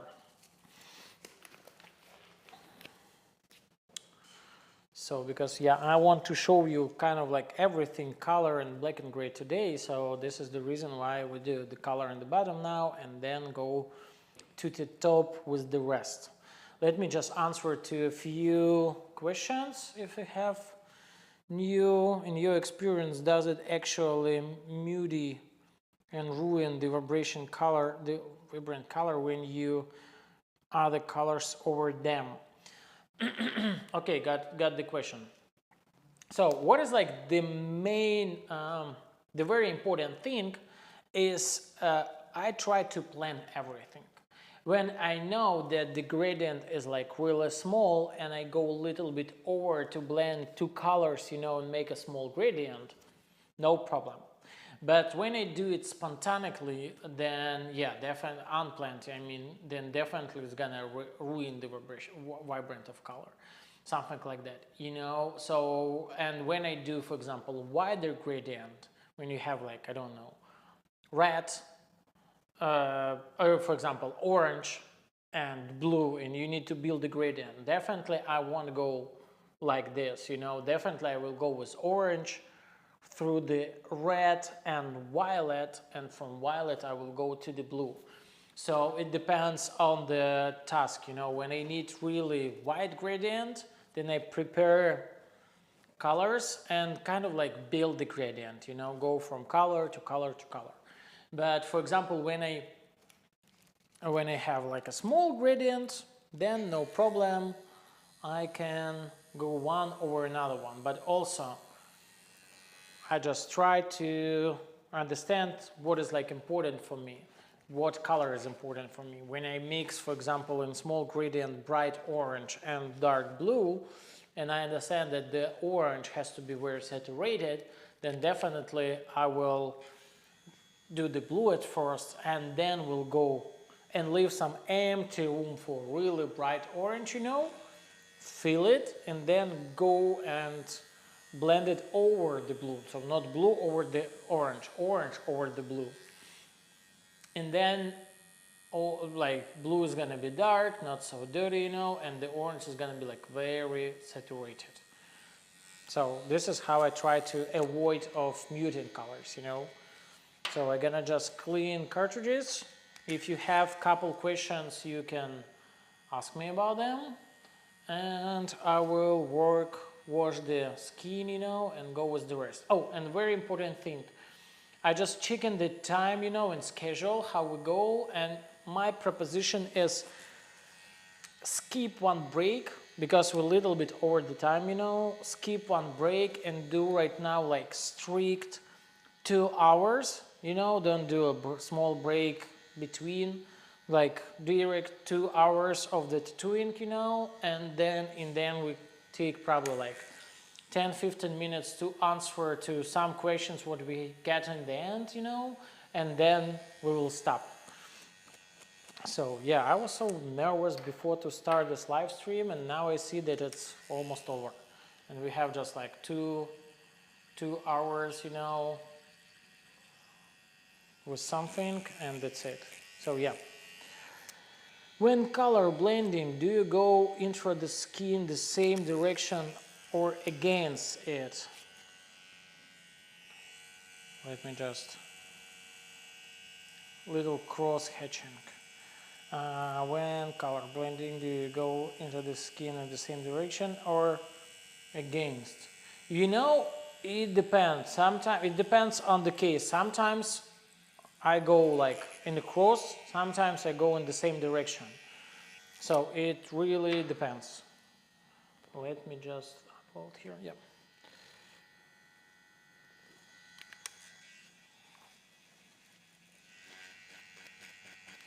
Okay, now I'm gonna go with dark red and then with rest colors, you know.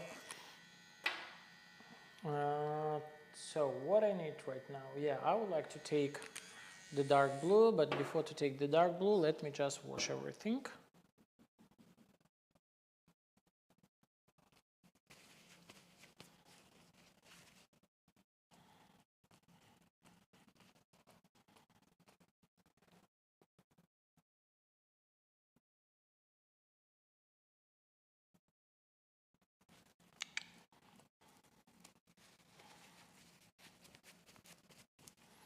Okie dokie. So now I'm gonna place the, every time one thing I just want to explain before to start, you know, like for example here. This is the same like when we work, for example, with, I don't know, try to do cycle, sphere, you know, or any kind of like a tube, doesn't matter. When we work with color we have to, and with light, you know, we have to remember with 3D, you know, the realistic element. We have to remember that the, let me just remove here, yeah. We have to remember that when the light is going this way, that every time the highlight is going to be here, the color kind of like here is going to be darker, it's a little bit more darker, here is going to be completely dark, you know, and maybe a little bit lighter, kind of like a reflection from the surface. But what is like very important, what I want to say, that the color, what's going kind of like around, follow around the subject, follow the shape. You can see how it goes from here to here, and how it goes from here to here. So every time when we place, for example, darker, we have to go a little bit here and a little bit here. When we go with middle tone, you know, also this way and little bit this way, you know, and then a lighter here, it goes like around. And the same, for example, when we work with kind of like this figure, you know, the color also, when we have highlights here, then another color is gonna go this way, you know, and the much darker is gonna go this way. It's be here and there. And then we have like dark tone right here. So we have to keep that, and we have to remember that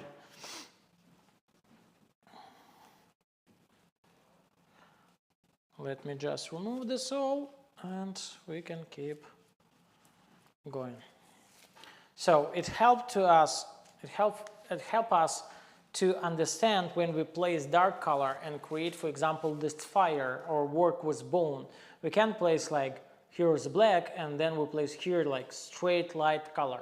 No, we have to place middle tone and then lighter. So the same here, we have to place darker and then kind of like a wrapping around, you know, like darker, middle, lighter, highlight, something like that.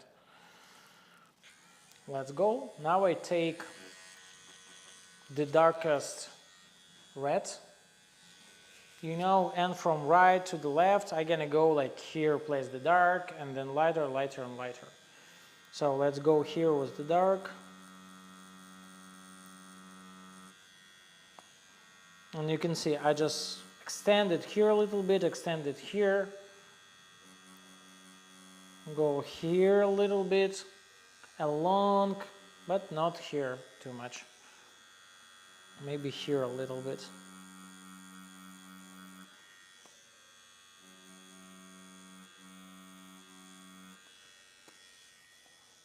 Take dark red again, you know, place it here a little bit. Also kind of like a circle movement.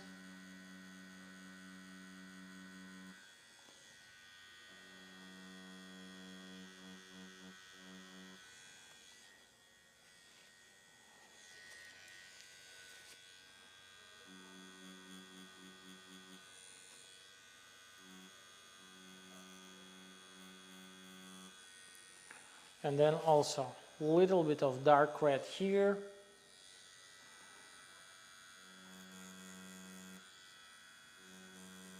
And you can see I just go from here a little bit.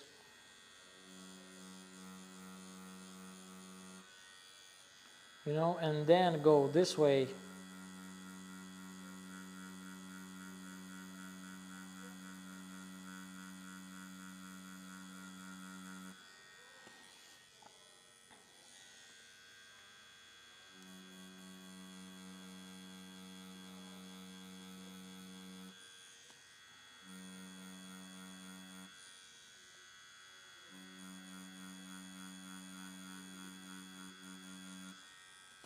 A little bit here. So some place I leave a little bit open, I don't touch it because I will place there a little bit lighter, like a middle tone of dark red, you know. So it's gonna go here.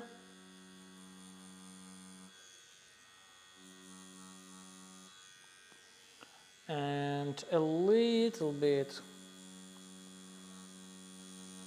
here. And especially in this area, I place the dark red just to build like very soft gradient. But some areas I'm gonna place a little bit lighter dark red to make the gradient a little bit more sharper. So for example, here a little bit. And also you can see that I don't try like a really copy of the project, you know, I just also try to draw kind of like by myself, you know. So like it is, but I need a little bit .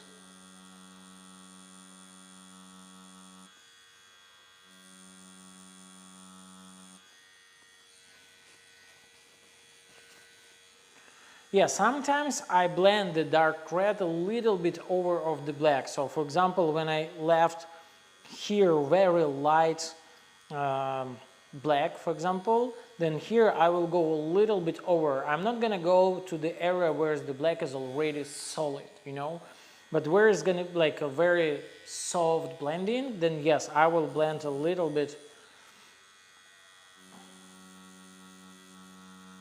I'm gonna blend a little bit over of this soft, very soft and light area.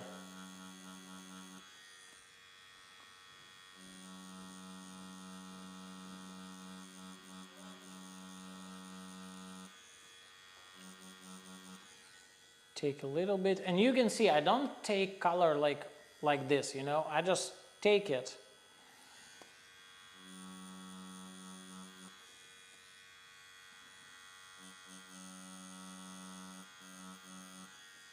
And also when I place the design next to me, I don't zoom in it too much. So I have right now the general picture, you know, I see everything, and it's kind of like a one like 2 feet away from me, like 1.5 feet away from me, you know, so it's not too close. And now when I finish with the dark red, I'm gonna take the medium tone, you know, and let me just clean everything.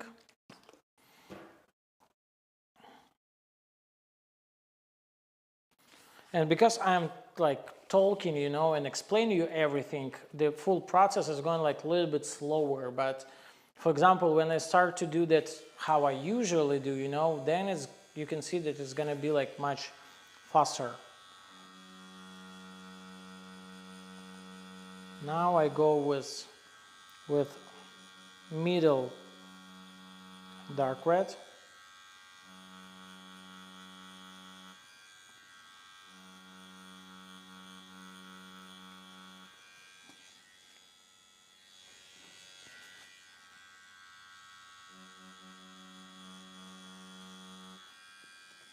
And guys, thank you so much. I already saw that you mentioned me in Instagram, and there are a lot of people who mention me. I can't kind of like repost everything, but I see it, and thank you so much. And I will choose like 5 of you, you know, and to 5% from guys who mention me on Instagram, I will choose, like from all who mention me on Instagram, I will choose 5 and send my t-shirts what I have with this text, you know, trust your artist, don't be an asshole.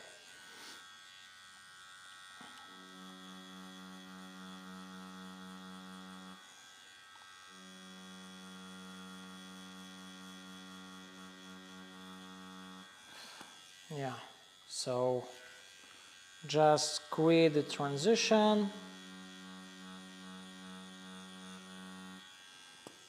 Just place a little bit of middle dark red, extend of the, not extend, along of this line, just a little bit, you know, and then here a little bit, you know, and along of this line a little bit.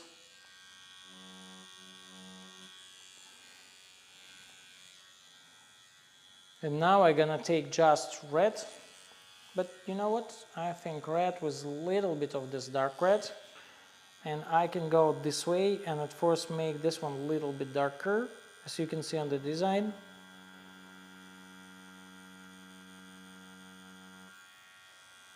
Like this.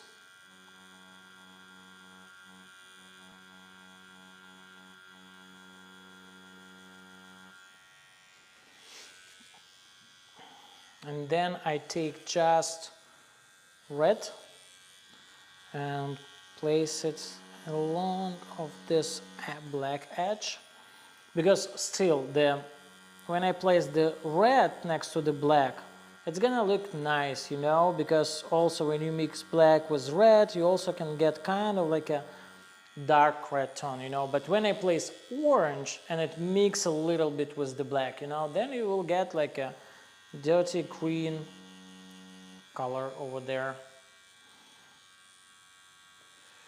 I don't use black pin for color because two very teeny needles, you know, and what I see, it's bleeding a lot. It's not as solid as, it's not more solid than, for example, this 5-round shader, but it's more bleeding than this 5-round shader. This is the reason why I don't use back pin. It's like good needles, I have nothing against of them, but not them right now. So I just tap to the water a little bit, make it thinner, and a little bit to the darker, make the color slightly darker, and place this color right here.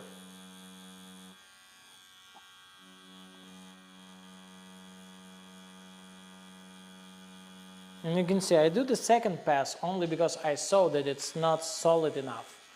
You know, this is why, and sometimes I can like, okay, add a little bit when I see that I need a little bit more, you know. Take red, place the red here.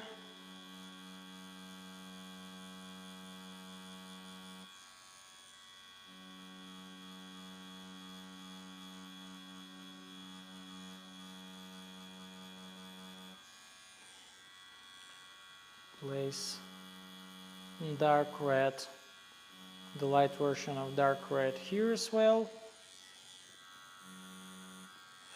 You know, take the just red, place it a little bit here.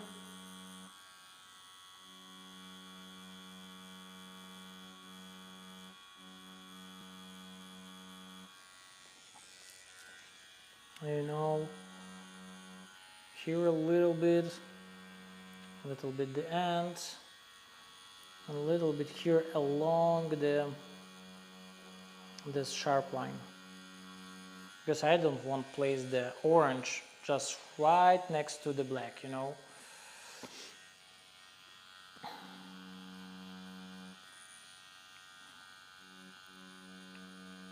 Just make edge a little bit softer of the red, you know, and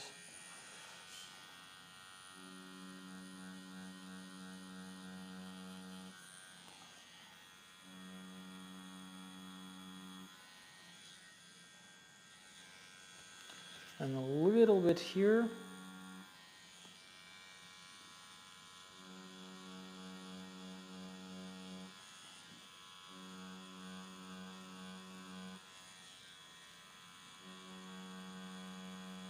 Extend this area here a little bit more inside of this flame,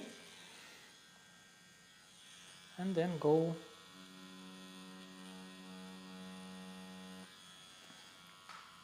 and every time when I place the, for example, another color next to the dark red what I already placed here, I don't go like over the same line, you know. I just try to place them pretty close to each other, like dark red and then next orange and then next, you know, the light color.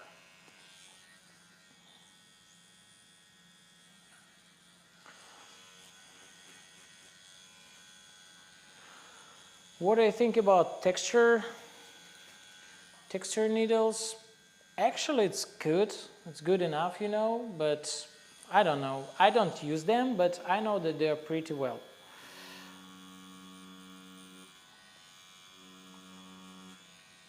Okie dokie. Now I take the dark red, gonna place here inside, you know, and here inside a little bit, and then extend this dark also with dark red. And then I will start to work with orange. So I place here a little bit of dark red. I place here and place here as well, but go machine against of me and place it here, but then go with the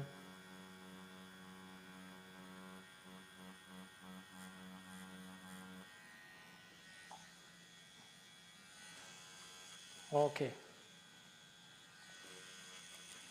Now I take the orange, not the bright orange, just orange. And we also need to make some areas a little bit more muted. Let me just wash everything. Yep, you can. Is it a lot of difference between fake skin and real skin? I mean, because of liquid and real skin. You know, it's like not a huge difference. Only one difference between like real skin and fake skin is the healing process. What we don't have on the fake skin, but it's good to remember about that when you try something on fake skin. So only, especially with this one, only this is the difference. So take orange, finish this small spot, take a little bit more orange, you know, and go with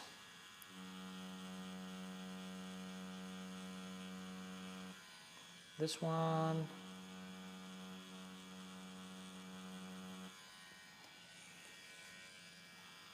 Add a little bit here. And let's add a little bit here.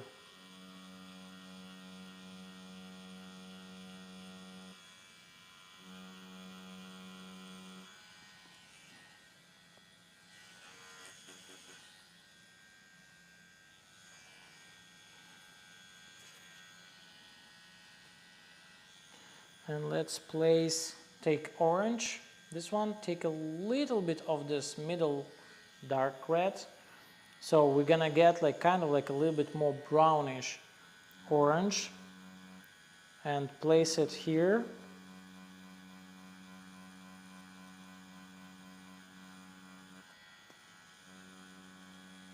So we're gonna kind of like show this flame, but it's not so as bright as this part of the flame. So this part is going to be like a little bit up, and this one is going to be like a little bit more inside. Take orange. Let's go with orange. Right here. And you can see how I go kind of like almost zigzag, you know, but in small areas like it is, it's pretty good.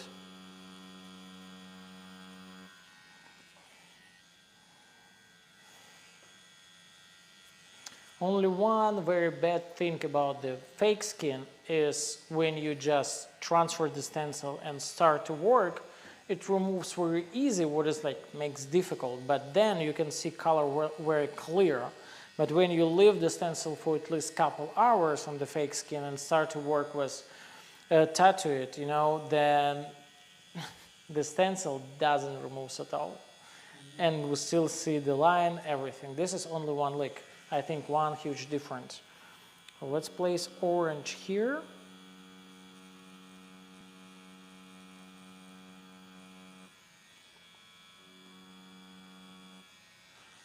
Let's place orange. You can see how this line goes here. So When you wipe the tip with a paper towel while the machine is running, does sorry, it not, what? when you wipe the tip with a paper towel while the machine is running, does it not do the needle and also cause rips of paper towel to get stuck in between the needle? You know, when I clean, I usually do opposite way at first when I need to clean. And second, I take off the cartridge, you know, push the pin, you know, to see the needle, and then I clean it. So something like this. So then I don't have any pieces of paper towel in the cartridge, and also when I need to clean, then I pull out push out the needle, you know, then I use another one. It's kind of like clean this way, everything is gonna be on this needle. Okay, so take orange with a little bit of red. I'm gonna do the middle here right now, make darker this area, and then place the lights here on the top. So let's go. And you can see I mix colors between each other during the session, but only because I use these colors for a while. I know how they're acting and changes when I mix them. So this is why for me it's like I see a little bit empty here. This is why I just start with over this area and then go ahead. So this is why I try to keep like very limited palettes, because to know how colors acting between each other is very important. Now I take just light dark red, go over a little bit, then fill the rest.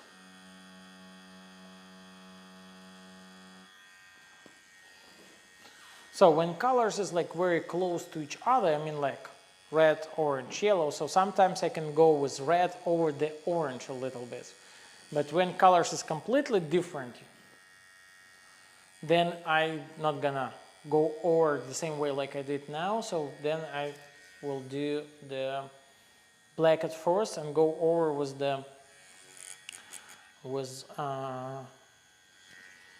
lighter color.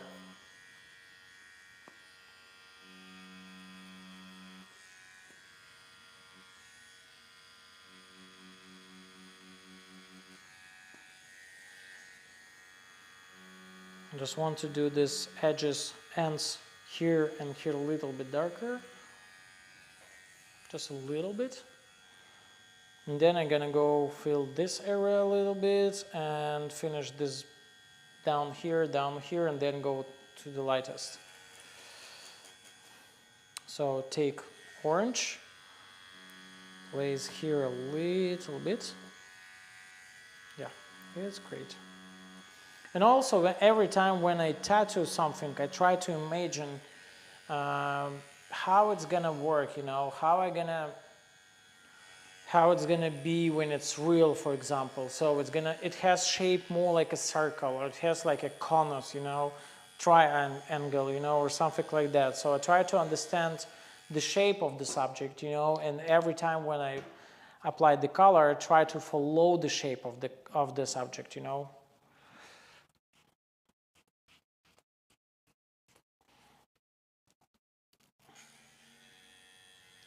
So now I want to finish these dark spots. Let's here do this thing. We take the bright orange, tap to this middle tone of red, of dark red, and you can see we got it a little bit darker. tap one more time. So when we got kind of like a brown right now. So no, I think it's too. Let's take the orange again. Tap once. Yeah, and this is enough. And I'm not gonna do this muted yellow like there. I'm just gonna do this kind of like a muted orange.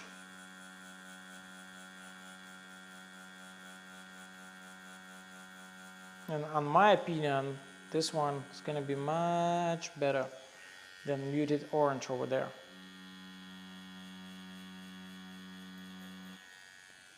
So again, take bright orange, tap once to the dark red, to the middle tone of dark red, you know, and then here.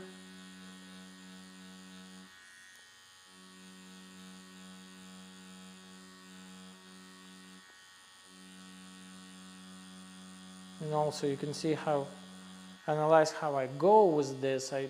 What I use, you know, I use circle moments, you know.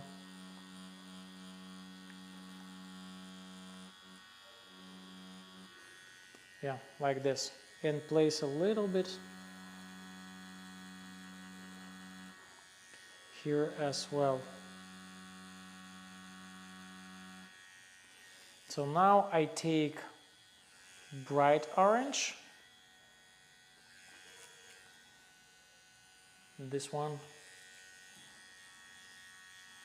and I place it right here.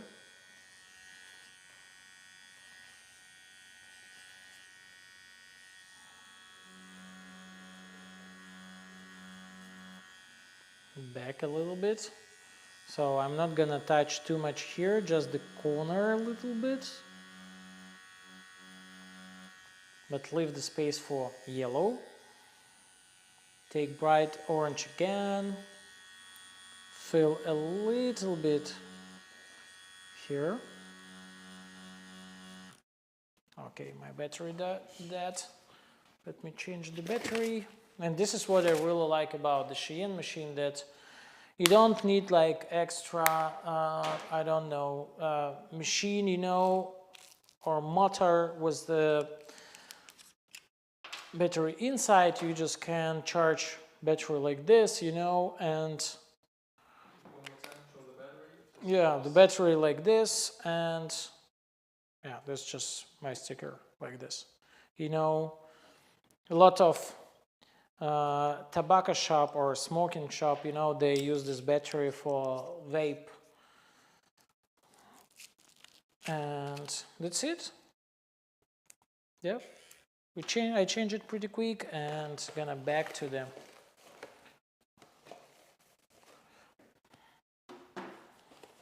tattoo again.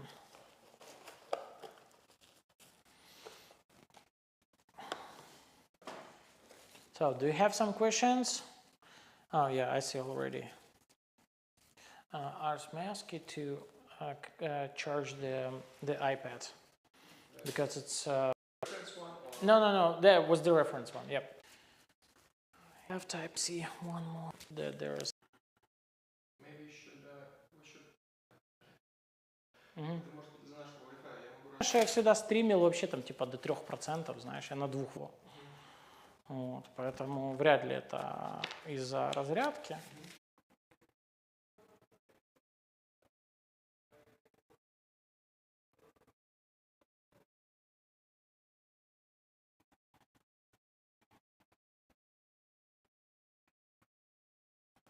Okay guys, just let me know, do you hear me or do you see me again? We decided to try to keep to this link. If it doesn't work, then on my end.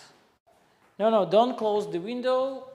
It looks like it goes everything well again. I just tap the pause, you know, and we just back to this. And it shows that everything is going well, so just let me know. I checked the Wi-Fi, and the Wi-Fi is doing pretty good. Yep. Yeah, it's probably something with the system, you know, and the quality of the connection pretty well again. So yeah, So YouTube shows that everything is pretty good. So I'm back here, guys, and don't leave and just back, because yeah, here, see, yeah, here, okay, yeah, great. Thank you. And everyone who leave, please back. But if you left, you probably don't hear me. Yeah, because I supposed to stop the stream and send you backup links, you know, but everything back well, and that's it. So I'm here with you, my friends, and let's keep working. So.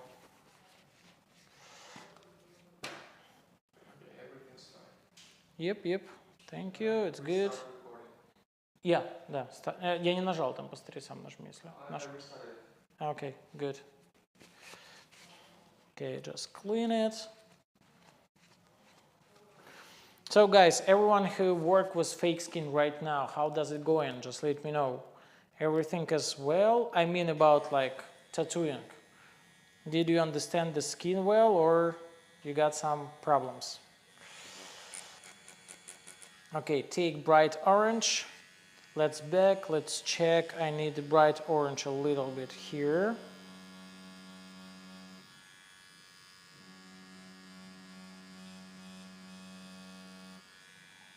Not too much, but I need it. And I need it here.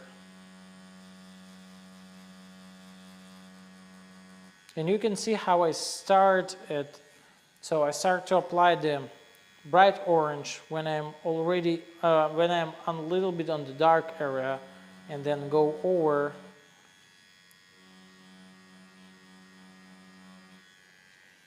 so something like this, and here's the same.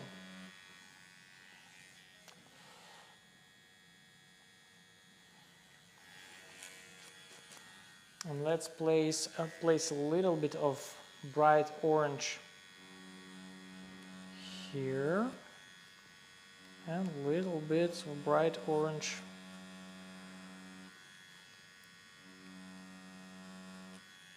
here. Yep, I think a little bit here, because every time when I tattoo, I see that the fire is going like here, and here's a lighter, here's a little bit darker, you know, and then come this way, and we have like this line, we have this line, we have here a little bit, have here the line a little bit. So every time I try to remember about that. So now I just want to take a little bit of 5 round liner. You hear me well, because I want to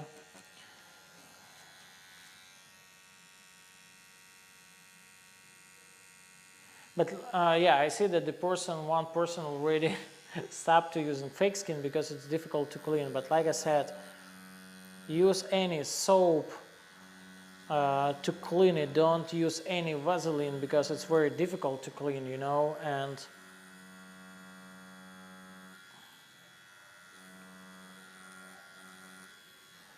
when you use just a soap, you know, because I don't use Vaseline or any cream. When you use just soap, it cleans much easier, and you can see actually here. Because now it's dirty, you know, but when I want to clean it, I can clean it. Yeah, it's good. Real skin is like real skin. Thank you. Everything is good. The skin is good. Thank you, guys. Yeah, you can see. Tap. But another thing is, if you go like too hard with this fake skin, then you also can overwork the skin, and it gets dirty very easy, you know, and it means that it's very difficult to really to clean, you know. So have to be a little bit softer. So I take yellow, place a little bit here at first, and then I will place it here, here, and the rest. So now I still stick to the 5 round liner, and just going this way,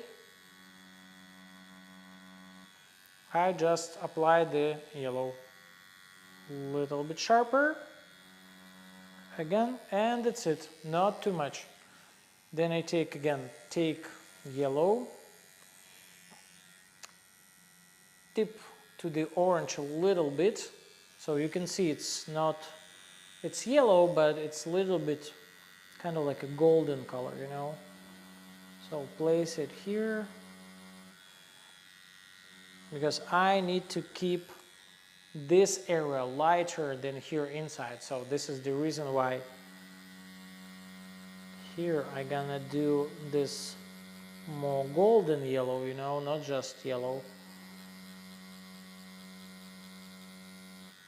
But here and here I'm gonna use just clean yellow.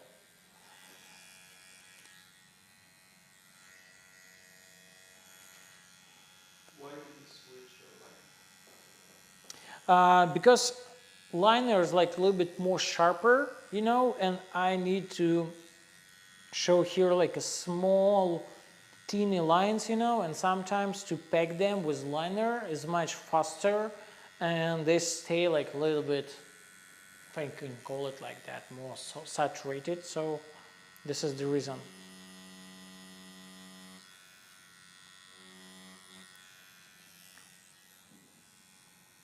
Yellow, tap to white a little bit, not too much, and then clean the cartridge like this, and then back here.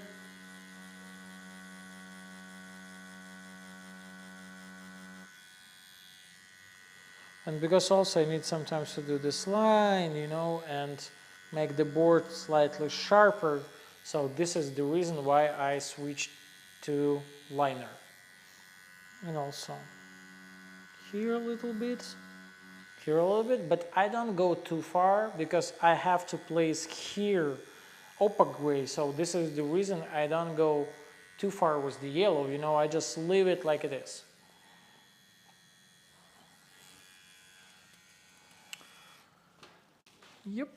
Yep, and you can see right now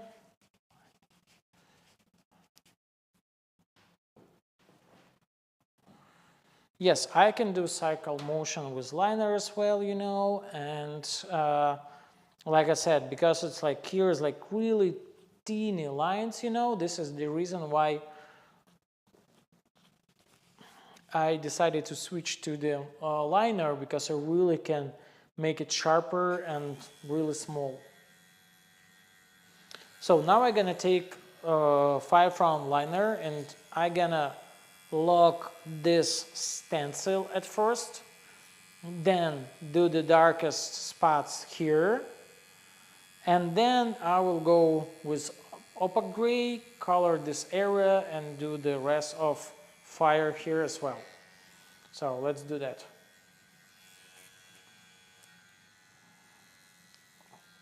Take the gray wash, so very quick, don't stop a lot, check the design as well, and sometimes you can place here a little bit of texture, some dots, you know, but also don't show like everything, check the design, and whereas you have like really good contrast, you know, and dark line, then you can kind of like mark it, you know, but not everything, because when you also show some areas with gradient, you know, then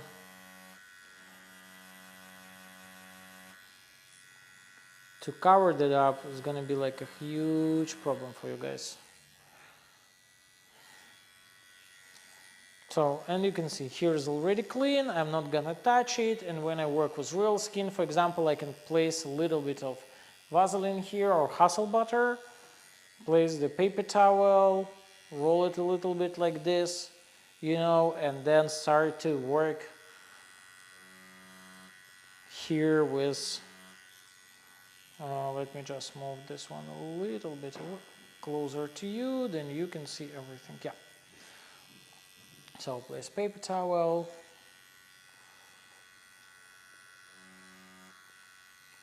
and then I can show the full process.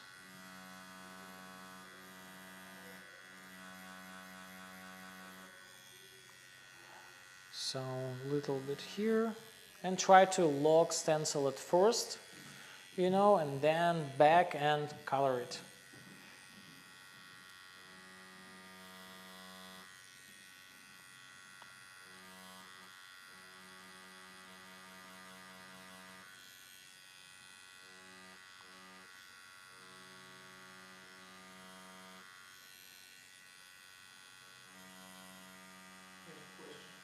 Yep.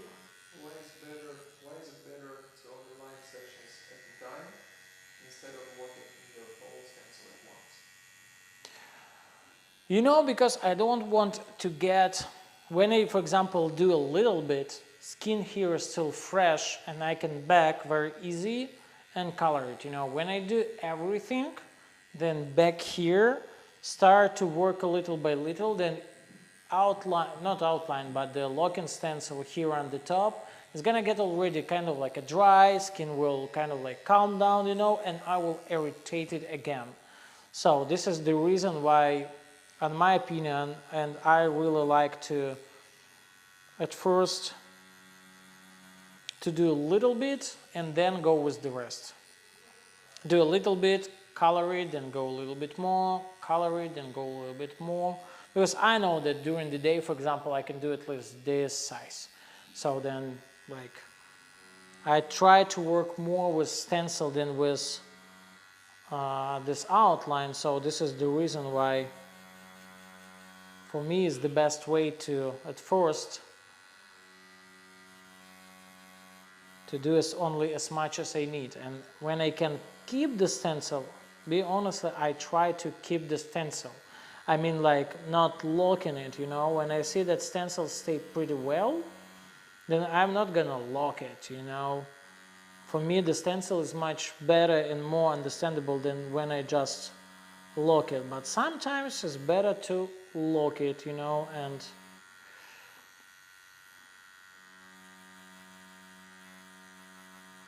especially when you have like a good contrast picture, you know, like, why not?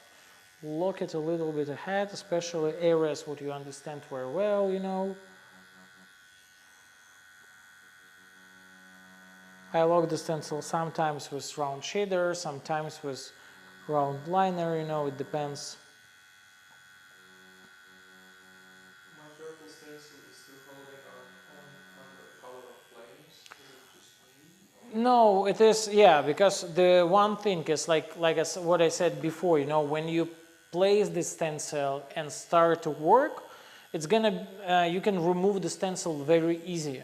But when you place, and it's like very uncomfortable because any wipe just removes stencil super easy. But when you place the stencil and wait like 2, 3, 4, 5 hours, then it's gonna stay, and you can see on my stencil as well.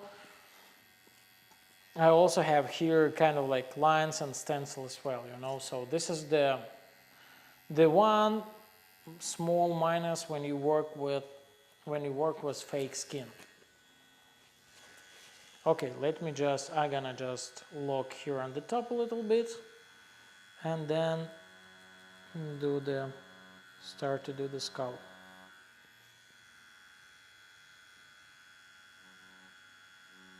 How long will that tattoo take you on? How long what? How long will that tattoo take you on? You know, like when I tattoo that size on the real skin, you know, and like no talking like now, then it's probably gonna take like 7, 8 hours probably. So like kind of like a one day. But because I'm talking, answer to your questions, you know, here it takes much longer.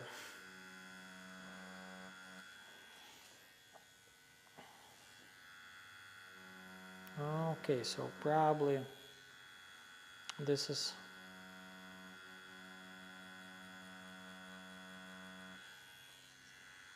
more than enough. Just maybe a little bit more, and that's it.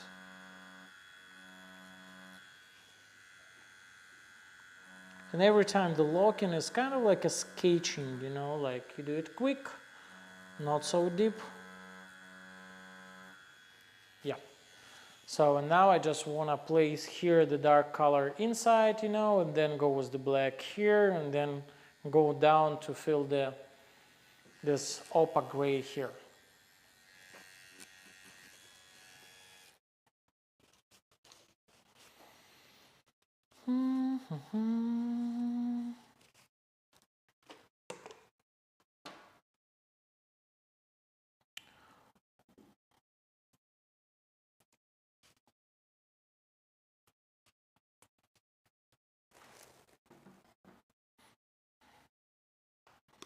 Yeah, so it's pretty clean.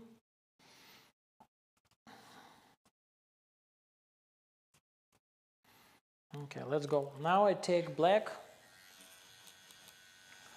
I just want to fill some areas, you know. Probably, actually, now I'm gonna take the 7 Soft Edge Magnum, the small one. This is the first time when I take it. And take the black, tap to the water, and you can see I didn't add any color here yet, and actually in the real life it's gonna be completely the same. On my YouTube, if you want, you can watch there some live streams, you know, a little bit. I have there some of them, you know, and you can watch and see how I do without talking the real live process, you know. Yeah, and leave it like it is with black, because here from this side I'm gonna go with dark red, and here I'm gonna make it a little bit sharper using the 5 round shader. Take 5 round shader right now.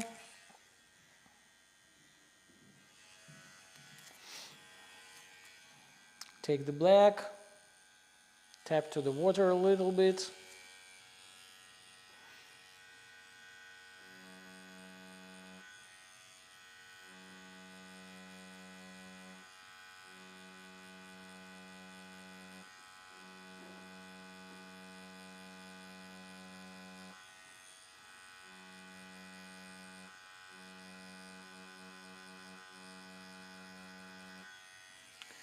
Yeah, and just try to place the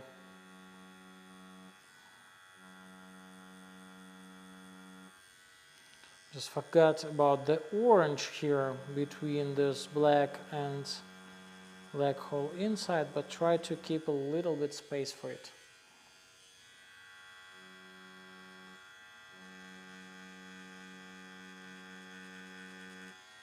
Yeah, like this right now. And try to wipe out to the left mostly, you know, not down through the orange, and maybe not left, because for example on real skin we still have stencil here. So the best way is kind of like this way here. I'm still using 5 round shader.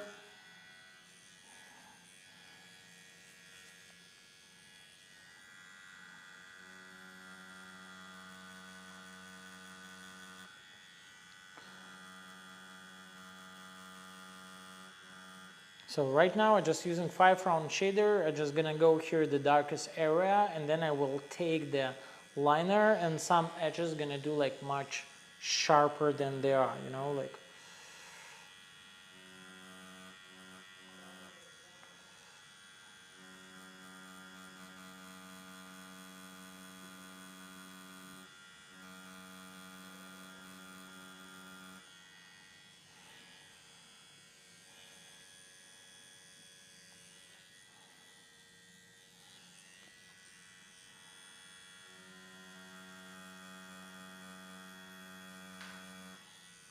Here as well, just dark side of the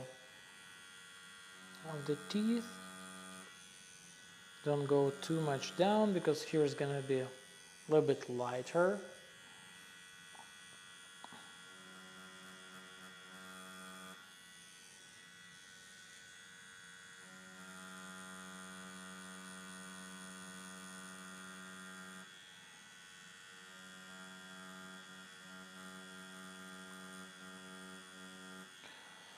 I have here also some guys from Europe.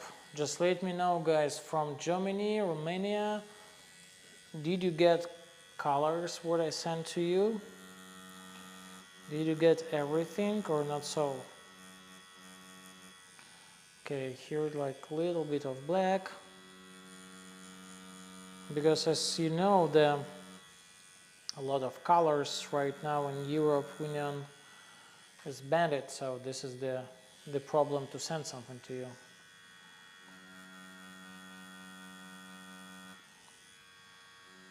So at first I place the black, like I said, you know.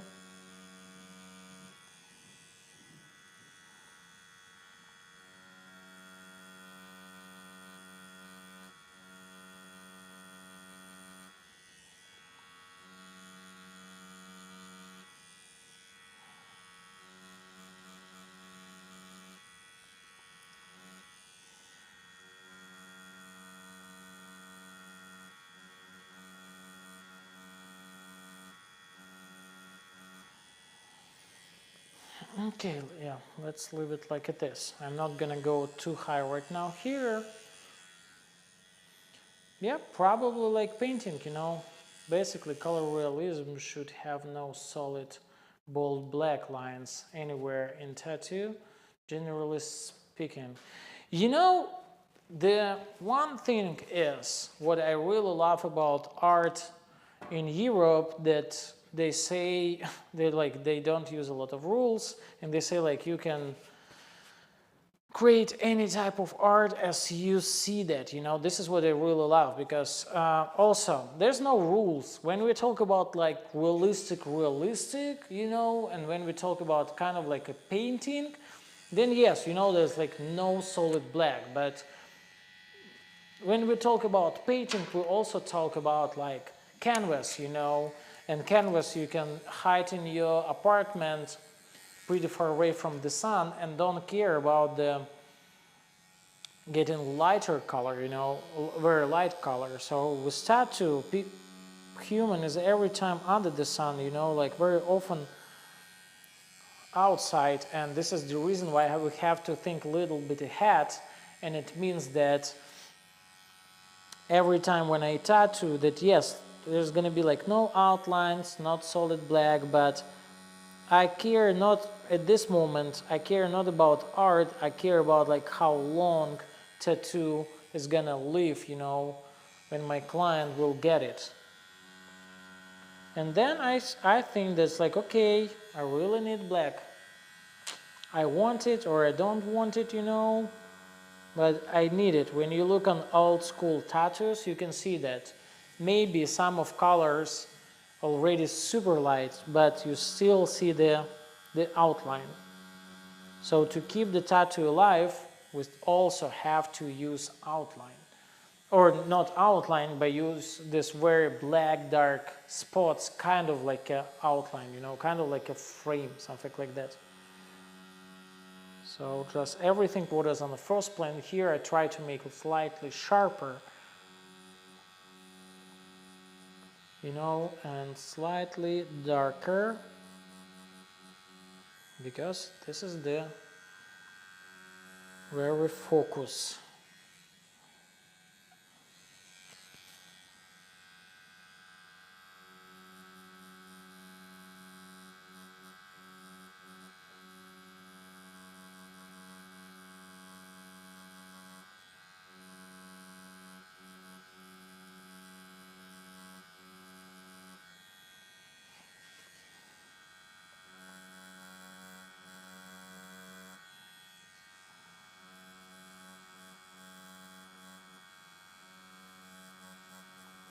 Yeah, this is the main thing, that we have here a lot of rules, what is like kind of like a painting or drawing, you know, but this is not exactly the painting or drawing, because we don't use regular pencil, brushes, or piece of paper or canvas, you know. So this is why we can use some rules of painting, color theory, composition, you know, but we can't use like kind of like everything, because it has to work with skin at first. And you tattoo, and it has kind of like a healing process, you know, and it has to look perfect when it's healed.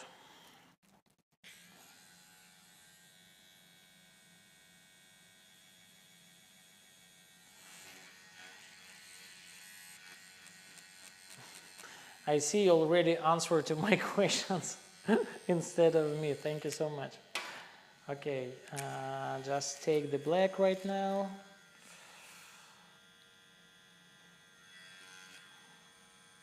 And just fill a little bit here, and then take the opaque gray and start to place the opaque gray, you know. So a little bit here I would like to place. A little bit here as well.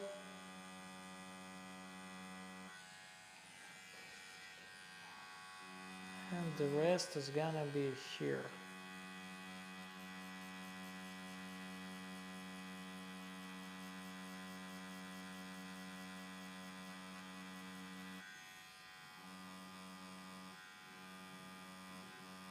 And you can see I don't stretch it at all. I don't hold it like this. I usually like lock it a little bit And this is not look at like place my arms just to avoid the jumping of skin, and that's it. I just did here a little bit quick just to keep this kind of like a frame, you know, around of this space, and that's it.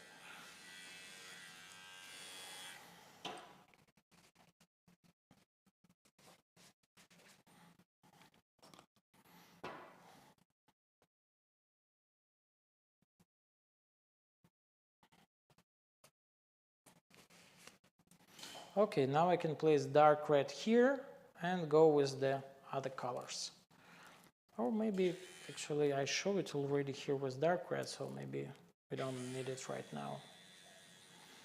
So yeah, let's go with the dark gray tone. So I take dark gray right now and just checking where I have to place. So mostly when we take a look, we have dark here.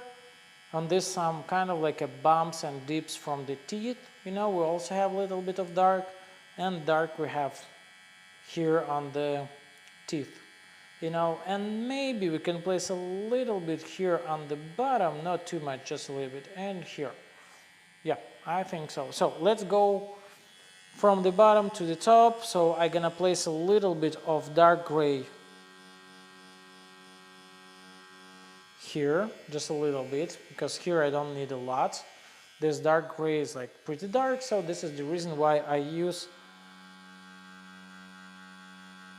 just a little bit in spots where I really need it. So let me maybe just place it like this. Yeah, then you can see everything because I moved a little bit.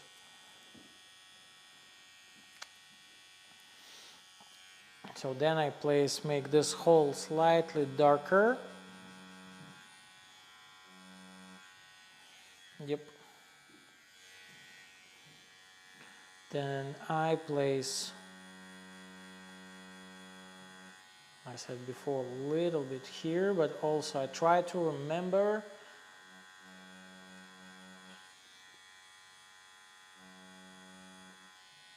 okay, here maybe a little bit. But most of this part of the skull is gonna be, as you can see, kind of like a middle tone, you know, and light. Because mostly like here we have a middle tone and the front is like middle tone, or gray tone and light. So just place a little bit here and going kind of like a little bit here. And also people who working with me right now on the fake skin, please maybe, I don't know, I will send you, like I said before, in the end of theory part, I will send you PDF file with the full theory materials, and back please send me the picture of what you did on the fake skin. It's gonna help me and show me how fast you are, you know, and how good is it. So okay, a little bit here as well, not too much. Just make the edge slightly softer.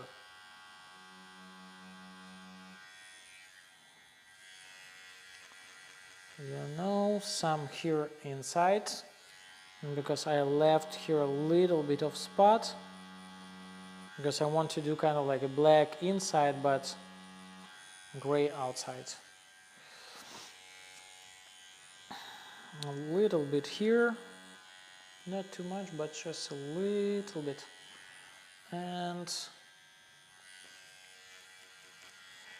I take the 5-round liner and gonna place a little bit of texture, especially here on the visible area, you know, and on the area what's gonna be kind of like on a first plan. So I'm gonna place here a little bit, I'm gonna place here, let's place a little bit of dots here, and later when I need to color, you know, I just cover them, all go over, and that's it. Just a little bit here. So you can see I don't try to do a lot of small details, you know, or small texture, you know, everything. I just place a little bit just a little bit, just kind of like a few dots, you know. Yeah, kind of like here something.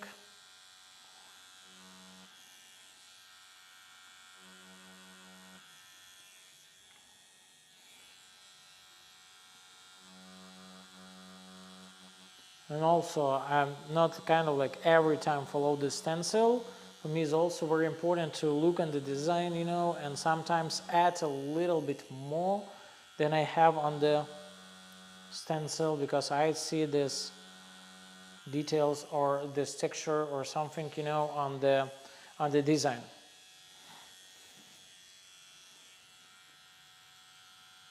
Okay, here I don't need, maybe I see a couple dots here, couple dots here.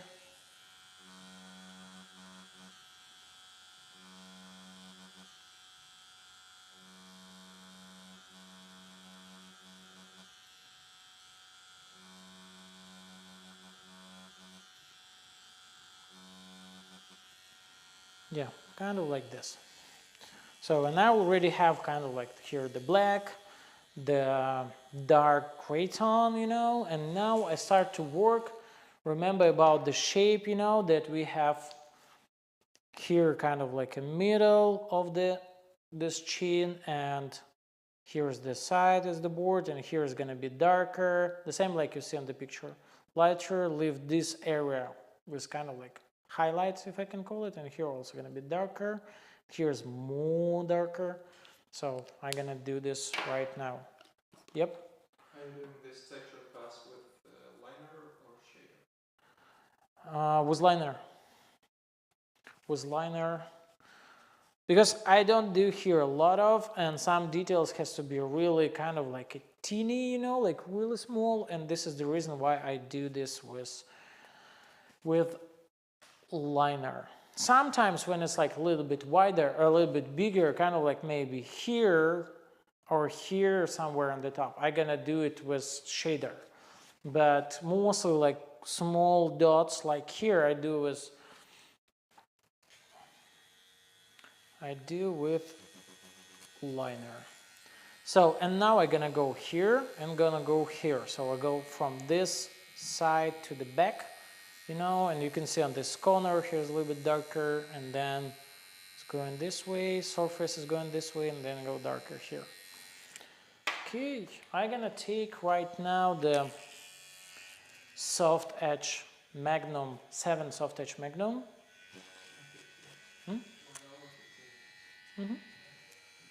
You mean left? It shows me different, but okay.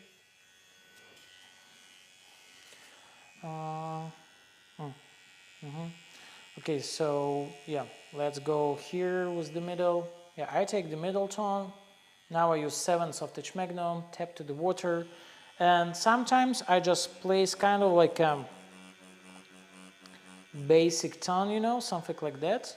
So I don't try to place it solid.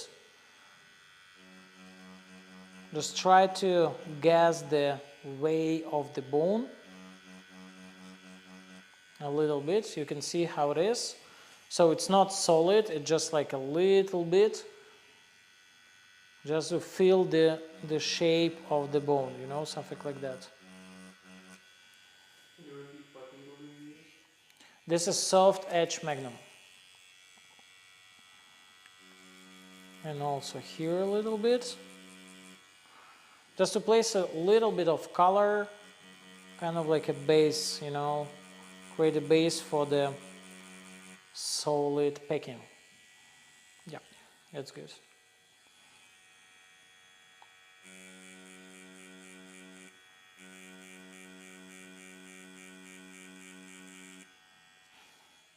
But also, this is why I love this gray, because when you, even when you place it solid, not solid, soft, but it's already getting like solid enough, you know, it's not like too transparent. Okay, here I'm gonna leave because I need it darker. So take the medium gray, tap a little bit to darker, just a little bit. And here I can go a little bit slightly more solid.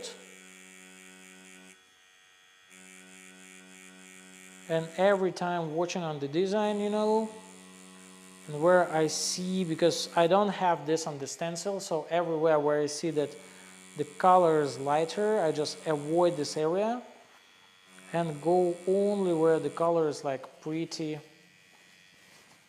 like dark, and now close to the solid gray, to the dark gray.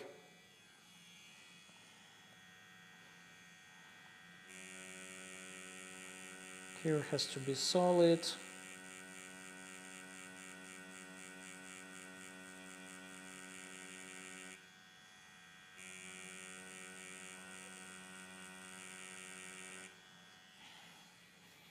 Okay, now I'm gonna take the 5 round shader,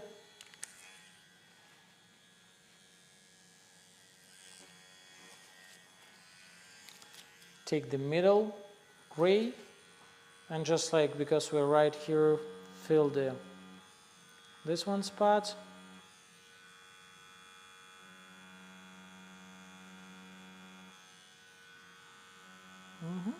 And just leave the space for the orange. Take this middle gray,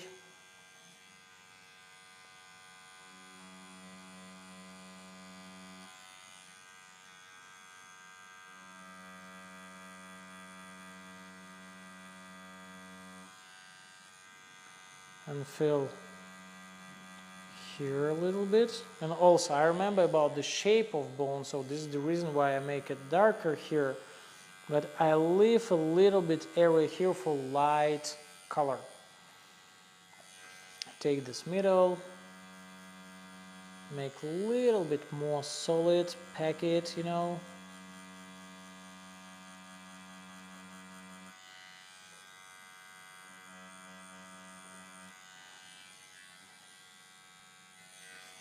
So guys, tell me, does it still look complicated for you, or it's already clear more or less of us?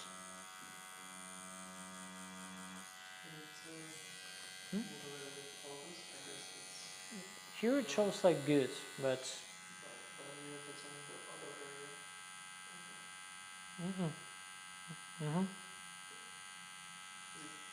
but theirs, yeah, theirs looks pretty sharp.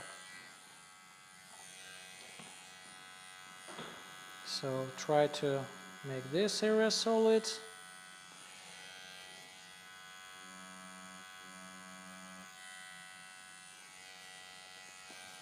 I will place this middle gray here a little bit.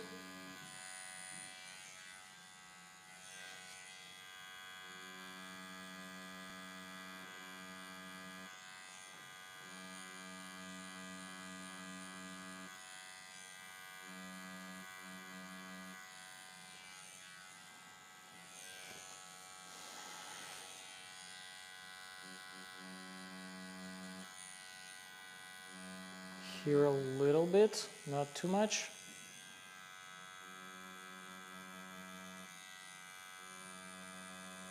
And because I place here a little bit, I see like very soft blending of the medium gray, you know, I see that it's like, okay, it's pretty dark when I pack it solid right now, so we're gonna leave it like it is and go over with a little bit lighter version of this gray. So I go here right now, and you can see all moments cycle, you know.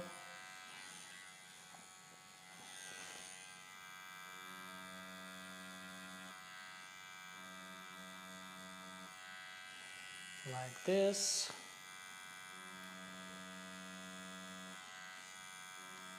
So, and every time when I place the color, you know, I try to remember about the shape of the element, what I do, you know, and every time when I place, I try to follow the shape of element.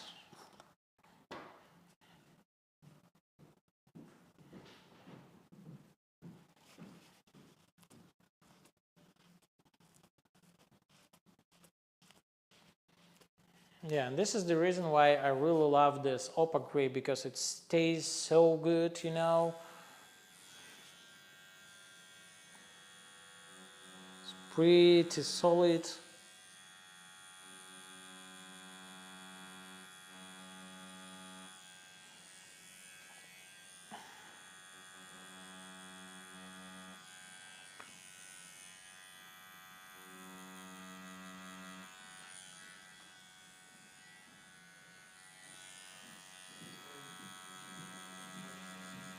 Yeah, 1 sec.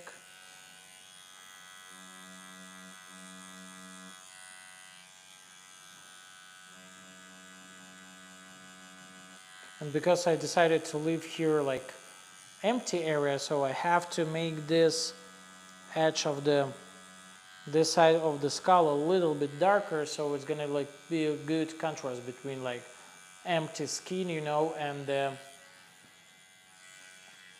bone. Yep. What is the question? About showing designs to the client. Design before the appointment.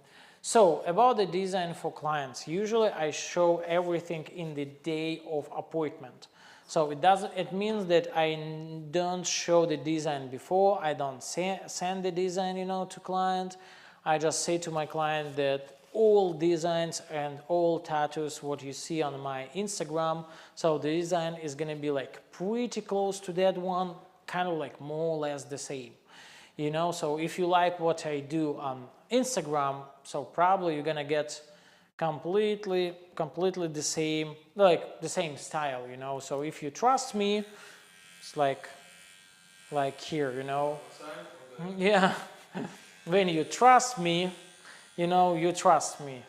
So, and this is the reason why I say to my clients, like, okay, what I really need from you is like really explain what you want.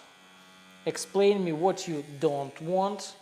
So I have to understand what you don't want to see in your design as well. And then I will create the design, you know. And usually client explain me that and we do everything. And sometimes, yeah, I need to add some changes, but be honestly, not so often, you know, just a little bit, just really sometimes. So you can see that I started to use with light gray. So I take the light gray, I just place it pretty solid using this 5 round shader.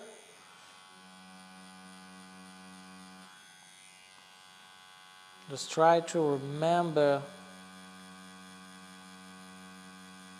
about the volume of the lower jaw.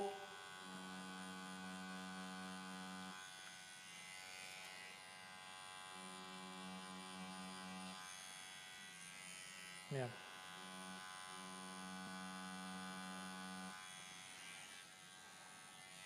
Just go here.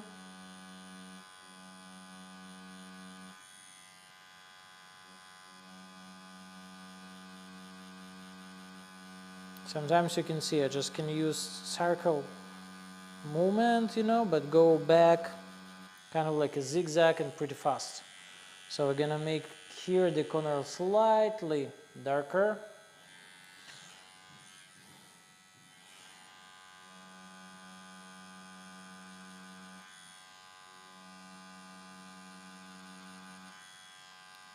Like this.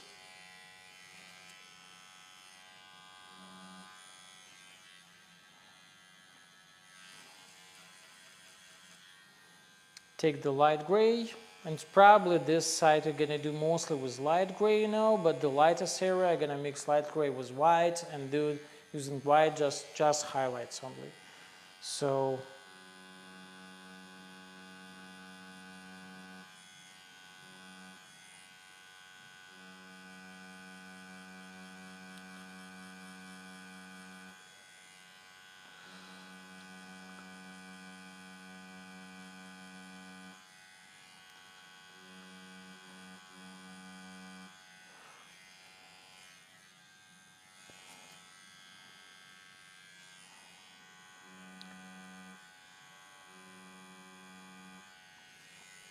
yeah, just try to bring a little bit of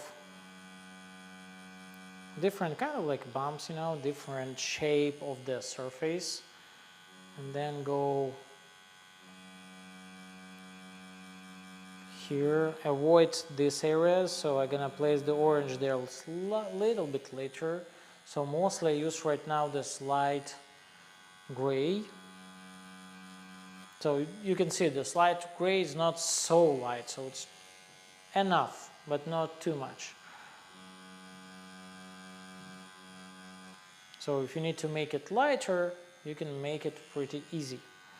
But maybe here especially I take lighter and dip to darker a little bit.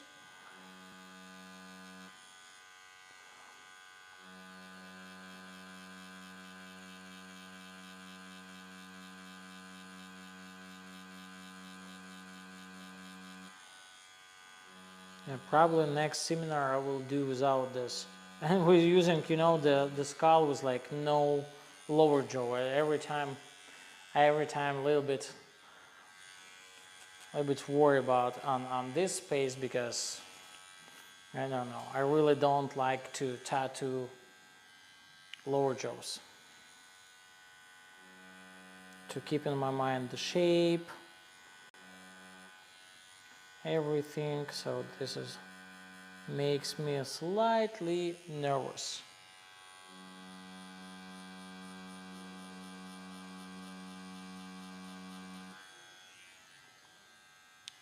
Check the light.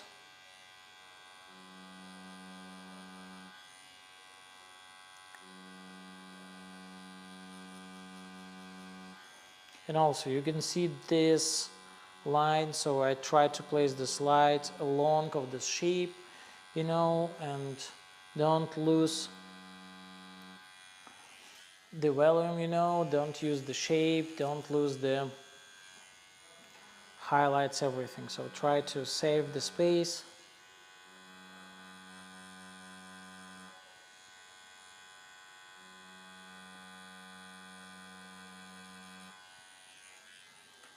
Like this, a little bit here as well. So here I don't need light gray, maybe just place a little bit, so that's it. I'm not gonna place there more. A little bit here, just a little bit, not too much. But here I'm not gonna place a lot, and maybe a little bit.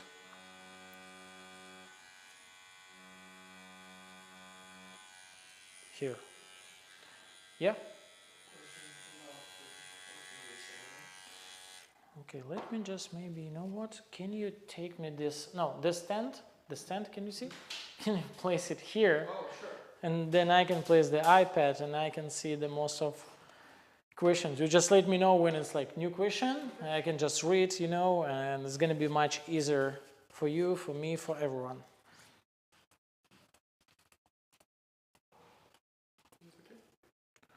It's great. Yeah, it's perfect. Love it. Maybe, you know what, I just move it a little bit, but it's awesome. Yeah. What amount of the deposit do you require from your client to book? You know, it's the deposit, it's not about me. The deposit, this is the question to the shop, mostly, because they set up the deposit. But I think they have like a pretty good amount. It's around like $500. It's not too much, but to be sure that the client, for client, it's also not kind of like $100 what they like when they skip the decide don't show up, you know, don't come and show up. For them it's still like not like kind of like $100 what they can just like, okay, fuck it, I'm not gonna show up, I don't want to show up, you know, and they don't care about this $100. So $500, it's already something, and they care about that. So, but it's also, it's not kind of like half of price, you know. It's not too much, but it's already something.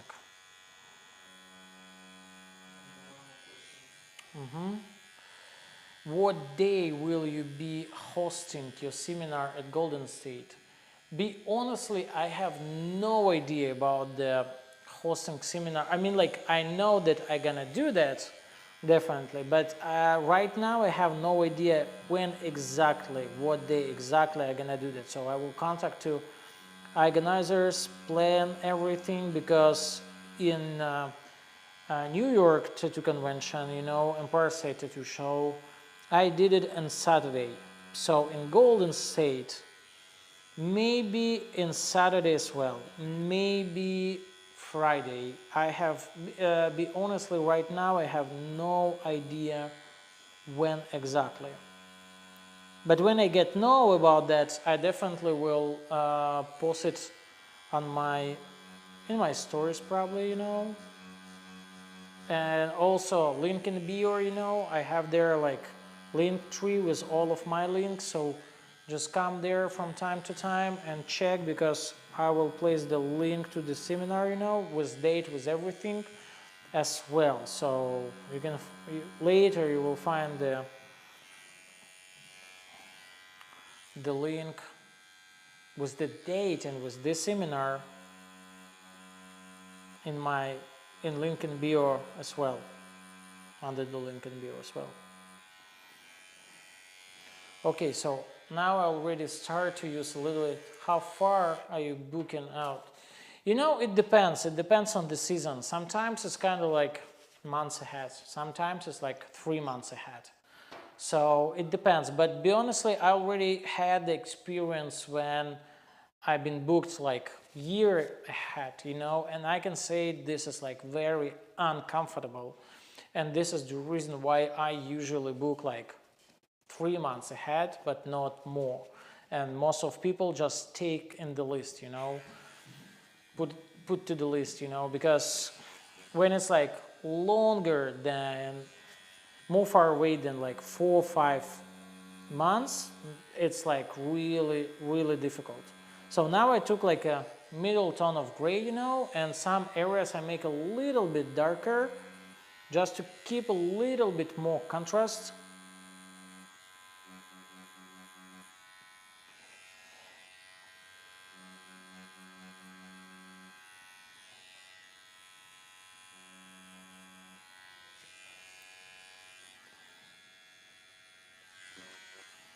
So now I'm gonna place highlights here, you know, and light color here, and then I will do the orange here in the middle and on the top as well, and we'll start to work with the upper jaw.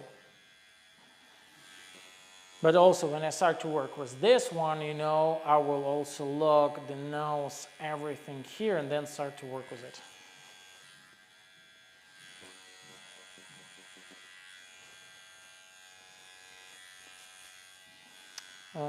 Okie dokie, yeah. I take white, dip to the light gray now.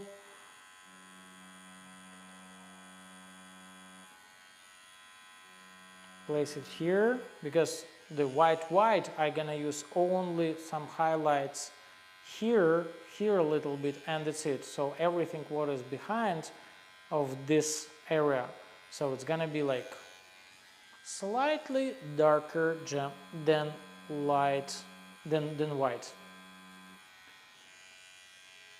Okay, yep. This is the reason, because like I said, I don't want to lose volume of the skull, of this lower jaw. So this is the reason why I place my design every time kind of like 2 feet away from me, and I never zoom in it pretty close, so I try to keep it away and see kind of like a general picture, you know, something like that.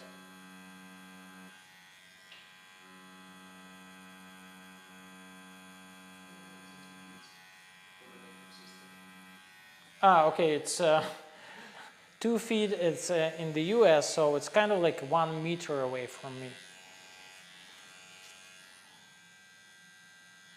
Around 1 meter. Yeah, really, I really, you know, like forgot about that. Here's people from the Europe as well, and they, the same like me 2 years ago, I had no idea how far it is. 1 feet or 2 feet, you know, and I had no idea how heavy it's, like 1 pound, 1 inch, okay, more or less I understand because we learn it in school, but really about the feet and pounds, I was like, what the fuck, what's going on here? Especially about the foreign guy, you know, the Celsius and foreign guys, completely different way. So now I use almost white. It's not white exactly.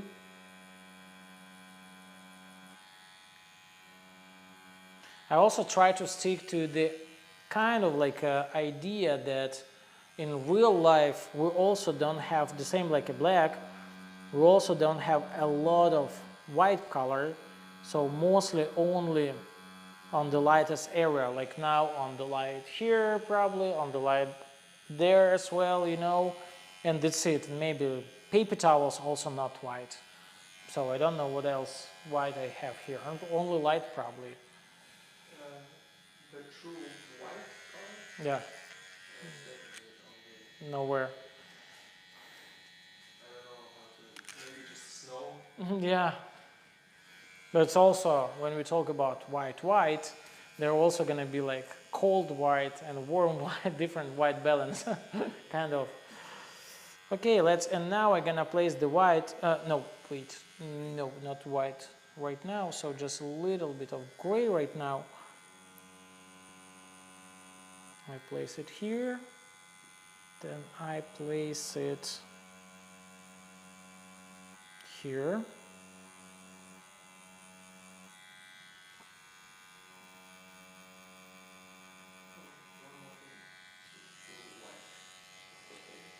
Okay, true white, it's cocaine. I think with that true white, you can see true white everywhere. Okay, let's take the white, with dip a little bit to the gray.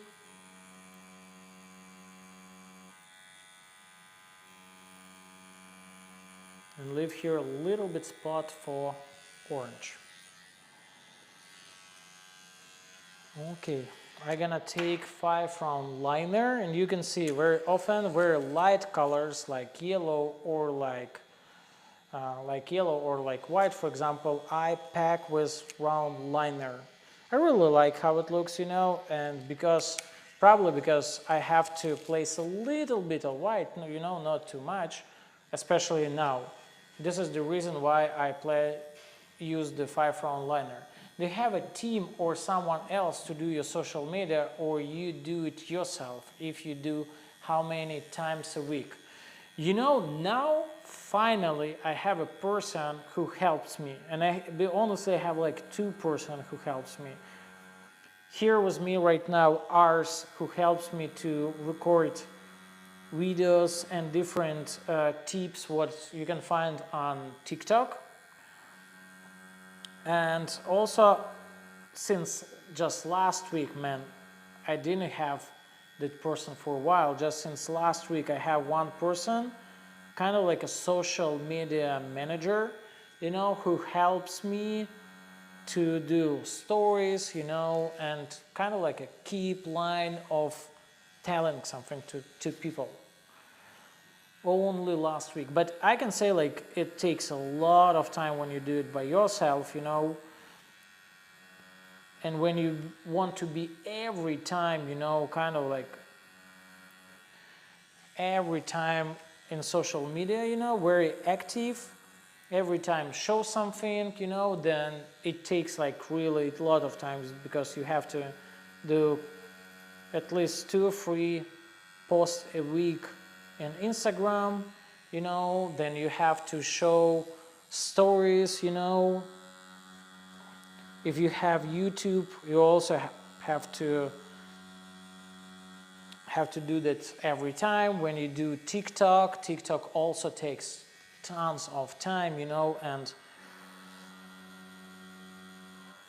then you have like kind of like no time, because you have to take a picture, you have to edit it a little bit, you know, you have to record a video, you have to edit it a little bit, you know, you have to think what you have to write, you know, you have to think what you can show today, what you have to show tomorrow. So Can I recommend someone really needs help? You know, I will ask this person if I can share his name or his Instagram account, you know, on my Instagram account, but to be honestly, he can do it by himself.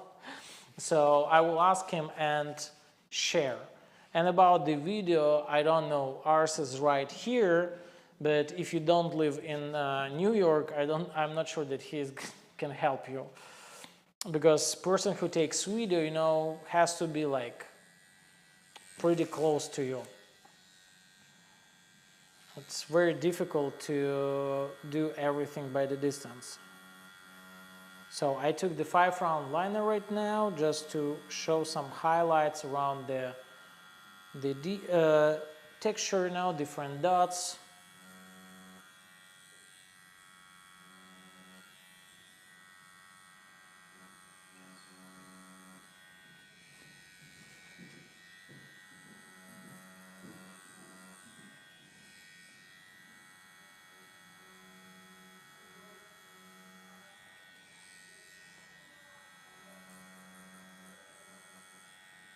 Okie dokie. So now it looks like Joe is almost done. I just need to go with orange now, you know, with dark red here, black here, and then we done with this area. And honestly, time is also running pretty. Appreciated Long Island or Long Island City. So yeah, and place the black here. So probably now I'm gonna place the black here on the top, then do dark red here, and then back here with the orange. Yeah, I think I'm gonna do that.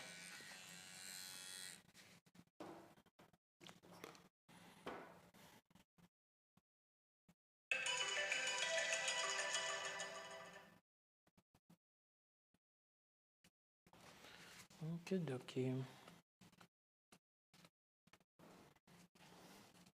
Yeah, I was so excited about this webinar, you know, I was so nervous, and now I see that it's almost over. Pretty sad about that.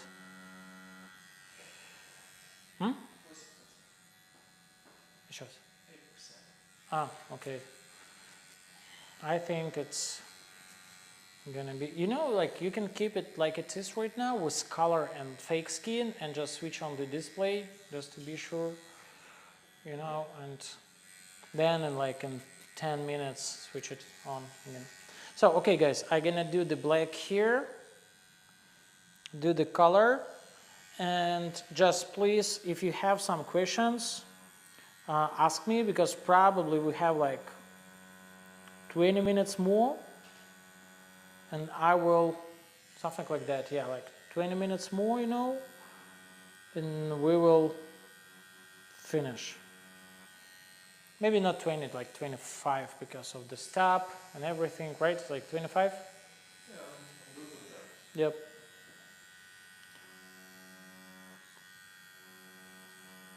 So right now I use 5-round liner, you know, just to, because here I want to show this holes from the teeth, you know, like very sharp. So this is the reason why I took the 5-round liner. Take black, gray wash. How do you clean needles between colors so quickly? You know, because as you can see, I don't jump too much from gray to red, from red to gray, from gray to red and back, you know. This is the reason why I like clean it. I hope you can see it here, you know. I just stop very quick, you know, and that's it, to the water, you know, so I don't clean it. I don't need to clean it perfect, because when I start to work with gray wash, I work with gray wash, you know. When I start to work with black, then I work with black. When I work with gray, then I work with gray, you know, so I don't jump from a lot of different colors. So this is the reason why I don't need to keep them like super clean. Okay. And this is the reason why when I really need to clean between colors, Then I do it a little bit more slowly and more precise and use a paper towel as well, you know. So for example, I just clean them in the cup of water, then I take paper towel and also clean them with paper towel as well.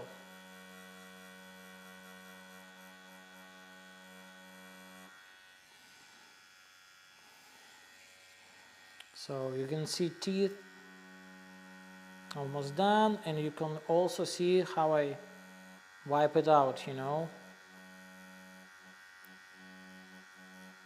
So I just wipe it out this way to be sure that I don't make this gray dirty.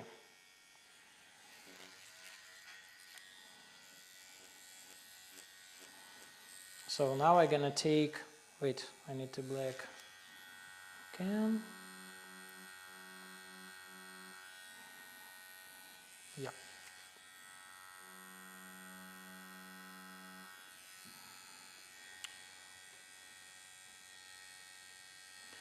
You would like to see more of the fire?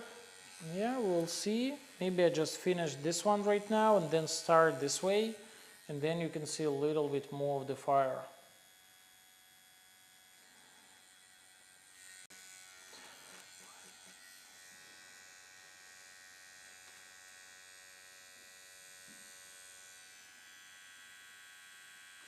You know, I feel to pack it fully only because when I work like really with very light pale skin, then maybe it has sense kind of like how guys from neo-traditional or new school does, you know.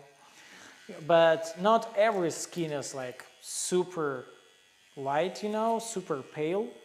So we also have sometimes yellow skin, you know, different tones. So, and I can't use the skin kind of like a white canvas. So this is why I have to like really pack it. So I took right now 7 soft edge magnum just to fill this small area. You can see I came over the black and do like a soft vaping, vape shading, something like that.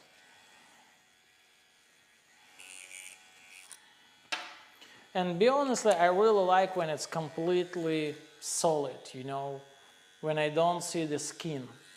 It looks more saturated, solid, you know, and when it gets lighter, it's like in 5-10 years still looks very solid, you know, and colorful. So this is why like most of my tattoos I try to pack like pretty solid.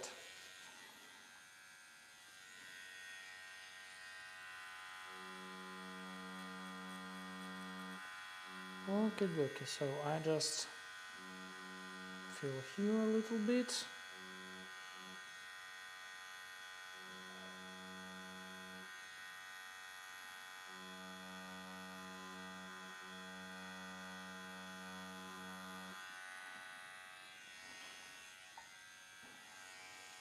When working with fake skin, can you reuse ink palette on day 2? How do you prevent ink during out? You know, like when I work with fake skin, you can try. You can place a little bit more water or take a plastic wrap, for example, and just wrap this ink, you know. But you have to understand that maybe it will get dry. I don't know. And also, probably the color what you get for tattooing, you know, there's gonna be like pretty enough for 2 days if you decide to continue tomorrow.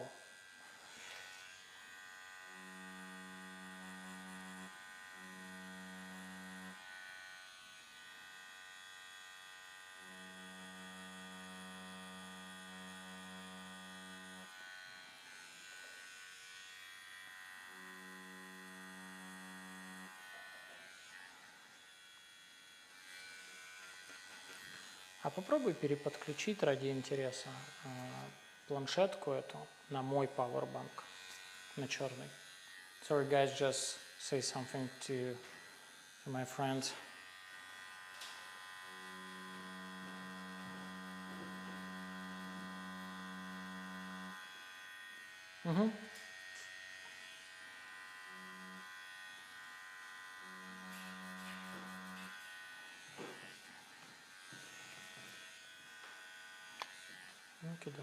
Okay, so I'm gonna finish this, and like one person asked, I will go a little bit to fire, and we still have around like 15 minutes. So this 15 minutes I'm gonna work a little bit more with fire than with opaque gray.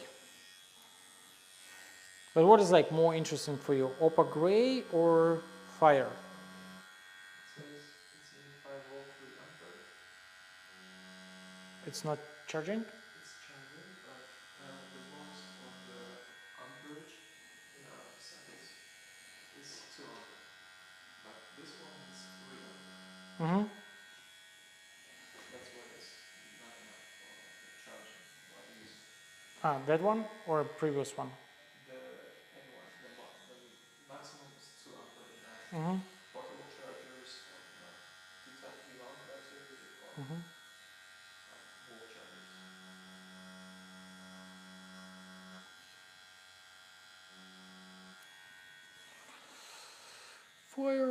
Fire. Okay guys, then I stop here and then I will go here to the bottom, you know, and do a little bit. Yeah, I just do here small flames here and back to this small area of the fire and show it to you. Fire, please. One of the biggest thing I've learned here today is that when design color realism piece to hold up over time, you have to artfully place section and segment of solid black to hold the design. Yep, that is correct. That is correct. So using this 5-round liner, I just took the red with a little bit of dark red. So take this red.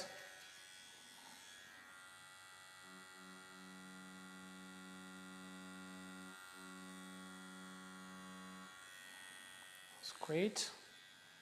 And then I'm gonna take the orange and place the orange right now.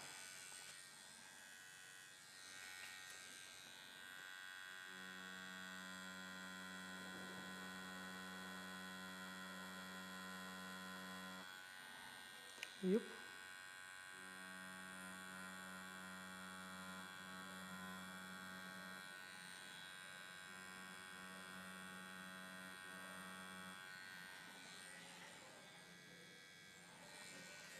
Yes, guys, back to fire. Back to fire.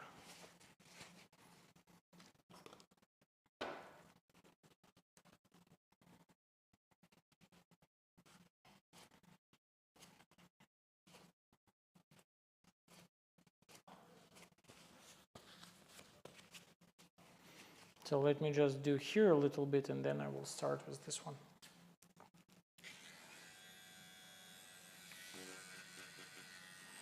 Take 5-round shader,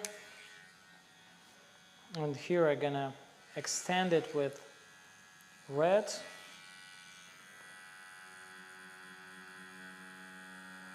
And go a little bit over.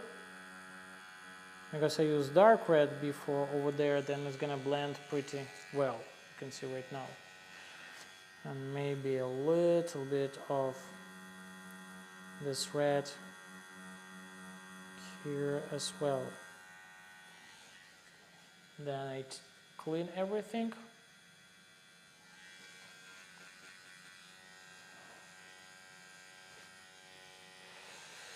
Okay, Katya. Okay, I'm gonna answer to a question. Let me what to avoid staying the lighter colors. Just try to wipe up it different ways, you know, or when we work, because it can happen here on the real skin, you know. But when we work like it's gonna happen here on the fake skin, but a little bit, you know. But when we work with real skin, then you have like a few options with it, you know. It's like at first you can, for example, can apply a little bit of Vaseline here, a little bit of Vaseline here, and then place the, for example, orange, and don't stain the color around. Another thing is you can take a break, for example, leave this tattoo open when you get a little bit of plasma on the tattoo. You know, it gets dry, and this dry plasma gonna protect the areas what is already done, and then you can do the new area. You know, it also helps a lot. So, and about the light colors, maybe you pack them, pack light colors too solid, too aggressive, I mean, damage the skin, and then they makes like little bit darker than it is, you know, because when you damage skin too much, you know, and wipe out, you make them slightly darker. So, okay, let me just go here.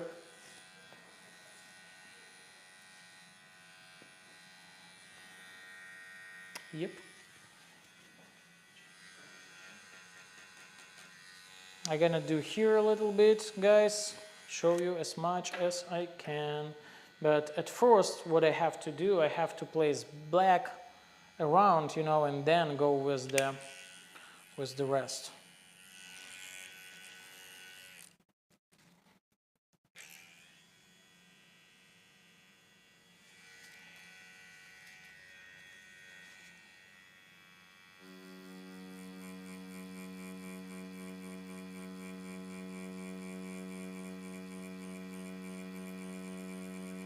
So I just try to place the black quick.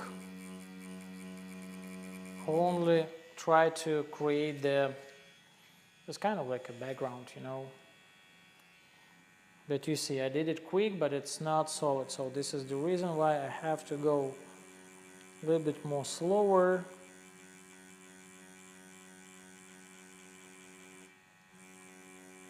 To really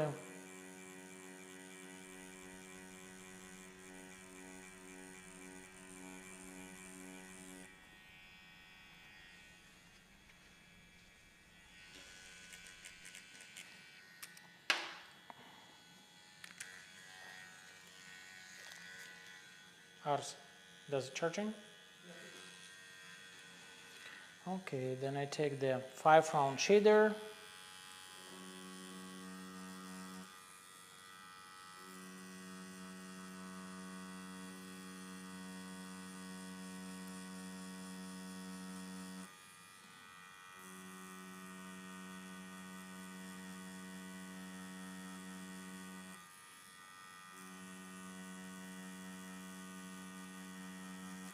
Yeah, it's solid right now, so I'm also gonna do some solid black here and here, but the rest is gonna be, I'm gonna use just dark red as a contrast.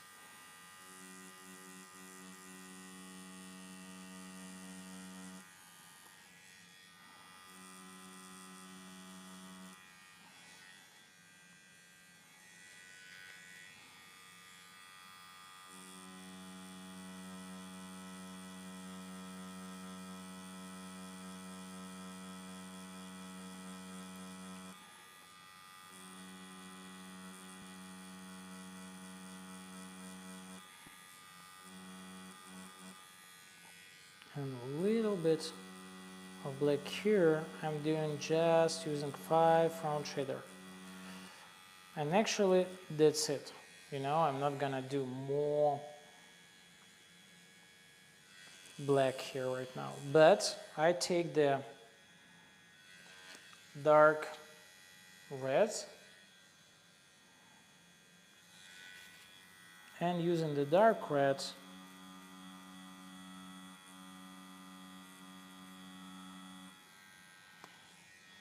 I do a little bit, kind of like an outline for this fire, you know, something like that.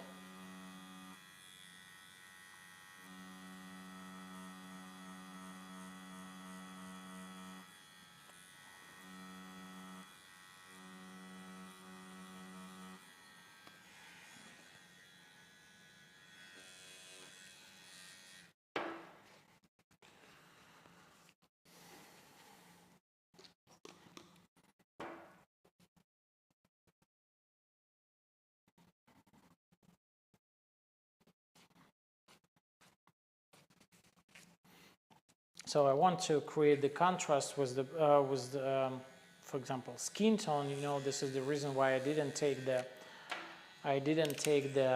black here. I just took here only dark red. You know, now I take 7 soft edge Magnum and gonna fill these areas with dark red. So using dark red.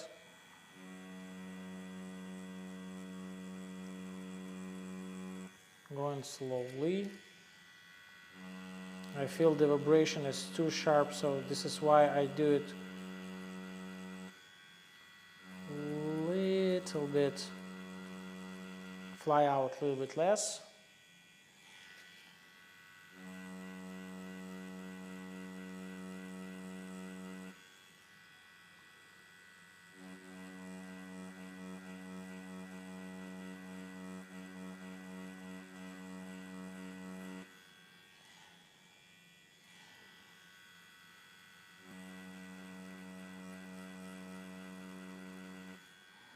Okay, now I take 5 round shader. For flash tones, be honestly, I'm not huge fan of realistic portraits, so I don't know a lot about that. But I usually use, for example, dark brown, medium flash tone from Eternal, dark brown from Eternal, medium flash tone from Eternal, you know, and peachy flash tone from Eternal as well. So this is the combination what I usually use for as a skin tone, you know. So sometimes I use also nude blush, but not very often, just sometimes. So you can see I use the dark red just to make some shapes a little bit more sharper using the round shader.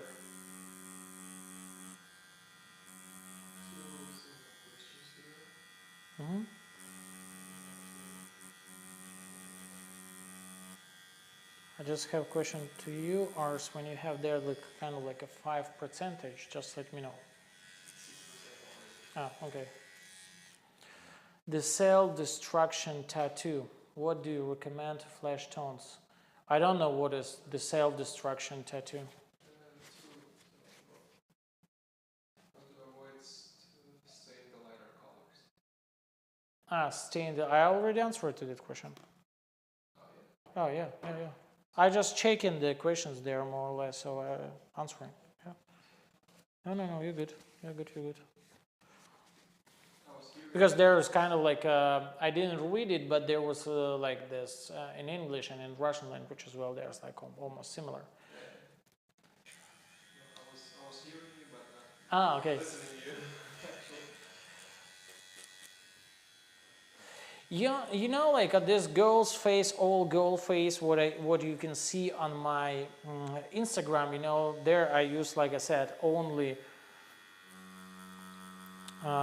dark brown, medium flesh tone from M series, from Eternal, you know, and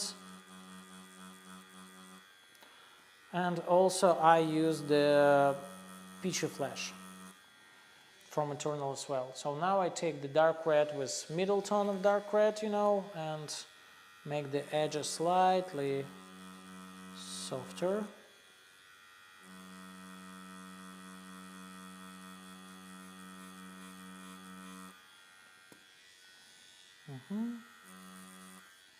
Tap the water a little bit, make the rest of ink what I have here slightly thinner.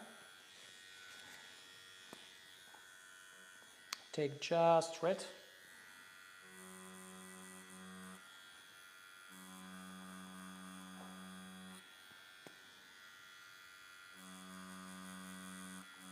And also every time watch the design and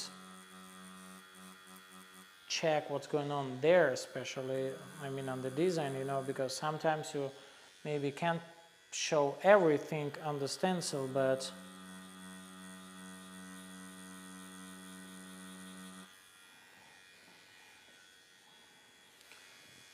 You're sharing your time and expertise. Thank you. Thank you so much to everyone who joined us today, to join this live stream, who joined just watching, or who joined also work with us, you know, with me together.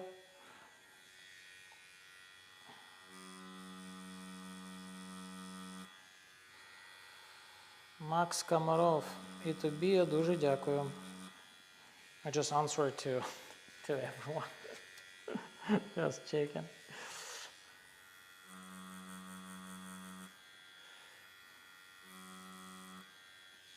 Okay, then I place a little bit darker orange here, do some shapes, and then we have just kind of like a bright orange and yellow. Belarus is here as well. Everyone is here. All the world, yeah. Just guys, please text where you from, what country exactly. It's really helpful.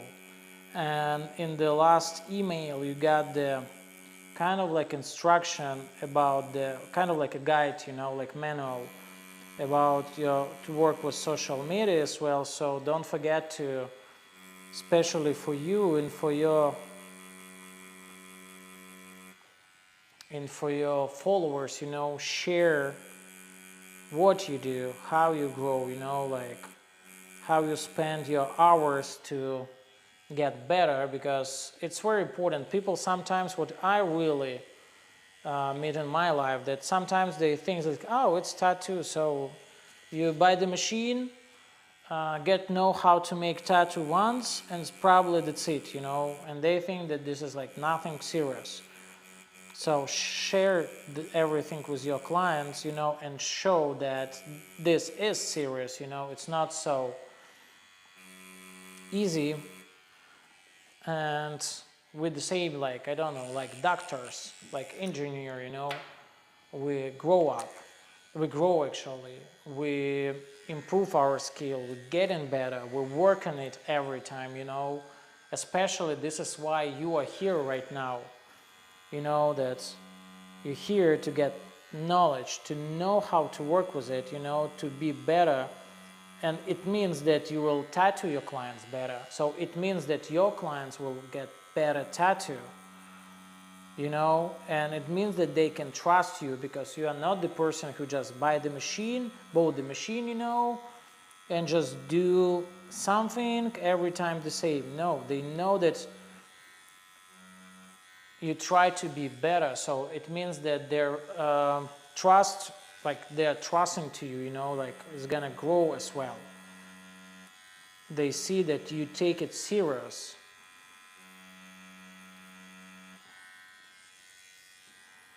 So, and this is very important,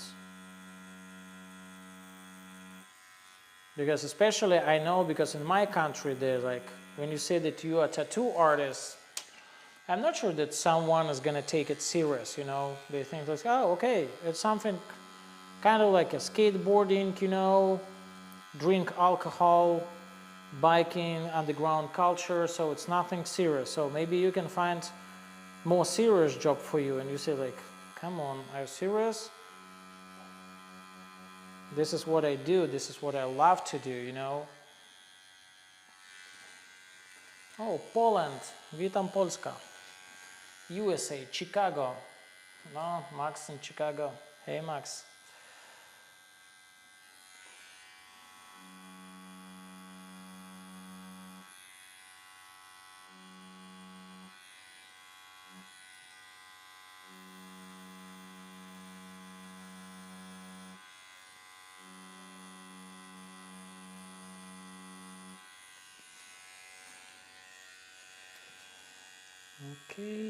Okay, I don't want to make it too dark, so this is the reason why I stop to use any dark colors. I'm gonna take this orange. New Jersey. Oh, New Jersey is right here, Austin, Texas.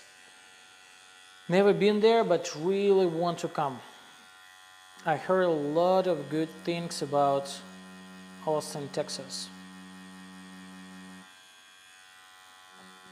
There are also my friend Bobby Cuparo,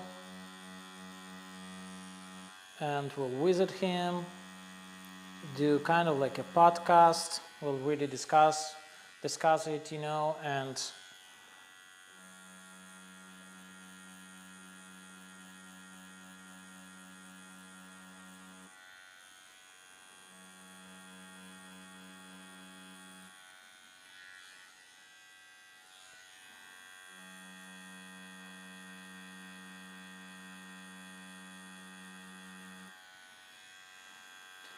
also, like I said, when you share some reels or stories in your Instagram, tag me. I will choose 5 people and send you this t-shirt. I have some of them in white color, I have some of them in black color, so you can make your choice. Or you don't need to tag me, so it's up to you.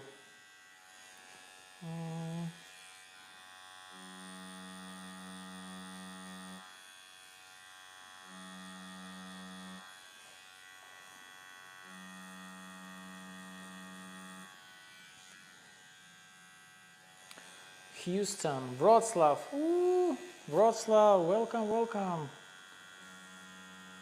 I used to live in Wrocław for around like 7-8 years. Love that city. And used to work in a Redberry tattoo shop with Timur Lysenko. He's a pretty good tattoo artist. You have to check his work. And with Eugene in Voice of Ink. I also have one tattoo from him. He's a pretty good artist. Bobby right down the street. Say hi to him. What brand is the Opak Gray? The Opak Gray is world famous. If you got the email what I sent to you with references, you know, and there are also the list of colors what I use today, and there also you can find that this is world famous. Pancho Pastel. I've been in Harlem, New York City for 12 years, but originally from Atlanta, Georgia. Oh, study painting. Oh wow, in Yale University. Wow. So we have here like a true artist with us. Now, thank you that you say it in the end of the seminar, because I started to nervous a little bit more. Yeah. Oregon. Oh, what convention are you doing after Golden State? Be honestly, right now, for me, the best, I have like 3, I can say like favorite tattoo artists, or tattoo conventions. First one is at Golden State in California. Second one is Empire State in New York. And also I really love, and this is probably #1 for me, it's Tattoo Planetarium, it calls right now. Before it used to be like a Mondial de Tatouage. It's tattoo convention in Paris from Tintin. This is like one of the best tattoo show ever. I also heard a lot of like good things about tattoo convention in Germany. It calls Gods of Ink, and they did this year just first edition. I haven't been there yet, so I don't know how it is, but I heard a lot of good things about that.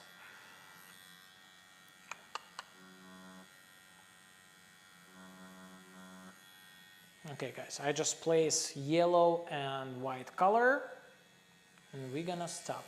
And also I can say like really high level, you can find in tattoo conventions in Poland, be honestly, the level of tattoo artists are crazy. If you want to see more tattoo artists who work with neo-traditional, I highly recommend a tattoo convention in Barcelona. Milan Tattoo Convention in Italy is really really very well. And Brussels Tattoo Convention. Only one thing about the Brussels, the show is great, the contest is sucks, really. So I don't know if they're gonna change something there, but the contest is gonna like pretty bad. But the entertainment, the show, you know, like artists, they're very good level. Harlem, AD Pancha, Upper Gray. Yep, AD Pancha, Upper Gray, you're right. Panama City, Florida. Whoa, what brand is Upper Gray? Okay, one last thing before you go. Watching you blend this flame right now, I always get carried away when blending. Doing too many layers until I like how it looks. Any tips or advice for me to remember? First thing, and it's like very important, try to go a little bit more focused, more slowly, no rush, you know, like quality is more important for you, you know, and for the process. Quality is really everything. Time is nothing. Just try to be more precise, you know, and go a little bit slower than you usually go. It means that you will pack the color by one pass, you know, and you will avoid the situation when you need to back again and again and again because it's not solid enough. So, and before to start to tattoo, you know, like also find like a dark spot somewhere and find the best combination of the pressure, of the voltage, you know, and of the movement when you pack everything almost by the one pass, you know. Because when you do pass over and over and over, it means that you will destroy the skin very easy and very quick. It means that you, like you said, you know, you go over layer and layer and layer, and it's never enough because it's never solid. So slowly, no rush, you know, try to make it well. So like I said, quality is everything. We did like a small tattoo tips on my TikTok, you know, where I say like quality is more important than quantity. So this is the same about the tattoo, you know, like quality is everything, and try to be more precise, less rush, more focus, you know, and try to understand how your machine works better. You know, it means that maybe on the fake skin, you know, maybe on dark area somewhere on your client, but try different combinations of movement, you know, or speed of movement, you know, or of pressure, machine, you know, of voltage, of how far flies out the needle, and then you can see, you can find the way what is like the most comfortable for you. And you have to do at least a couple times because every client is different, and it means that. Sorry? It's good. It's good. Almost done. Hmm? Yep. Guys, give me a second because I still tattooing here. I have to be focused here as well, but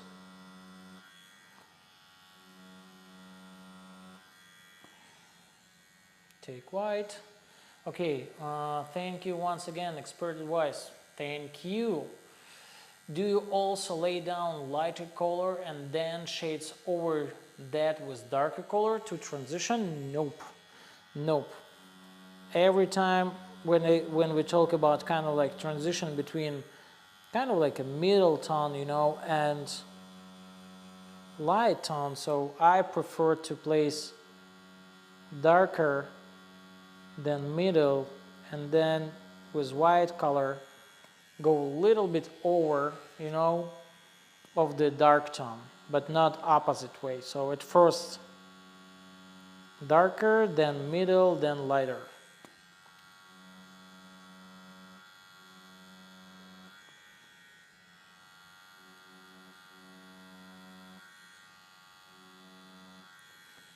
Yep, and you can see the fire is done. Okay, and Brendan, I have to follow your TikTok and Patreon if you have that as well.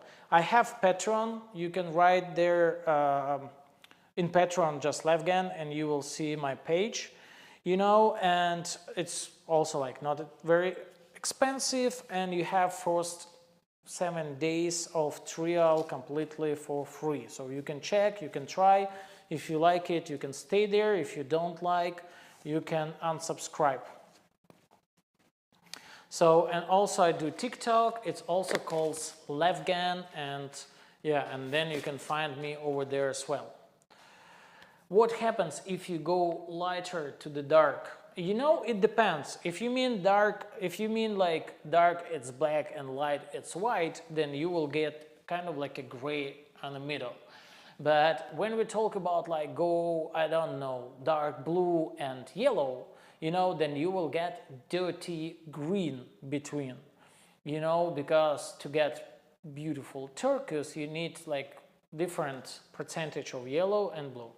So, and this is the reason why, like I said before, when I have like a really wide gradient from blue to yellow, for example, then I will prepare different colors, kind of like a blue, then from blue to light turquoise, then from turquoise to maybe a little bit more mint, you know, and then to yellow, like maybe green a little bit, and then to yellow, you know, teal, something like that. But when we talk about the gradient between, I don't know, yellow and red, you know, these colors like pretty close to each other. So then maybe when I have like really narrow room, you know, then I blend the red, and over red I will blend a little bit yellow. And when I get orange in the middle, it looks very natural and beautiful. You know, so this depends on the gradient. So when we talk about wider, for me the best way to prepare all colors. When I go with the small gradient shot, for example, then it depends what colors, because like I said, when it's like from purple to, I don't know, green, then I will place the yellow between, you know, or blue, for example. But when we talk about from purple to red, then nothing. Then I will place purple, what is like a little bit darker, and go with red over what is like a little bit lighter. So something like that. What happens if you go, okay, lighter to dark, but like I said, it's gonna make dark color lighter, but also color is gonna mix, and maybe you will get dirty transition between two colors. Moody and ruin the lighter colors. Yep, exactly. Why the reason of not stretching skin as much for colors would that apply to black and gray? You know, like when you do outline and when you do maybe gray wash, where you go like very soft, very fast, you know, then maybe stretching is a little bit better, you know, but when you go with color where you have to pack color pretty well, then it's gonna work kind of like a balloon, you know, when you stretch the balloon, you know, and touch with needle, you know, so you're gonna bring much more trauma to the skin because you're gonna work slowly, press your cartridge, but skin is gonna be stretched a lot. So this is why you're gonna destroy skin very easy and very fast. So this is the reason why when you work with packing color, leave it, just hold it only, and that's it, and press, let skin just go down a little bit. This is normal, this is not bad. And when you try it, you will see the result. Okay, Moody, why the reason? What I meant was when artists layer colors over the other colors. Sorry, didn't understand. Yeah, what I meant was when artists layer color over other color. You know, it depends, like I said before, it depends on color, what color you use. Because when you place yellow over red, you will get orange. When you place yellow over violet, you will get maybe dirty, maybe not, but muted yellow,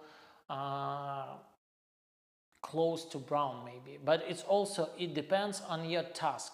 When you really need to get this effect, place it. When you don't need to get this effect, don't do that.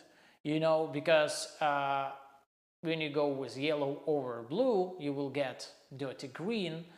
If you really need dirty green, no problem. But if you need to beautiful saturated teal color, for example, then why you do that? Just take blue, take teal, and take yellow, for example. You know, and also when you pack the color very well, it's unreal to pack something over. I mean, like when you pack the color solid, kind of like, okay, blue, sky blue, you know, and take liner and place there some white dots, probably the most of dots gonna disappear when it's get healed. So guys, like Nico Hurtado, what I mean, okay. You know, like Nico Hurtado, the best way, ask Nico Hurtado about it. You know, like, I don't know his technique, be honestly. So, and this is the reason, like, ask him. This is the same when you ask him about me. Probably he also gonna say you the same, like, when you have question about how Levgin does tattoo, ask Levgin about that, you know. Lol, it's so crazy because that's against everything. We're ever being tough about tattooing, always tough to stretch.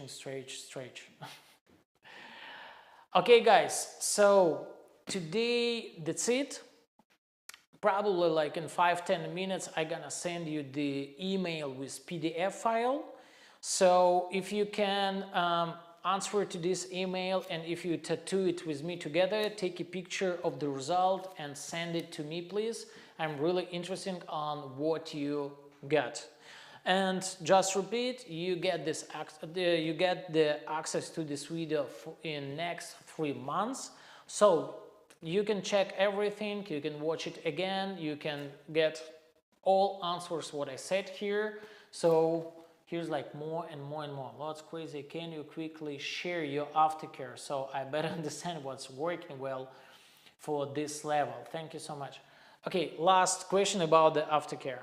What I really want to say about the aftercare, that when you do everything correct, then you don't need any extra aftercare stuff. I mean, like when you don't bring a lot of trauma to the skin, so it's gonna get healed pretty well. You just need to support the skin, and that's it. It doesn't need a lot of help. On my experience, what I use right now, that I can say for the first week of the healing, I use just Aquaphor, whereas like almost regular Vaseline, you know, and that's it. I ask my clients, wash 2 times a day, apply a little bit of Aquaphor, you know, it's kind of like just Vaseline with vitamins, you know, and that's it. And that's it. And usually the healing process take around like 4, 5, 6 days maybe, and that's it. And you don't need any special stuff, special treatment, something like that. So I just ask my clients, first 2 days, once a day change absorbent pad. After second day, just remove the pad, and next days only 2 times a day wash. Let it dry, apply a little bit of Aquaphor, just a small amount, and that's it. And actually, we don't need something extra. Spam it. Okay, guys, thank you so much again. I hope it was very helpful for you. I try to share as much as I can. In the previous email, you have the list of stuff what I use here. So together with the plan of this, with the schedule of the seminar, and like I said, in a couple minutes I'm gonna send you email with PDF file with all slideshows, with everything what I did. Thank you so much. This is to you. Thank you, and see you somewhere at the guest spot or maybe tattoo convention. When you see me at the tattoo convention, just feel free, come, say hi. I will really happy to see you. Thank you, thank you, thank you, thank you. Bye-bye, guys.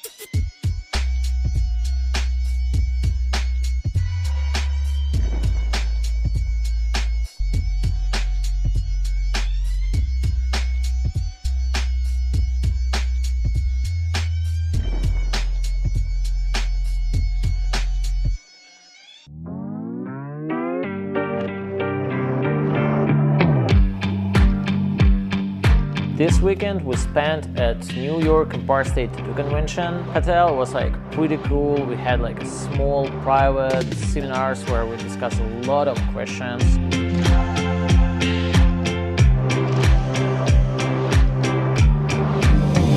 As much as possible, but I try to show everything about my technique, all tricks, show some secrets, you know.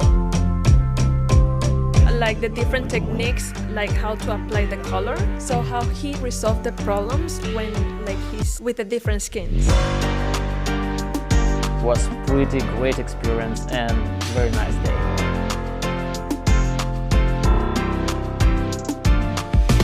There is more like artists.